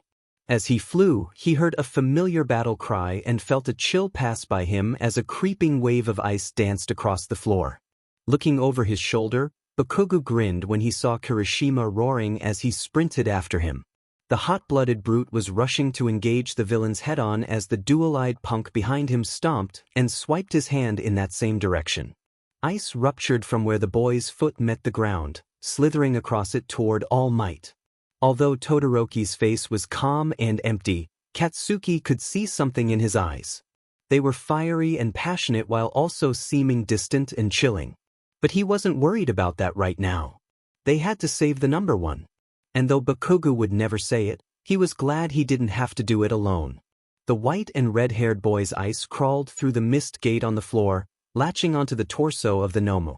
The frost rapidly streaked up the thing's body as it was suspended upside down, freezing the monster's flesh as it crackled along its large frame until its shoulders and arms were restrained in thick ice. And while the villain's attention was on All Might and the frozen Nomu, Bakugou flew forward, cupping his hands together as his sweat built up. "Big Bang Blast!" he screamed, releasing his concussive cone of force towards the 2 villains. The boy knew that the humanoid mist couldn't do much while concentrating on splitting All Might in half. But Kurogiri simply emitted a dense cloud of black smoke and coated himself and his master in it, using his ability to displace a large portion of the blonde's explosive wave to a mist gate away from them. So as he spun through the air, Katsuki cursed under his breath. His attack hadn't killed them, but he had accomplished his goal. The force of his blast and its heat caused Kurogiri's black fog to disperse and evaporate. The mist surrounding him and Shigaraki was becoming thinner, just as he had planned. Still rocketing backward through the air, Bakugou arched his back and rotated to recover from the blowback of his attack. Using small explosions, he descended toward the ground, looking down to see the handed villain rushing toward him. A smile forms on the boy's face. His plan had worked perfectly. Landing on the ground and rolling back to a knee, the blonde held up his arm toward the approaching villain, a murderous look in his eye. "Fucking disappear," he snarled. Shigaraki heard a dull clink as Katsuki pulled the pin on one of his grenadier bracers just as the villain reached out to grab him, aiming it at the hand-covered scum while making sure the mist villain was also in range of the blast. Pure death cascaded from the boy's gauntlet as the compressed directional explosion ruptured the air and sundered everything in front of Bakugou, throwing him back several feet before his saws managed to touch the ground. He had to dig in and drag his combat boats in the gravel to stop his backward momentum. When the smoke cleared, the bomber sneered as his targets exited from black fog about 25 feet to the right, uninjured and unfazed by the blast. "Just effing die already." Katsuki snarled as Shigaraki took off toward him again. He could see that the young villain was furious. This guy was persistent at least. But it was too late. The propelled explosion had already forced the mist villain to dedicate all his attention to protecting himself and his leader, causing the fog around All Might and Nomu to become incorporeal and unfocused. Just as Todoroki's ice finally settled as it fully encased Nomu's upper torso. As Bakugou squared his feet to face off with the approaching villain, he watched Kirishima dash past him, his skin rigid as he raced to intercept Shigaraki. Although Katsuki didn't know how the red-headed boy would fare against the threat, the blonde respected Ejiro's guts. So he couldn't let him go alone. Bakugou boomed forward to catch up, wanting to still get his pound of flesh from the villain. A cracking sound snapped everyone's attention towards the two behemoths locked in their intense grapple. The deadlock began to shift, and as All Might's brilliant smile appeared again, the students realized they had succeeded. The distractions and advantages the boys had given him were all the number one needed. The symbol of peace heroically bursts from the monster's grapple, sending its frozen fingers breaking off onto the ground as All Might skid to a stop between Kirishima, Bakugou, and the approaching villain. "I think not. I told you to stay away from my students," the legend screamed. Clenching his fist, the hero barreled at Shigaraki. He was going to finish this now.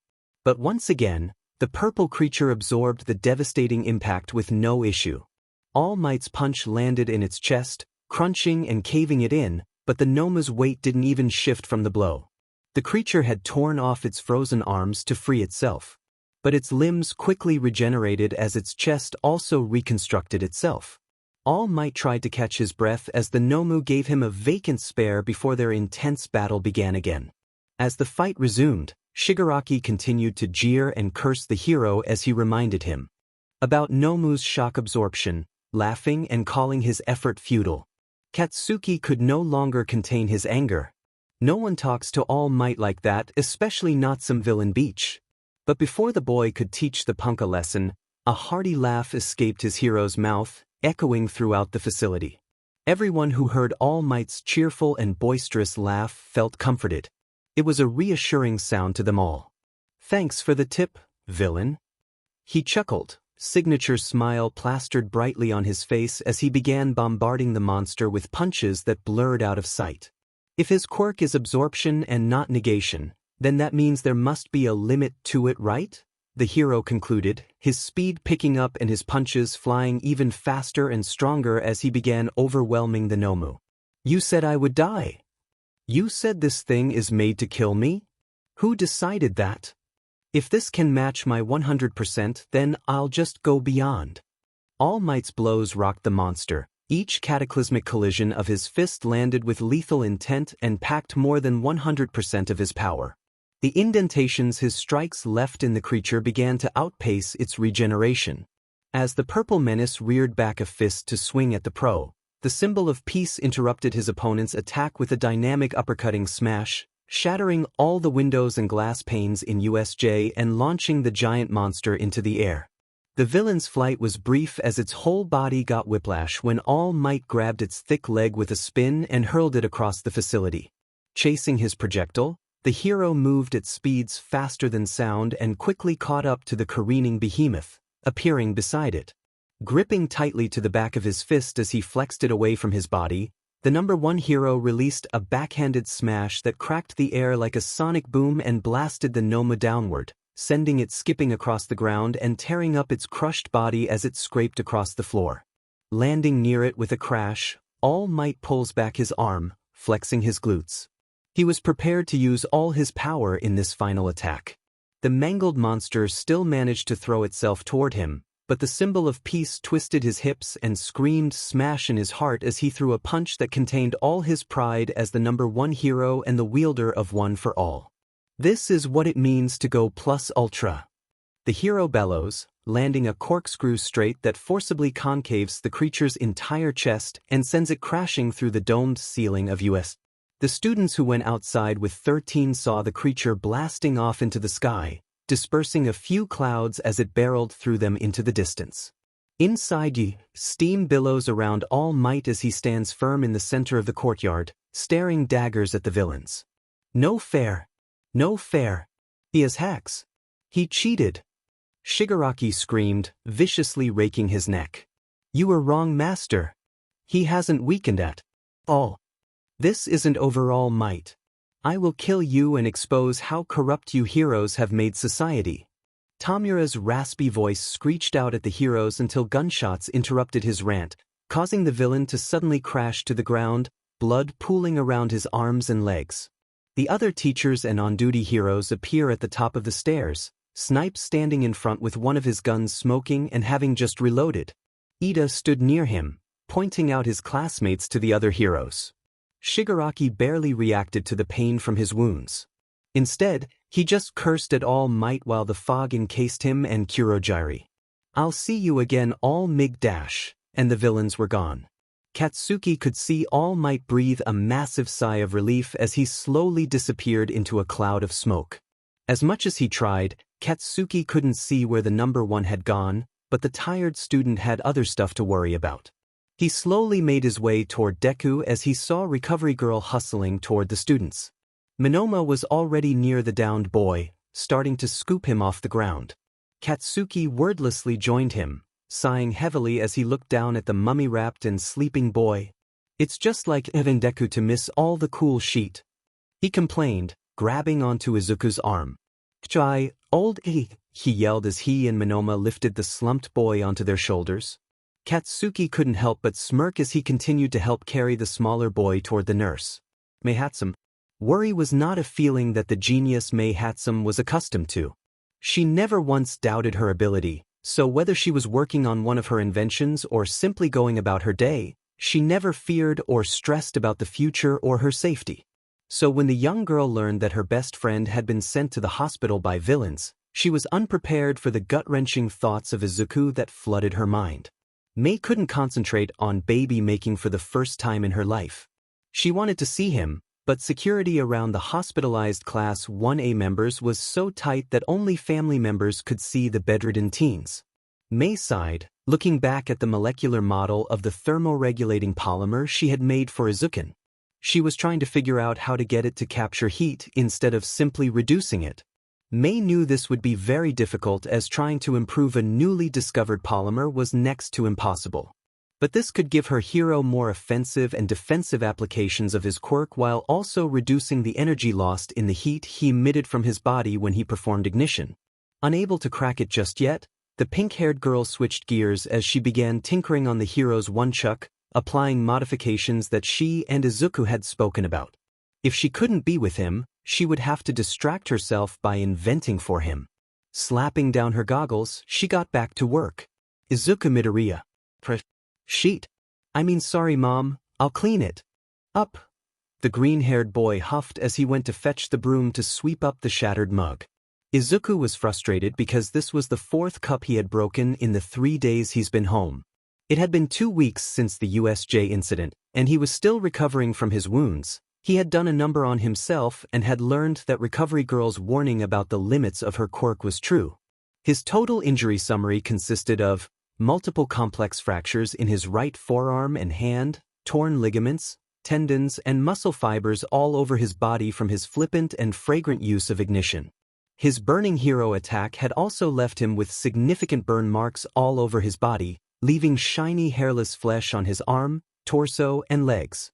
He also lost the pinky of his right hand to frostbite from the blowback of his quirk. But by far, his worst injury is the nerve damage he sustained from heating his cells so extremely. This caused him to periodically lose feeling in his extremities unexpectedly, leading him to stumble or drop things. The recovery hero had been able to heal his burns and torn muscles, but there was nothing she could do for his finger and nerves. The boy signed as he finished cleaning his mess before excusing himself to his room. Plopping into his bed, Izuku looks up at his ceiling forlornly. He had school tomorrow, but the only thing he could think about was the words of the nursing hero. Flashback. In the UA medic bay, all the injured teens are being prepared to be moved to the hospital. As she attends to the green-haired boy's wounds, Recovery Girl praises him. "I heard about what you did during the attack," the old woman said to a beaten and battered young hero as she replaced his burn wrappings. "It was very brave, and that girl owes you and Monoma her life." As the injured boy lay in the trauma bed, he winced. He knew the but was coming. "But you can't bet everything on a Hail Mary every time," the nurse continued. "You have to learn how to use your quirk to the fullest without injuring yourself to this extent every time someone is in danger. Because eventually, your luck will run out, and you will try to sacrifice yourself, and all you will accomplish is prematurely taking yourself out of the fight. Then you will have to watch as everyone around you pays for your failed gamble. Like what would you have done with all your injuries if All Might hadn't shown up?" End flashback. Izuku shook his head. At that time, the nurse's words had left him speechless. Now he recognized that what she said had been harsh, but it was true. With all the injuries he sustained from his own quirk, he had rendered himself unable to participate any further in the battle against the villains. He pondered what he would have done if All Might hadn't shown up at that moment. Every scenario he thought of ended badly. Lifting up his right hand above his face, he spreads what remains of his fingers as he sighs. His eyes focused on the vacant stub that was his pinky finger. He shot up suddenly at the sound of knocking on his bedroom door. "Who is it?" he called out. Getting no reply, Izuku stood up and opened the door to see Mei standing in the hallway, her eyes red and puffy from crying. She had with her a large duffel bag at her side. "Izuku, are you okay?" she screamed, throwing her arms around his midsection and sinking her head into his chest. "I couldn't visit you at the hospital, but your mom said you had been home long enough that it was okay to come see you." "I'm fine, Mei, and it's good to see you too," Izuku whispered, wrapping his arms around the small girl and pulling her in even tighter. The smell of grease, metal, and the scorched aroma of electricity was mixed in with the girl's signature perfume. This was one of his favorite smells, and both teens held this embrace for a long moment before breaking apart. "Your mom told me everything that happened. I am so proud of you. I told you that you would be the greatest hero ever," the girl yelled. "And don't worry, I'm not mad about you destroying my babies as long as they kept you safe. Speaking of which..." The pink genius giggled as she set down the large bag she was carrying, opening it up and revealing it to be full of new suit equipment and support items. Brand new and much improved. Mei beamed, clearly proud of her work. Izuku gulped. He was contemplating a decision he had been mulling over since he had been infirmed in the hospital. Taking a deep breath, he decided that this conversation was necessary. Mei? I think I'm going to train without your babies for a while," he said, fidgeting. He was worried about how she would react to his decision. Izuku's fears were realized when he saw that sad look of shock and disappointment cross her usually smiling face, and his heart dropped into his stomach. He felt like a complete a-hole. "Wi?" Mei questioned, her voice cracking and her eyes beginning to water as her confusion turned to sadness. "You don't want to be partners anymore?" Her puppy eyes pierced into Izuku's soul as he stuttered to explain his reasoning. And no, that's not what I meant," he quickly reassures her. "It's just, to be honest, your gear works too well." The boy's statement caused Mei's face to return to a look of confusion. What I mean is, your thermal regulator is so good that I don't have to put any effort into regulating my own temperature while I'm using it. He blurted out.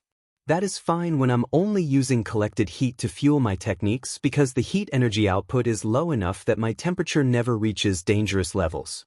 However, when I initiate them while fueling it with my internal heat, I can't control my temperature or its output because I haven't had any practice doing it. Izuku was so flustered that his explanation began to morph into one of his muttering storms, and his words became harder to understand the longer he continued. The pink-haired girl stared at him with wide wet eyes before her frowning lips curled into a smug grin. She looked pretty proud of herself as she gave the boy a coy look. "Oh, Dio, go on," she snickered, wiggling her eyebrows at the green-haired teen. "Please continue to praise my work. I know my babies are the best and the cutest, but even I have never been told that they were too good." This snapped Izuku out of his verbal spiral as Mei's words made him chuckle. As he looked up, he shook his head at her as a wide grin split his face, and his nervousness dissolved.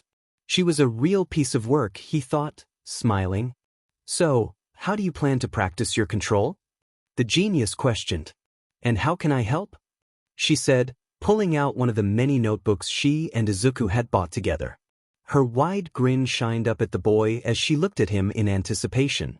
The pair began their work, going over the events of the USJ incident in the warm hero-themed room and discussing the modifications Mei should add to her new models before settling down to begin brainstorming Izuku's new training plan.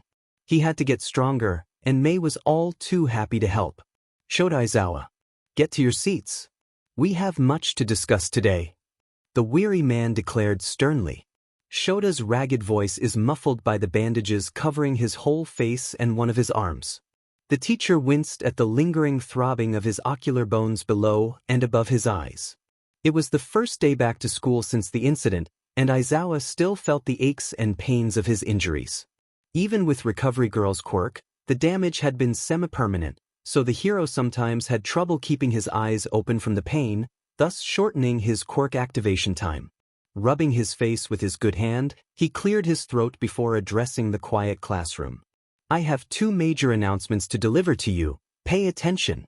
Number 1, unfortunately, one of our Class 1A students has been pulled out of our course," Aizawa states blankly as the classroom burbles with gasps and whispers as everyone realizes why one of their classmates hasn't arrived. Yuga Aoyama was gravely injured in the USJ incident. He was sent alone to one of the other zones and barely escaped with his life thanks to Kaiba and Tokoyami's quick actions and our incredible school nurse. Looks of shock and horror filled the class, but the older man wasn't done. His parents have removed him from the hero course and taken legal action against the school. He finished, not waiting for any questions before continuing to the next topic.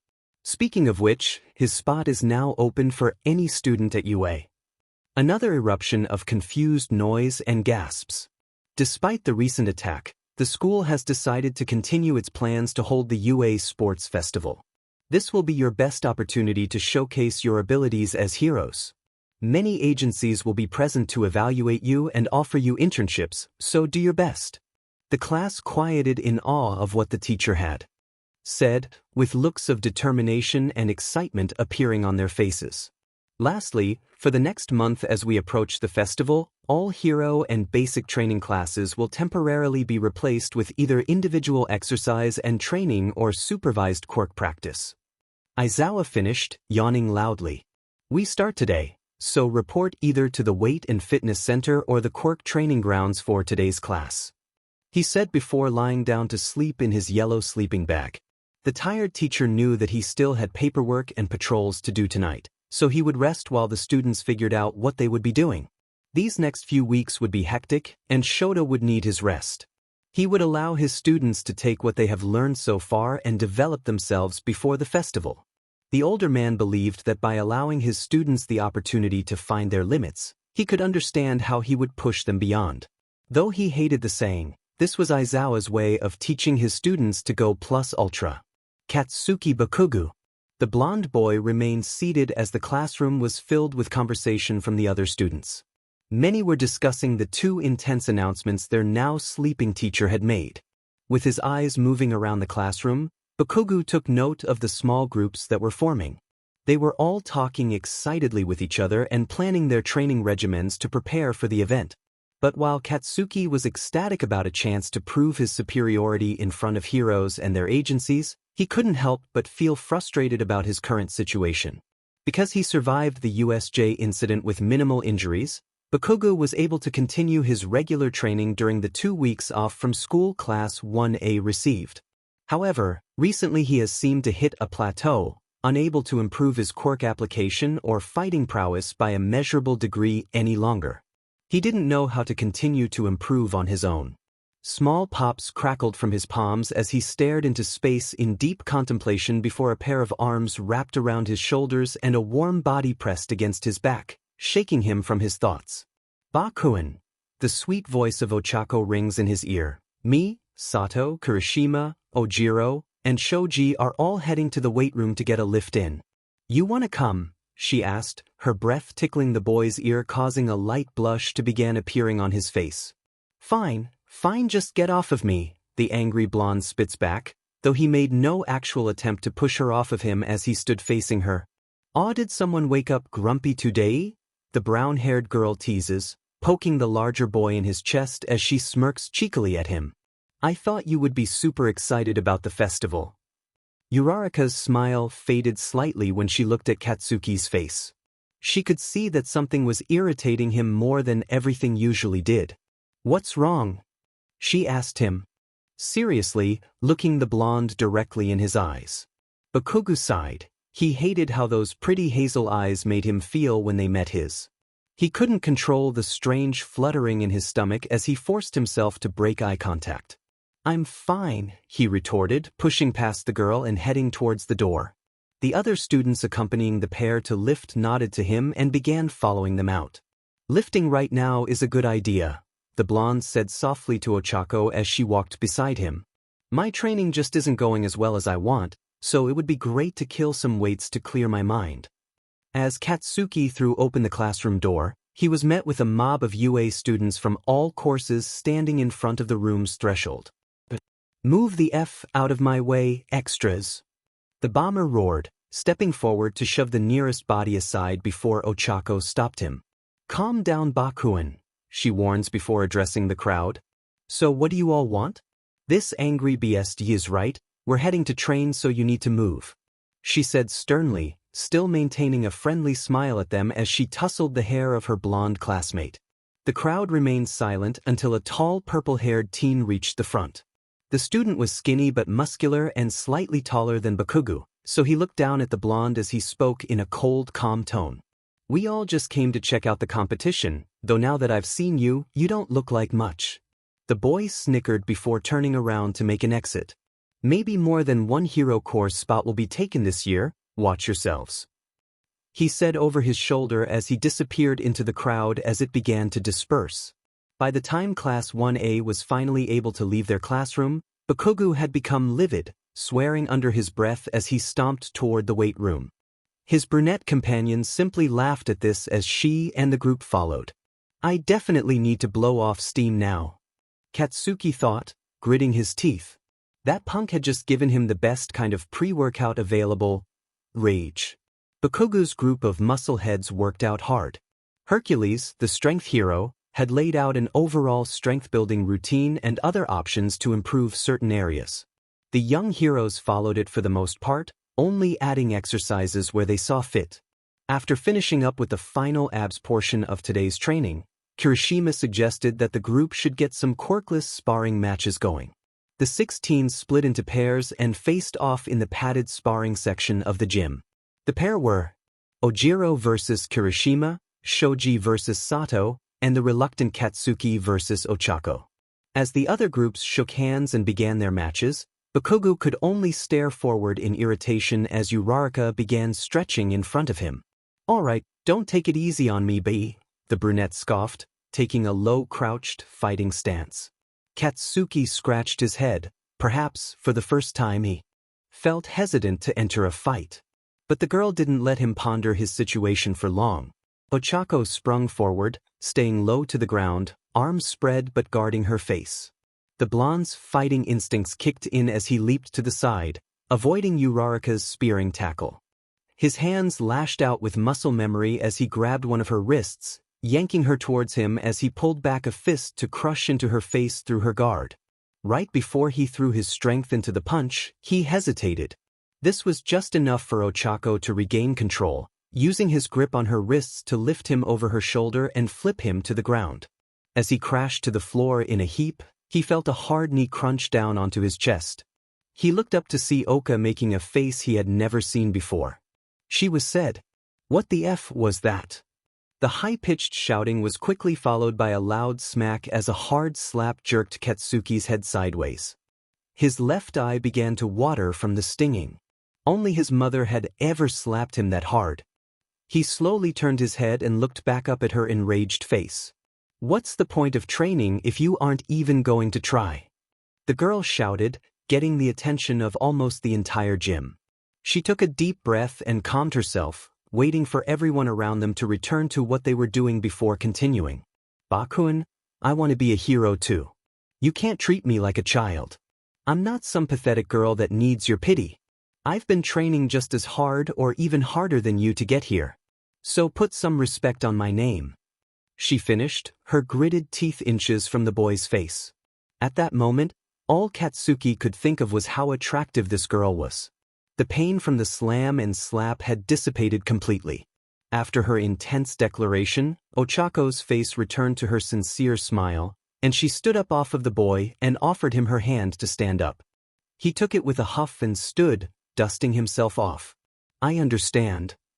The blonde finally responded, sinking into a stance and cracking his fingers. "I guess I'll consider even you a rival in my journey to number 1. He laughed, charging the girl. But the brunette was prepared, ducking under the first palm strike by placing her hand on the ground and shooting both legs forward towards her opponent's legs, essentially hers between his and tripping him up, causing him to fall backward. After being retaken to the ground, Katsuki sat up, attempting to untangle his legs to stand, but his movements were too slow. Ochako had already transferred to a heel hook, restraining his dominant leg with her muscular thighs while locking his heel in her armpit as she slowly twisted it. Bakugou noticed something strangely familiar about her movements, almost like he had seen that exact takedown and transition somewhere before. Still, he didn't have time to think as his calf and shin felt like they were being torn apart. Regrettably, the blonde had to kick his female friend in the face with his free leg to escape from her painful hold, blooding Uraraka's nose. Rolling backward to his feet, Bakugou slams his newly released heel down towards the girl's midsection, but she swiftly moves away and to her feet before circling him and rushing in. Feinting a wild swing, Ochako stepped into the larger boy, weaving and ducking another one of his jab and right hook combos before shooting one arm up under his right armpit and wrapping it around his left shoulder. Bracing one hand on his hip, she lifts him off the ground in one fluid motion. The bomber was surprised at her strength. He had seen her lift heavy during their workout, but this was insane. Holding him in the air, the smaller girl hopped up before body slamming him into the floor with a flawlessly performed runnage. As he crashed into the mat, the boy finally realized where he had seen these moves from. These were pro wrestler moves. Coming to this realization while he lay on the ground with the wind knocked out of his lungs, Katsuki could barely dodge a devastating people's elbow that was quickly followed by a series of downward forearm and elbow strikes. He finally created space to retreat by kicking out one of his attacker's legs, causing her to stumble before kipping up to his feet. His back was up against the wall, but the bomber was done playing around. Moving into striking range, the boy effortlessly dodges a desperate Spartan kick that slams into the wall behind him, circling behind Uraraka. However, he had no chance to counter as the brunette followed up with a throat-crushing lariat using her kicking foot to push off the wall it was on to charge Katsuki. The bomber ducked Ochako's forearm, feeling the whoosh of wind above his head as he reset his feet and riposted with a barrage of hard body blows. Each hit continuously staggered the petite girl. As she struggled to stay up, Uraraka lowered her guard to protect her body, and the blonde saw an opening. He squatted with a clenched fist, then using his entire body, he landed an uppercut that sent his opponent scattering to the ground, groaning. Still in battle mode, Bakugou halted his follow-up strikes when the other young hero raised her hand and waved him off, holding her bruised jaw with a weak smile. You win, she complains, still rubbing her chin in pain. You really are ridiculously strong, Bakun. Those were some of my strongest moves, and you either took or dodged them like they were nothing. Ochako finished, looking a bit disappointed. Don't be stupid, Oka, the blonde interrupted, holding his hand out to her. Just cause you're weaker than me doesn't mean you're weak, he said with a smirk, lifting her up off the ground. So why do you fight using pro wrestling moves? I'm pretty sure there are styles that suit you and you Quirk better, he remarked. Well, when I was younger, my dad would always take me to see pro wrestling matches and events, the brunette began. I've always thought of pro wrestlers as a type of hero. While they don't save people necessarily, they still invoke all the same feelings in children. A nostalgic grin spreads across Yurikaka's lips as she remembers the times she had in her youth. Every move they did was impactful and changed the course of the match, always reassuring the crowd that this move would finish it. I just think it's an inspiring way to battle.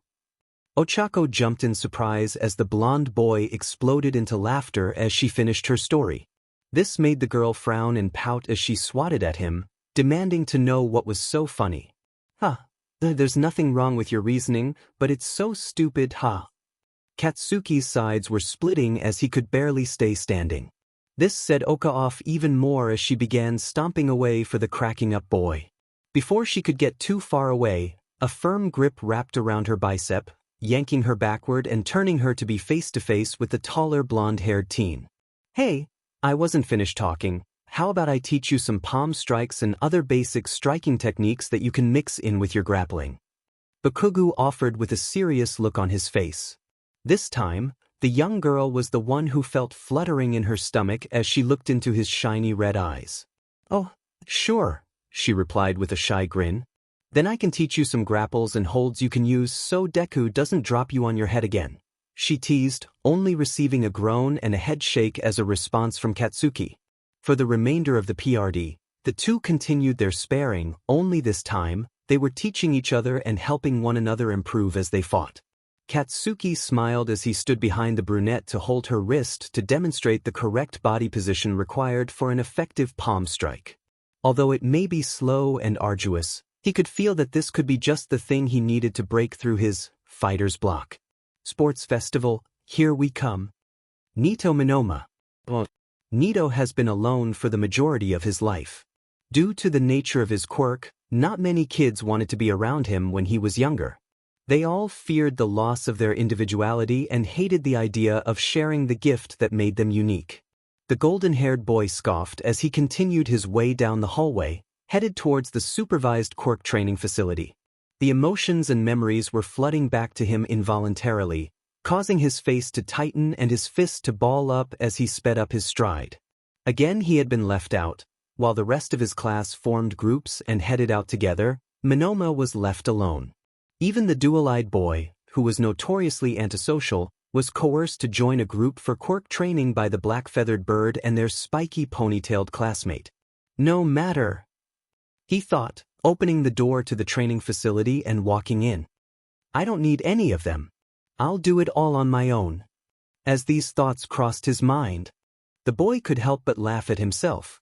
No matter how much he wished those words could be, he knew they would never be true. Because of the quirk he has, he would always need someone else. This is why he had grown accustomed to simply copying people's quirks without permission, tricking them into making contact with him so that he could practice his quirk or use their abilities for his own gain. This training PRD would be no different. He would find his marks and make his approach. As a teen began scanning his surroundings, he saw many students he didn't recognize. They must be from the other hero course, or perhaps they are general and support studies students getting some practice in. An angry and sinister smirk appeared on Nito's face. He knew what he had to do. He fixed his posture and took on a kind and gentle facial expression as he began walking toward an unfamiliar group of conversing students. But before he could reach them, a soft hand touched his shoulder. The sudden contact spooked Nito as he whirled around to face the source of the hand. He spun to see a short green-haired boy standing there. Minoma, It looks like you're up to no good again. Midoriya chuckles, smiling sincerely at the boy. I was wondering if you could help me train my quirk? You could also practice yours at the same time. I'm starting back at the basics, and teaching things to other people always helps me understand whatever I'm teaching better. Izuku finished, gesturing over to an empty plot in the giant facility. The golden-haired boy was speechless. This was definitely not something he expected. But he wouldn't let this chance go to waste. He would use it to better grasp his green-haired classmate's strange quirk. Putting on another false face, Monoma smiles back at Midoriya. Of course, I'd be happy to help, he says charmingly. If there's anything dash. Suddenly his honeyed speech trailed off as a stone-cold look from Izuku caused the charlatan's words to lump up in his throat. Nito could see the shorter boy's hardened expression soften after a moment as a gentle hand again came to rest on the blue-eyed boy's shoulder. You can stop that, okay? His classmate whispered, his large emerald eyes not looking away from the other teen's blue ones. Please stop doing that. Midoriya pleaded softly before lowering his head so that his face was no longer visible to the other boy. As he stood watching his classmate, Monoma began hearing liquid drips hitting the ground and soft sniffling from the emerald boy. I can't stand to watch you act like that. Izuku continued. His resting hand soon gripped Nito's collar, using it to steady his now shaking body. You just look so heartbroken every time you put on that fake smile. I can tell you're really crying inside. Midoriya raised his head as he sobbed out the statement, allowing Monoma to see the heavy tears falling down his cheeks onto the ground. I know I'm being selfish, but I can't stand watching you do that to yourself. Izuku finished, releasing his grip on the other boy's collar and using both hands to wipe his eyes as he sniffed away tears. The copycat was flabbergasted. He couldn't speak or even form thoughts that could then be transferred into words. Nito was so blown away by this almost stranger, not taking pity on him, not trying to console his years of resentment, but simply having enough empathy to cry for him. Something about this moment demonstrated to Monoma that regardless of his quirk, something was special about Izuku Midoriya. A wave of relief washed over the golden-haired teen, releasing many of the pent-up emotions he had bottled up for years. It took all his mental and emotional strength to hold back tears as they built up in the corner of his eyes. Ducking his face down, Nito quickly wiped his eyes as well, looking back up at the boy who was now smiling at him through his tears. The green-haired boy chuckled to himself. If Kacchan was here, he would definitely be making fun of me for being a crybaby. I guess you probably think I'm a whiny beach too, huh? He asked the blue-eyed boy with a sad smirk. But Izuku's eyes widened when he saw the taller boy's expression. A wide manic grin appeared on Monoma's lips under his still, watery eyes. The greenette beamed at this because he could tell. This smile was genuine. No, Midoriya. Those aren't the words I'd use to describe you at all. The golden-haired boy's words trailed off again. How about we get started on this training? He continued, wrapping an arm around Izuku's shoulder and pulling in towards that open area. All right. Midoriya exclaimed excitedly. We have so much work to do, and you have to explain your incredible quirk to me too. I've never even heard of a quirk like yours existing, he squealed, seemingly manifesting a notebook out of nowhere and flipping to an already halfway filled page. Nito laughed genuinely for the first time in a while. Somewhere deep down, he knew this was going to be fun. Shodaizawa. Chibin, dig it.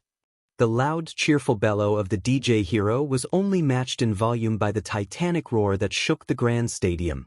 Thousands of civilians and heroes alike, with millions around the world watching from home, were ready to see one of Japan's greatest yearly spectacles. The UA Sports Festival. Up in the box, the event announcer Present Mike and his unwilling co-host Eraserhead call for the start of the day's proceeding. And now, the stars of the show. Welcome to the stage. The first years. Present Mike proclaims madly into the sky, his excitement and energy electrifying the crowd as heavy cheers ring out as students dressed in blue gym uniforms make their way out onto the field in the center of the arena. Class 1A, Class 1B, General Studies, Support Course. They are all here to do their very best. Mike laughs, posing and jumping around as Aizawa shakes his bandaged head and sighs loudly. The Class A teacher watches as the crowd of students is funneled across the open area to the large platform at the center of the Coliseum. Wiping sleep from his weary eyes, Aizawa begins reading the document containing the information about the participating students. Class 1A and Class 1B are participating, and around 40+ students from General Studies and the support course. This year there were even 1 or 2 students from the business course, although traditionally, business course students work the crowds and network at events like this. Shota finished reading the list to himself. He counted about 90 students participating in the first sports festival event. Although he did his best to keep this fact hidden from his coworker in the booth, Aizawa was intrigued to see what his students had accomplished during their individual training. The haggard man smirked as his co-host announced the start of the ceremony, allowing Midnight to take over as the X-rated hero seductively greeted the crowd. After her flirtatious announcement, she called Evil Bakugou to the stage for a speech as he held the highest entrance exam score of all first years. Chaco Uraraka. Of course. The amused brunette scoffed as she watched Katsuki smugly made his way onto the stage. Like he needs a boost to his already outrageous ego, she snickered. Despite this comment, Achako still clapped harder than everyone else when the audience politely applauded the boy as he made his way up the stage. She knew firsthand how hard he had worked for that score. After the applause died down, the blonde cleared his throat. His scowling lips curled into a subtle smirk as they parted, and his low voice scratched into the microphone and boomed out the speakers. "I will win," Katsuki declared plainly before turning to walk off the stage. The silence following his statement was just as deafening as the outroar that occurred a few moments hence. Spectators and participants screamed, spat insults, and condemned the bomber for his arrogance. Class 1A members just shook their collective heads. None of them were surprised by this declaration. Uraraka nearly fell over as she held in a violent fit of laughter. She had to lean on Kirishima's shoulder just to remain standing. "I knew he'd say something wild like that, hee-hee," she snorted, her soft chuckle dissipating quickly as Midnight managed to get the crowd under control. "Well, isn't he something?" the mature hero declared cheerfully. "Now, to explain the first event." Ochako and the millions listening hung on every word Midnight said as she explained the first event, the obstacle race, a 4 kilometers, 2.5 miles, race around the stadium. Only the first 32 participants make it to the next round. Uraraka was nervous. She could feel her stomach rumbling. She hadn't even used her quirk, and she already felt like losing her lunch. The brunette began stretching just as Midnight finished her explanation.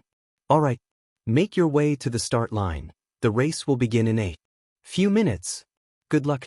And go plus ultra," the X-rated announcer bellowed, passing the spotlight back to the DJ in the booth as he and Eraserhead began discussing the detail of the event and some students to keep an eye on. The crowd of students all make their way to the starting line, and each begins to stretch and warm up their bodies and quirks. Looking around, the Infinity Girl saw several classmates preparing for the race. Standing at the crowd's edge, Achako spotted an embarrassed and annoyed Deku standing with their gold-haired classmate, Mononma. The greenette was scolding the taller boy, who only laughed maniacally. She wondered when they had gotten so close. Shrugging to herself, Uraraka turned, glazing further through the crowd. Her eyes caught 2 tall figures standing closer to the center of the cluster of students. A slight giggle slipped out of her as she watched Ida frantically chop the air as he spoke to a laughing and visored Kaiba. The usually shy girl was as brazen as ever, with her golden visor coving the upper half of her face. The amber-haired teen was attempting to challenge the engine-legged boy to a separate race altogether as Tenya tried to explain why that was such a bad idea. But even Ochako could see that the other girl wasn't listening. Shaking her head, she continued her scan. She wasn't finding who she was looking for. She hadn't seen him since he disappeared from the stage. Suddenly, an arm wrapped around Ochako's neck, gripping her shoulder tightly and causing her to jump a bit before she turned to look. Her eyes drifted left and upward to meet the red pupils of Katsuki standing beside her. "Looking for me?" he asked with a sneer, his mouth still curled into his sly grin. "Actually, yes," the brunette retorted, brushing off his muscular arm. "Today's the day I finally beat you. So prepare yourself," Ochako declared, pointing a finger right to the taller boy's face. Bakugou just scoffed, slapping her hand away. "Fine then, you want to challenge me? How about we make this interesting then?" the blonde suggested, a slight chuckle escaping him. "I see what you're getting at," Uraraka replied. A devious smirk of her own had made its way across her features. "How about this?" she continued. "Whoever gets the highest overall placement wins, and the winner gets to ask one thing of the loser." The boy was silent for a moment before he responded. "Well, the penalty doesn't really matter to me because, as I've already said, I am going to win," he declared. The look on his face showed no trace of doubt. His crimson eyes glared coldly in the challenging brunette's direction, causing Ochako to gulp quietly. A grin breaking on his face, Katsuki turned to leave as he laughed. "Maybe I'll have you do all my hero law assignments for the semester. Remember, you agree to this." He sneered as he disappeared into the crowd. Ochako shook her head as she continued her warm-up, this time with more passion and less nervousness. She knew what she would ask, and there was no way she would lose. "Izuku Midoriya, begin. It's time to start the first event of the UA Sports Festival. Go!" Cannons and blaring music erupted with the crowd as the students all sprung into action. The obstacle race had begun. Izuku rushed forward, weaving side to side to evade the stampede of students around him as he pushed to the front. Suddenly, a chill ran down his spine as a familiar voice barely reached his ears. "Time to clear the field," the voice declared as ice enveloped the feet of all the participants rushing out of the tunnel. A sudden roar of outrage pierced the air as most of the students found themselves frozen to the ground. With a frigid white breath escaping his lips, Todoroki's lithe but muscular form slips past his opponents as he darts ahead of the group, slicking the path behind him with ice as he continues sprinting. The contestants struggle against the ice encasing them, using their quirks to try and escape. Ignition! The Heatseeker blasted forward, melting the ice around his feet and clearing the congested tunnel with a skip and a leap around and over his frozen opponents. As he landed with a skid, the ice continued melting under his feet as he transitioned directly into a sprint. A smile spread across the brunette's face as the heat traveled through his body and into his legs, propelling him forward swiftly with hot, burning steps. Izuku felt good as he picked up speed, his dark green parka flowing in the wind behind him. His training was finally paying off. He was learning to control the temperature of his heat and flame. Through trial and error and with the help of his training partner, Izuku was beginning to gain greater control over his quirk. He could now maintain ignition for larger increments of time by regulating the heat energy output and maintaining a temperature his body could safely handle. He found that lowering the output of his technique, in turn, decreased its effectiveness, but this newfound control allowed him more freedom in its usage and conserved flame.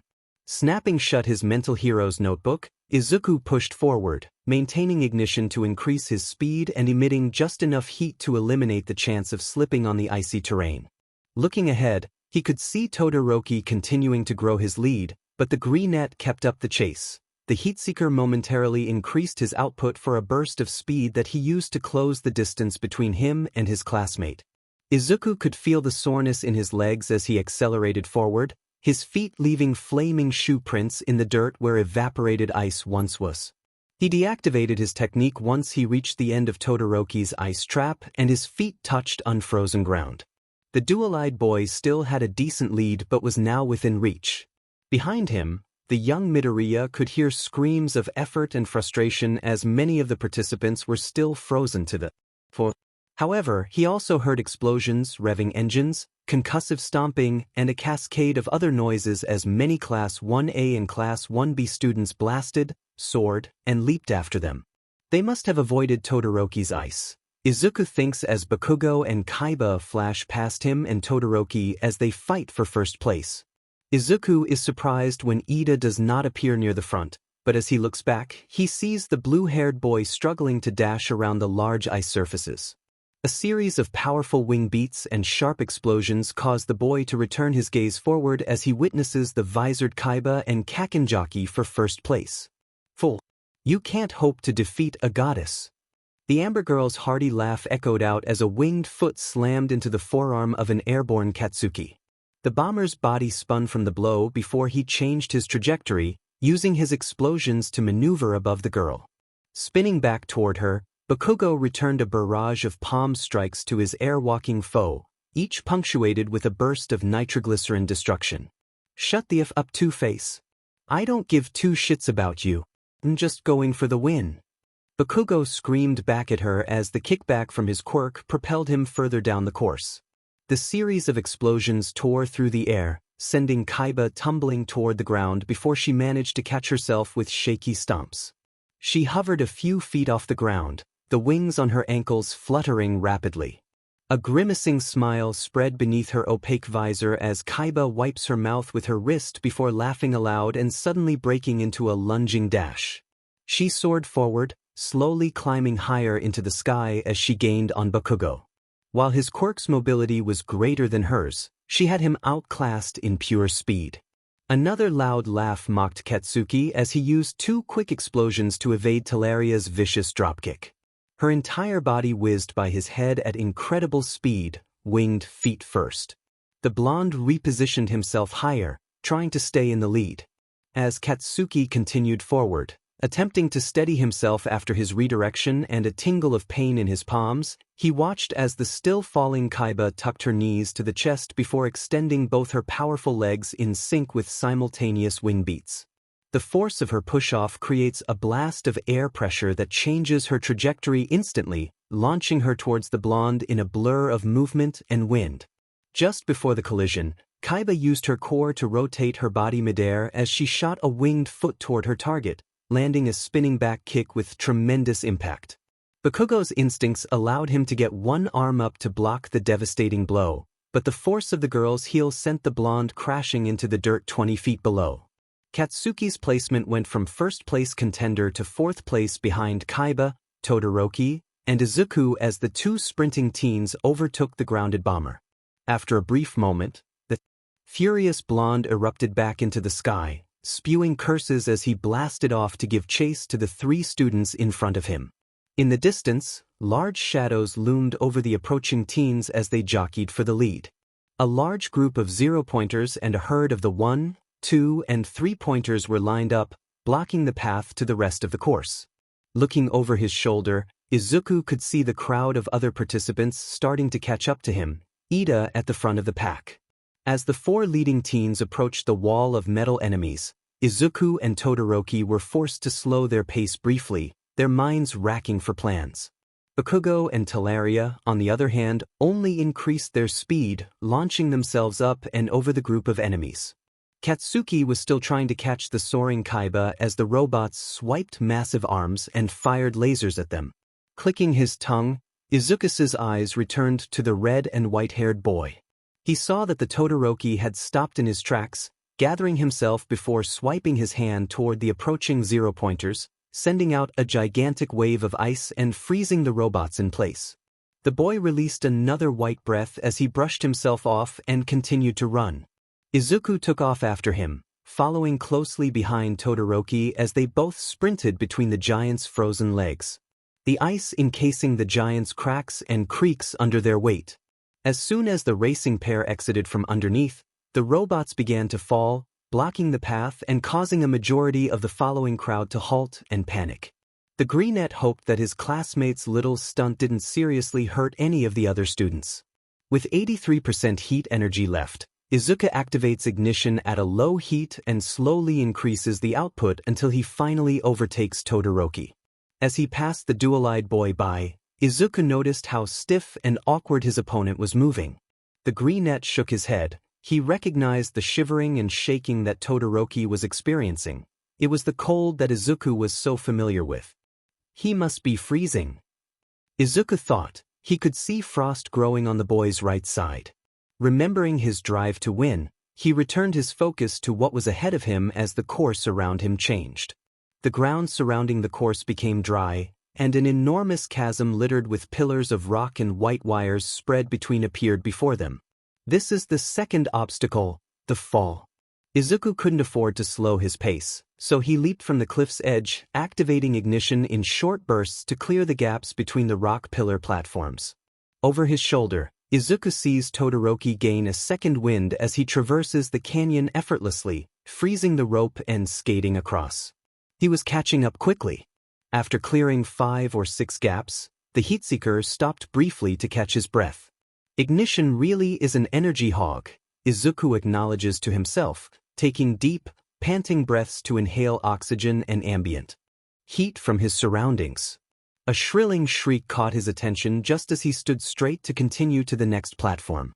This is the perfect test for my babies. Izuku's eyes went wide. He recognized that vibrant scream. May! He gasped aloud as he watched his pink-hair companion covered in gear leap off the cliff's edge. He runs to the end of the platform he is on, looking over the edge and beginning to panic as he sees the pink-hair girl continues to plummet. Relaxed as ever while she makes some final adjustments to one of her babies mid-fall, May's enhanced eyesight suddenly spots Izuku above her as she fiddles with gear attached to her forearm and hip. Her eyes light up as they meet his. Izuku! Look, I finally finished baby 76. She shouted up just as the contraption around her waist activated, firing a jagged and hooked metallic spike connected to a thick cord. The projectile embedded itself above her into the rock formation on which Izuku stood. Now pull Mama up. May continued gleefully, activating the mechanism that reeled in the cord, yanking her upward toward the pillar as the boot she wore allowed her to avoid collision with the rock but instead levitate above its surface, riding it upwards and launching in the air as the hook detached from its hold and returned to her side. As she flew over his head, Izuku couldn't help but smile, noticing that May was wearing the pink parka that matched his own, shouting out the words written on her back as she soared high into the sky. My babies are the cutest, she proclaims as she sails 3 platforms ahead, her boots allowing her to land with little impact as she continues her hoving slide before leaping off the other end. Ignition! Izuku propels himself forward, continuing to bound across the platforms. How could he not be fired up? Even Mai was giving it her all. He knew he had to go plus ultra. Shoto Todoroki. Leaping from the last wire, the heterochromatic boy landed heavily on the dirt, stopping briefly to catch his breath. Each time he exhaled, his mouth released a frosty breath as his body continued shivering. He had finally crossed the fall and was about to enter the third and final obstacle, the land minefield. Looking ahead of him across a patch of bumpy ground, Todoroki could see Bakugou and Kaiba still racing each other, with the winged foot girl maintaining a slight lead as they soared above the minefield. Their pace had slowed as both began to tire from the constant use of their quirks. Bakugou's explosions were becoming weaker and less frequent, while Kaiba's air dash slowed to a mid-air jog. Gauging this, the dual-eyed boy took off toward the minefield, forcing his numb body to continue moving forward. As he approached the edge of the field, he focused on his right side, causing a layer of ice to appear over the landscape, allowing him to traverse the area without setting off any buried traps. Glancing over his shoulder as he ran, Shoto saw Midoriya quickly. Gaining on him. The green-hair boy had a slight haze surrounding his body as he moved with that unnatural speed. Stay back! Shoto hissed, grunting as ice cascaded backward toward his approaching classmate. Dodging and evading the creeping frost caused Midoriya to lose his careful foot placement. Multiple mines detonate pink explosions, erupting out of the ground, throwing the pursuing teen backward as the ice user finishes blocking the path with a jagged ice shelf. Just as the frost finishes rushing from him, Todoroki stumbles forward, shuddering from the numbing cold produced on his right side that is slowly spreading across his body. He barely managed to catch himself from falling off his iced path before he continued dashing across toward the approaching finish line. A loud crackling explosion pierces through the deafening cheers and screams of the crowd as Present Mix's voice cries out simultaneously. And first place is Katsuki Bakugou, with Talaria Kaiba just a few centimeters behind in second. The excited announcer exclaimed, confetti and cannons going off as the first 2 participants jettisoned through the finish line. At this, the dual-eyed boy gritted his teeth. The skin on his left side began to sting and become uncomfortably warm as anger flickered across his face before it returned to its bored and emotionless look. He hated his quirk's connection to his emotions. It activated against his will. He had sworn never to use that side. For a moment, Todoroki's eyes glazed over as he relived why he made that promise, unconsciously putting a hand over his scar. In a daze, Shoto continued dashing forward, clearing the minefield, and entering the home stretch to the finish line. I guess I'll have to settle for third place in this event, the boy thought to himself. This challenge simply suited their quirks better. While Todoroki was frustrated by this, he knew he could still win if he stayed close to the top of the first two events. While the first two events are different every year, the final event is always the same, he rationalized as he approached the finish line. It was within 100 feet of him now, but his body was freezing and numb, so he struggled to run at his top speed. I must prevail till the final event. He grunted to himself, forcing his frigid body forward. There I will prove to him that I can win, that I can be a hero without my left side. Suddenly a second cacophonous boom shook the air behind him, startling Shoto back into the present as he whipped his head around to see the source of the dull explosion.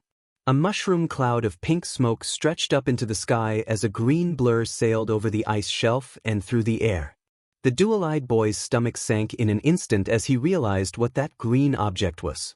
The emerald projectile soared over Todoroki's head and crashed ahead of him, rolling into the hard landing and to its feet, continuing in a sprint.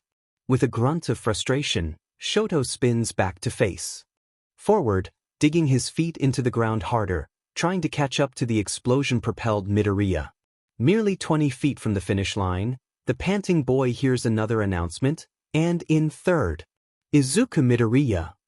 His face still cold and emotionless beside his heavy breathing, Todoroki crosses the finish line and hears his name announced for fourth place, although he doesn't hear it. Still in a daze, the boy was almost shocked that he had lost to the green-haired teen, staring at the ground, panting with his hands on his knees. Suddenly he sees a pair of red shoes walk before him, causing him to gather and stand upright. His dual-colored eyes meet the larger emerald pools of Izuku Midoriya as the shorter boy smiles up at him. That was a great race, the greenette began cheerfully, holding out his right hand. We haven't spoken much, but I've always thought that you and your quirk are both amazing. I'd really like to speak to you about it sometime. Midoriya exclaimed, the smile on his face brightening.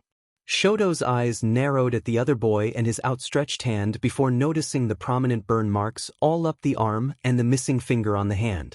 Are those all injuries you received at USJ? Todoroki blurts out. He had a habit of saying what was on his mind regardless of how tactless it was. The greenette seemed unfazed by the question and simply chuckled softly. Well, technically yes, but if I'm honest, most of this damage was from my own quirk. These marks are from a new attack I tried out on that Nomu thing, and I lost my pinky from frostbite.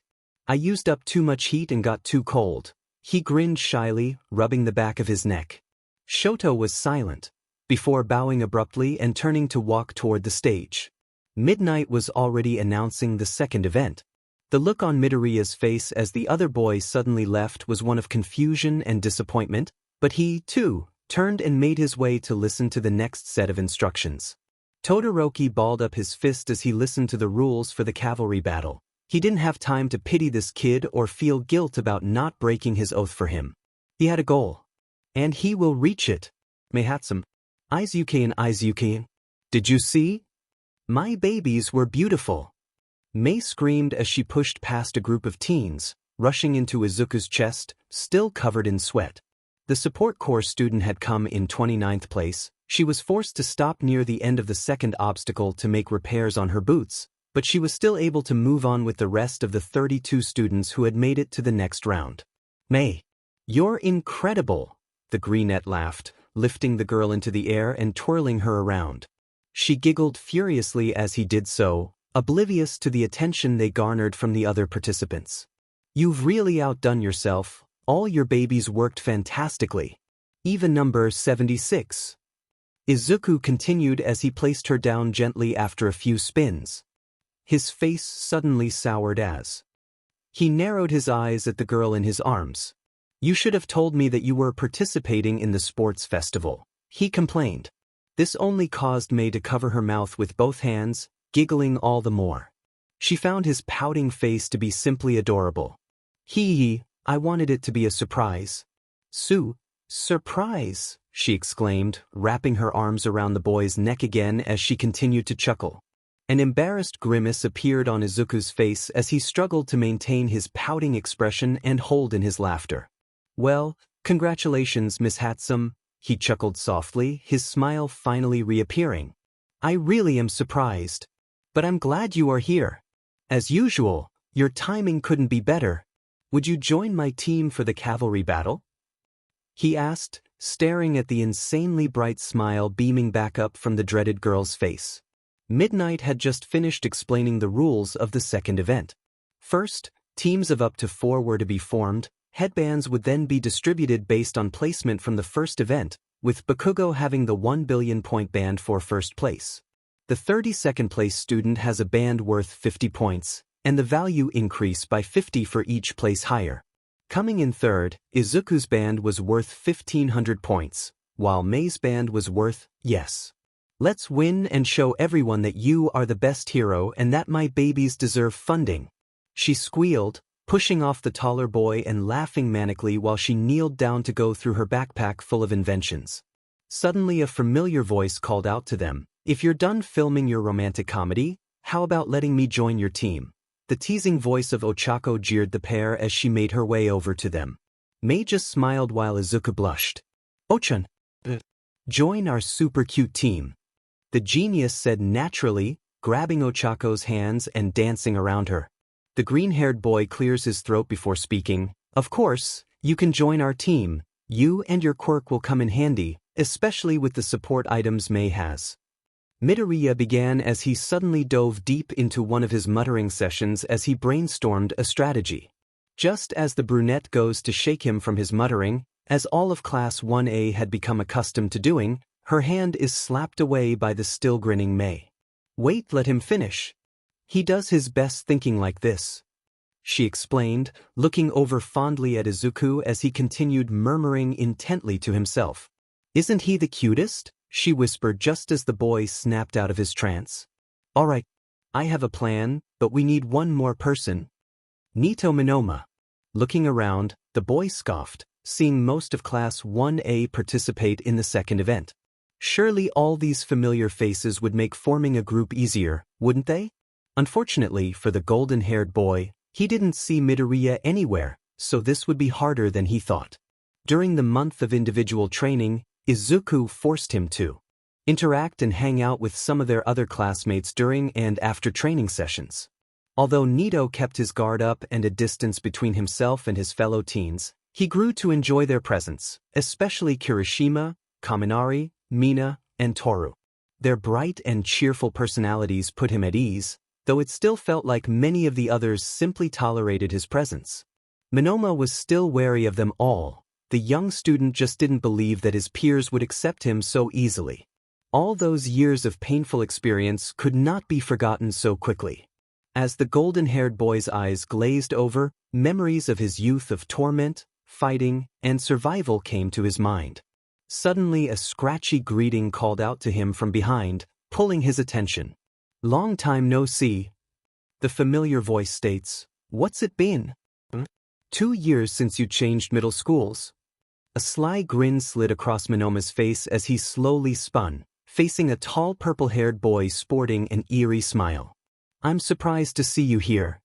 Minoma laughed. Last time we spoke, you had given up on being a hero. Is that still the case?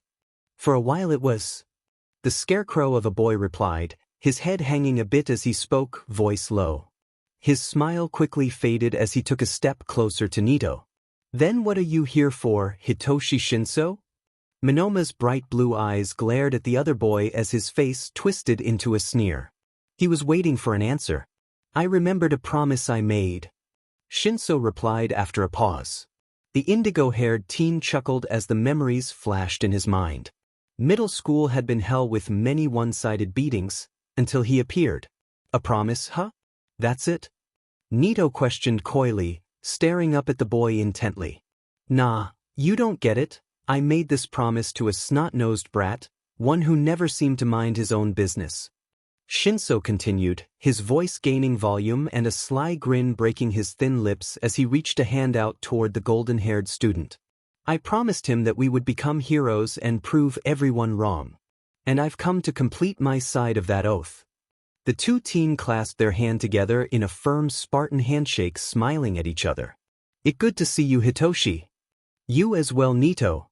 So you're making a move for the hero course? Monoma asked after they separated. He knew that his fellow outcast was always 3 steps ahead. I assume you've come up with a plan then, he prodded curiously. Yes, I'm already set up. Shinso yawned casually, gesturing to 2 of their competitors, staring at nothing with blank expressions. Nito recognized one of them as Ojiro, while the other was another boy he had never seen. Holy shit! You already got people? I'm impressed. As Nito said this, he quickly tapped the zoned-out students. Alright, I'll be the rider, let's avoid powerful foes like Todoroki and Bakugou, he continued, climbing atop the other 2 as Shinso commanded them to get into position. Possible, I'd like to keep your quirk under the radar, your abilities work better with the element of surprise. Shinso smiled. I like the way you think, he scoffed, sliding into his place as the countdown began. Let's show these wannabes how strong our villainous quirks are. The cavalry battle was intense and exciting.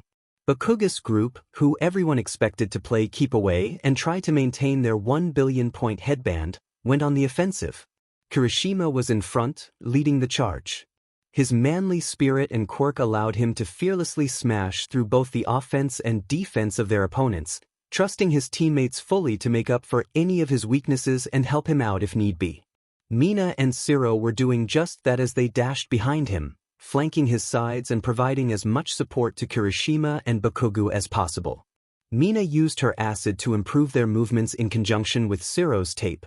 The weak acid she sprayed gave them a slick layer to slide on while the black-haired boys' elbows were yanking them forward, pulling them out of range of their enemies' attacks. The pink girl also used a more potent acid for defense, splashing and spraying a thick slime that burned and irritated the skin, stinging the eyes of anyone who got too close. Siro was busy maneuvering the group using his tape-firing elbows. Occasionally, he had to quickly pivot to catch Bakugou, yanking him back to them every time he leapt from his seat.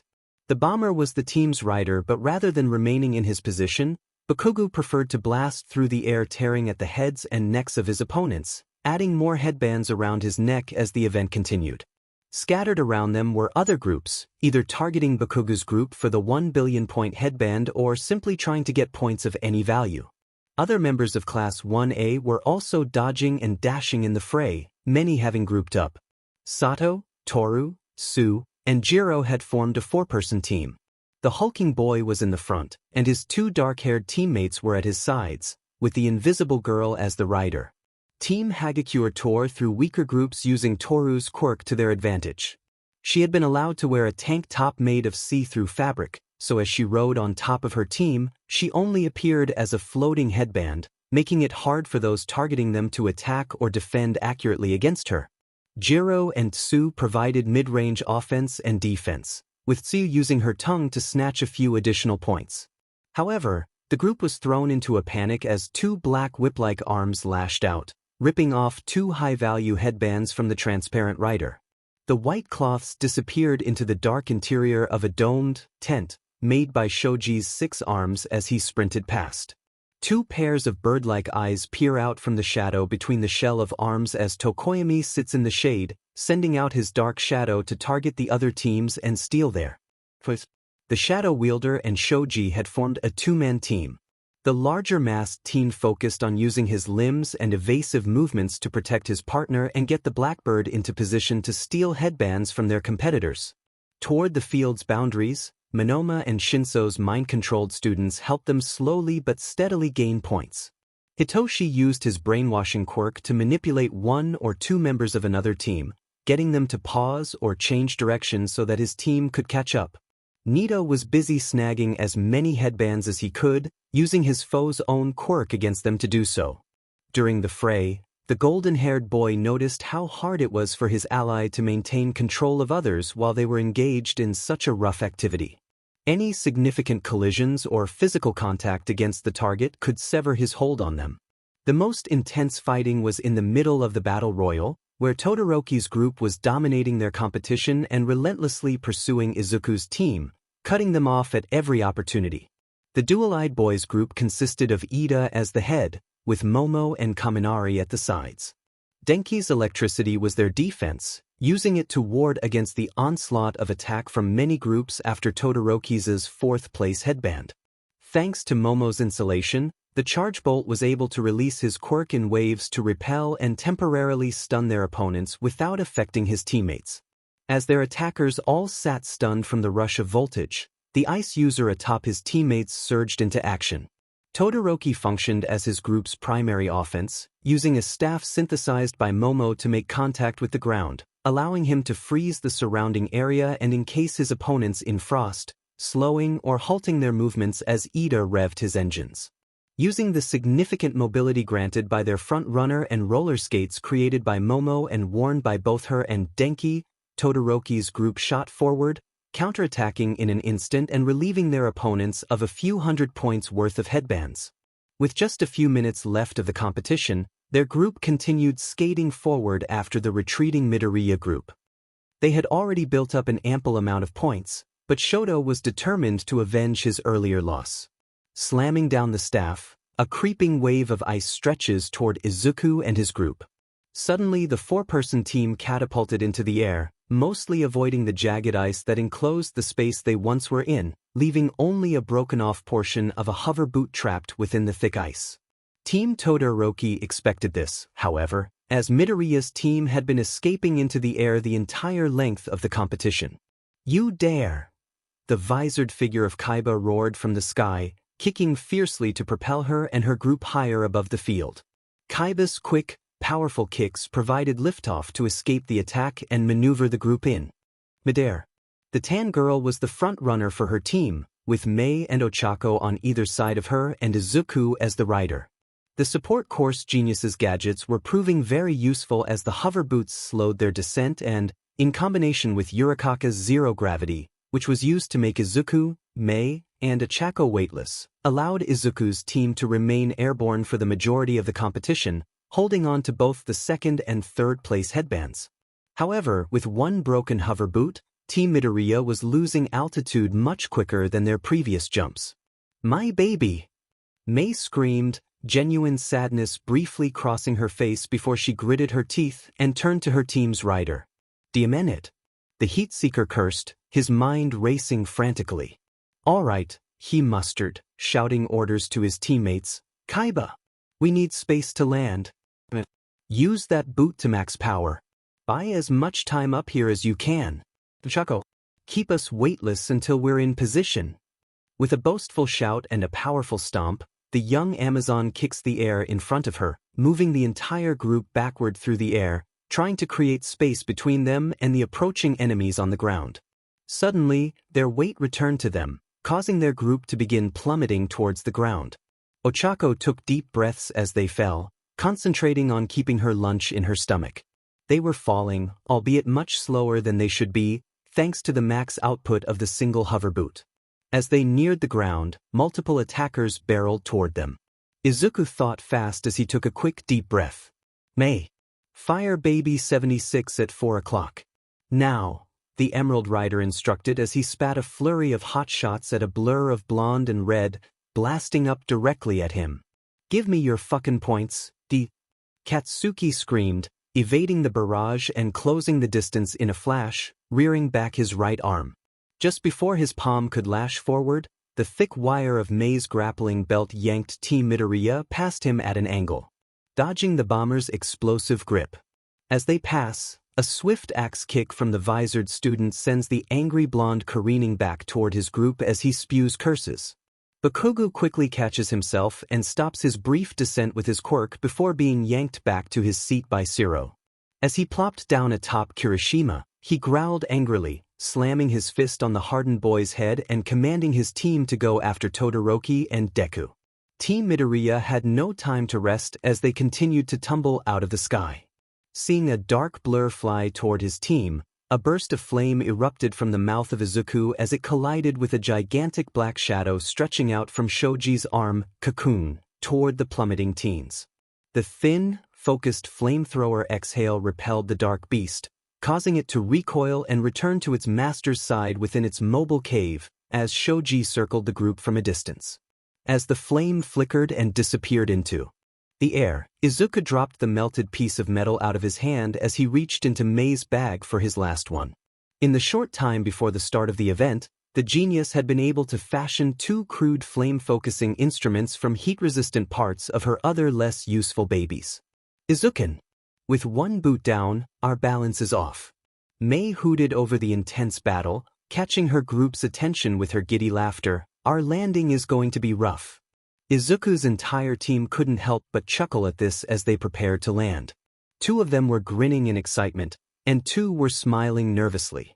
While Midoriya's group was still repositioning themselves in the air, Ida spun his team around, racing back toward the erratically descending group. Retreating Kaiba-san?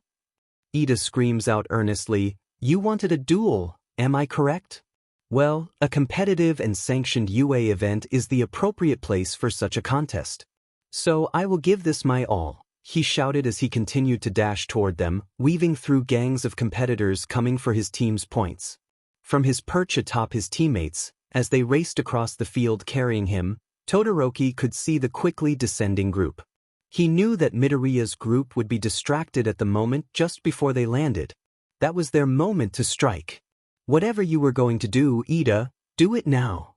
Shoto grunted loudly, twisting the rod into the gravel as the ice cracked forth, forming a short ramp aimed toward their airborne opponents. "All right, but remember, after this, I won't be able to move for a while," the engine-legged teen yells out as he grits his teeth and concentrates. "Recipro burst!" He screamed as the red flame expelling from his calf turned bright blue, and his entire group rocketed forward at incredible speed up the ramp. Firing up toward the careening group, Todoroki reached his hand out just in time to retch the third-place headband from Izuku before the emerald-eyed boy could react as Ida and his group sailed past them. A few moments later, a grunt from Momo sends a small parachute up behind them, slowing their descent until they landed on the ground roughly. Todoroki then froze the floor before them, so their momentum carried them away even while Ida could not move. "Sheet," the Heatseeker thinks to himself as he sees their chance of victory sail away. His team had managed to secure a few additional headbands amount of points using their air superiority and his sparing use of ignition. Still, without that 1,500-point headband, there was no way they were making the next round. "Brace!" Achako yelled as their feet collided with the ground just as she briefly reactivated her quirk. She still wasn't near her limit, but she was trying to be strategic and save stamina for the final rounds. The impact from the rough landing was reduced enough not to cause any significant injuries, but the single hover boot was no longer functional. As his team steadied themselves, Izuku's mind raced as he looked over and saw only a minute left on the event clock. His plan was risky, but it seemed like that was a pattern of his. "Mei, can I have baby 76? I promise I'll take care of them," he blurted out as the pink-haired girl looked up at him. Mei just smiled and nodded happily, removing her gear and giving it to their rider. While still strapping up, he turned to his brunette teammate. "Ochako, I need anti-gravity again, but this time just for me, and I need you to be prepared to drop it on my signal," Izuku stated desperately, finally finishing his suit up. The brunette grunted to confirm, collecting herself and her breath as the boy turned, gripping the shoulder of the girl in front of him. "Kaiba, I need you to launch me toward Todoroki's left side. I've noticed that his ice only ever originates from his right.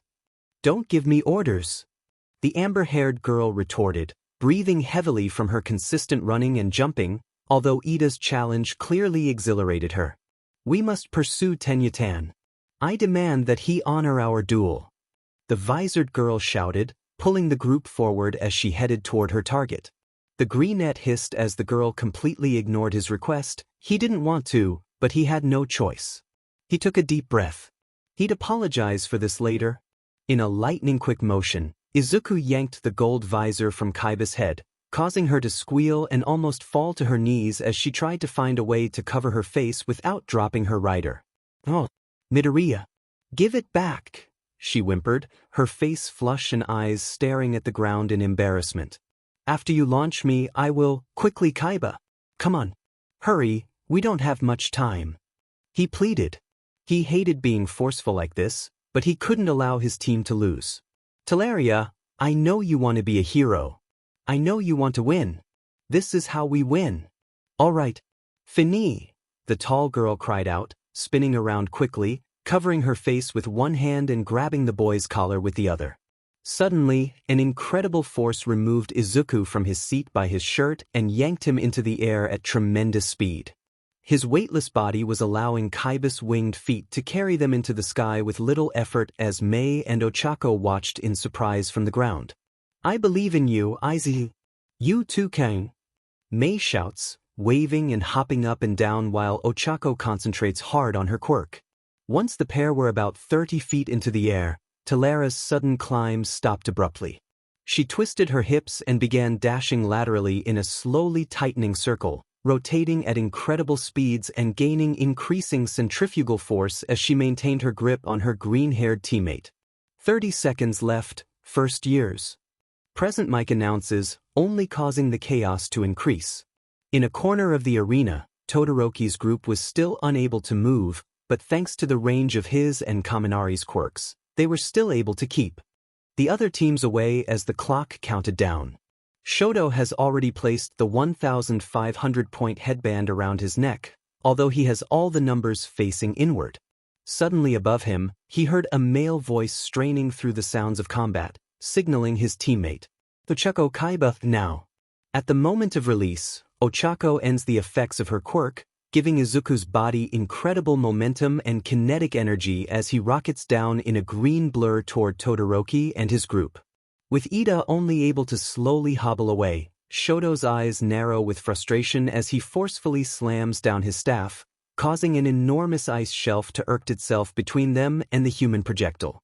As he hurtled toward his target, the Heatseeker watched as the wall of ice grew, stretching in width and height by the second.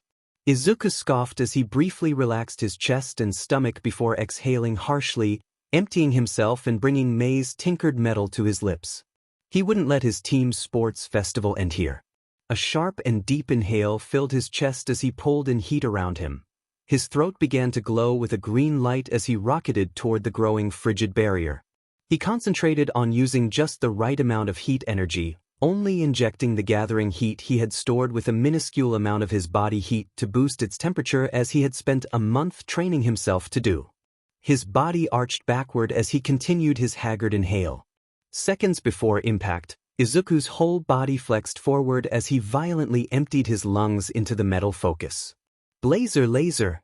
He spewed as the bright green line of flame detonated against the frigid wall, sundering the iceberg and blowing it apart in a geyser of hot vapor and liquefying chunks of ice that clouded their vision and obscured the battlefield. The scattering debris and thick white steam completely blinded Todoroki and his group.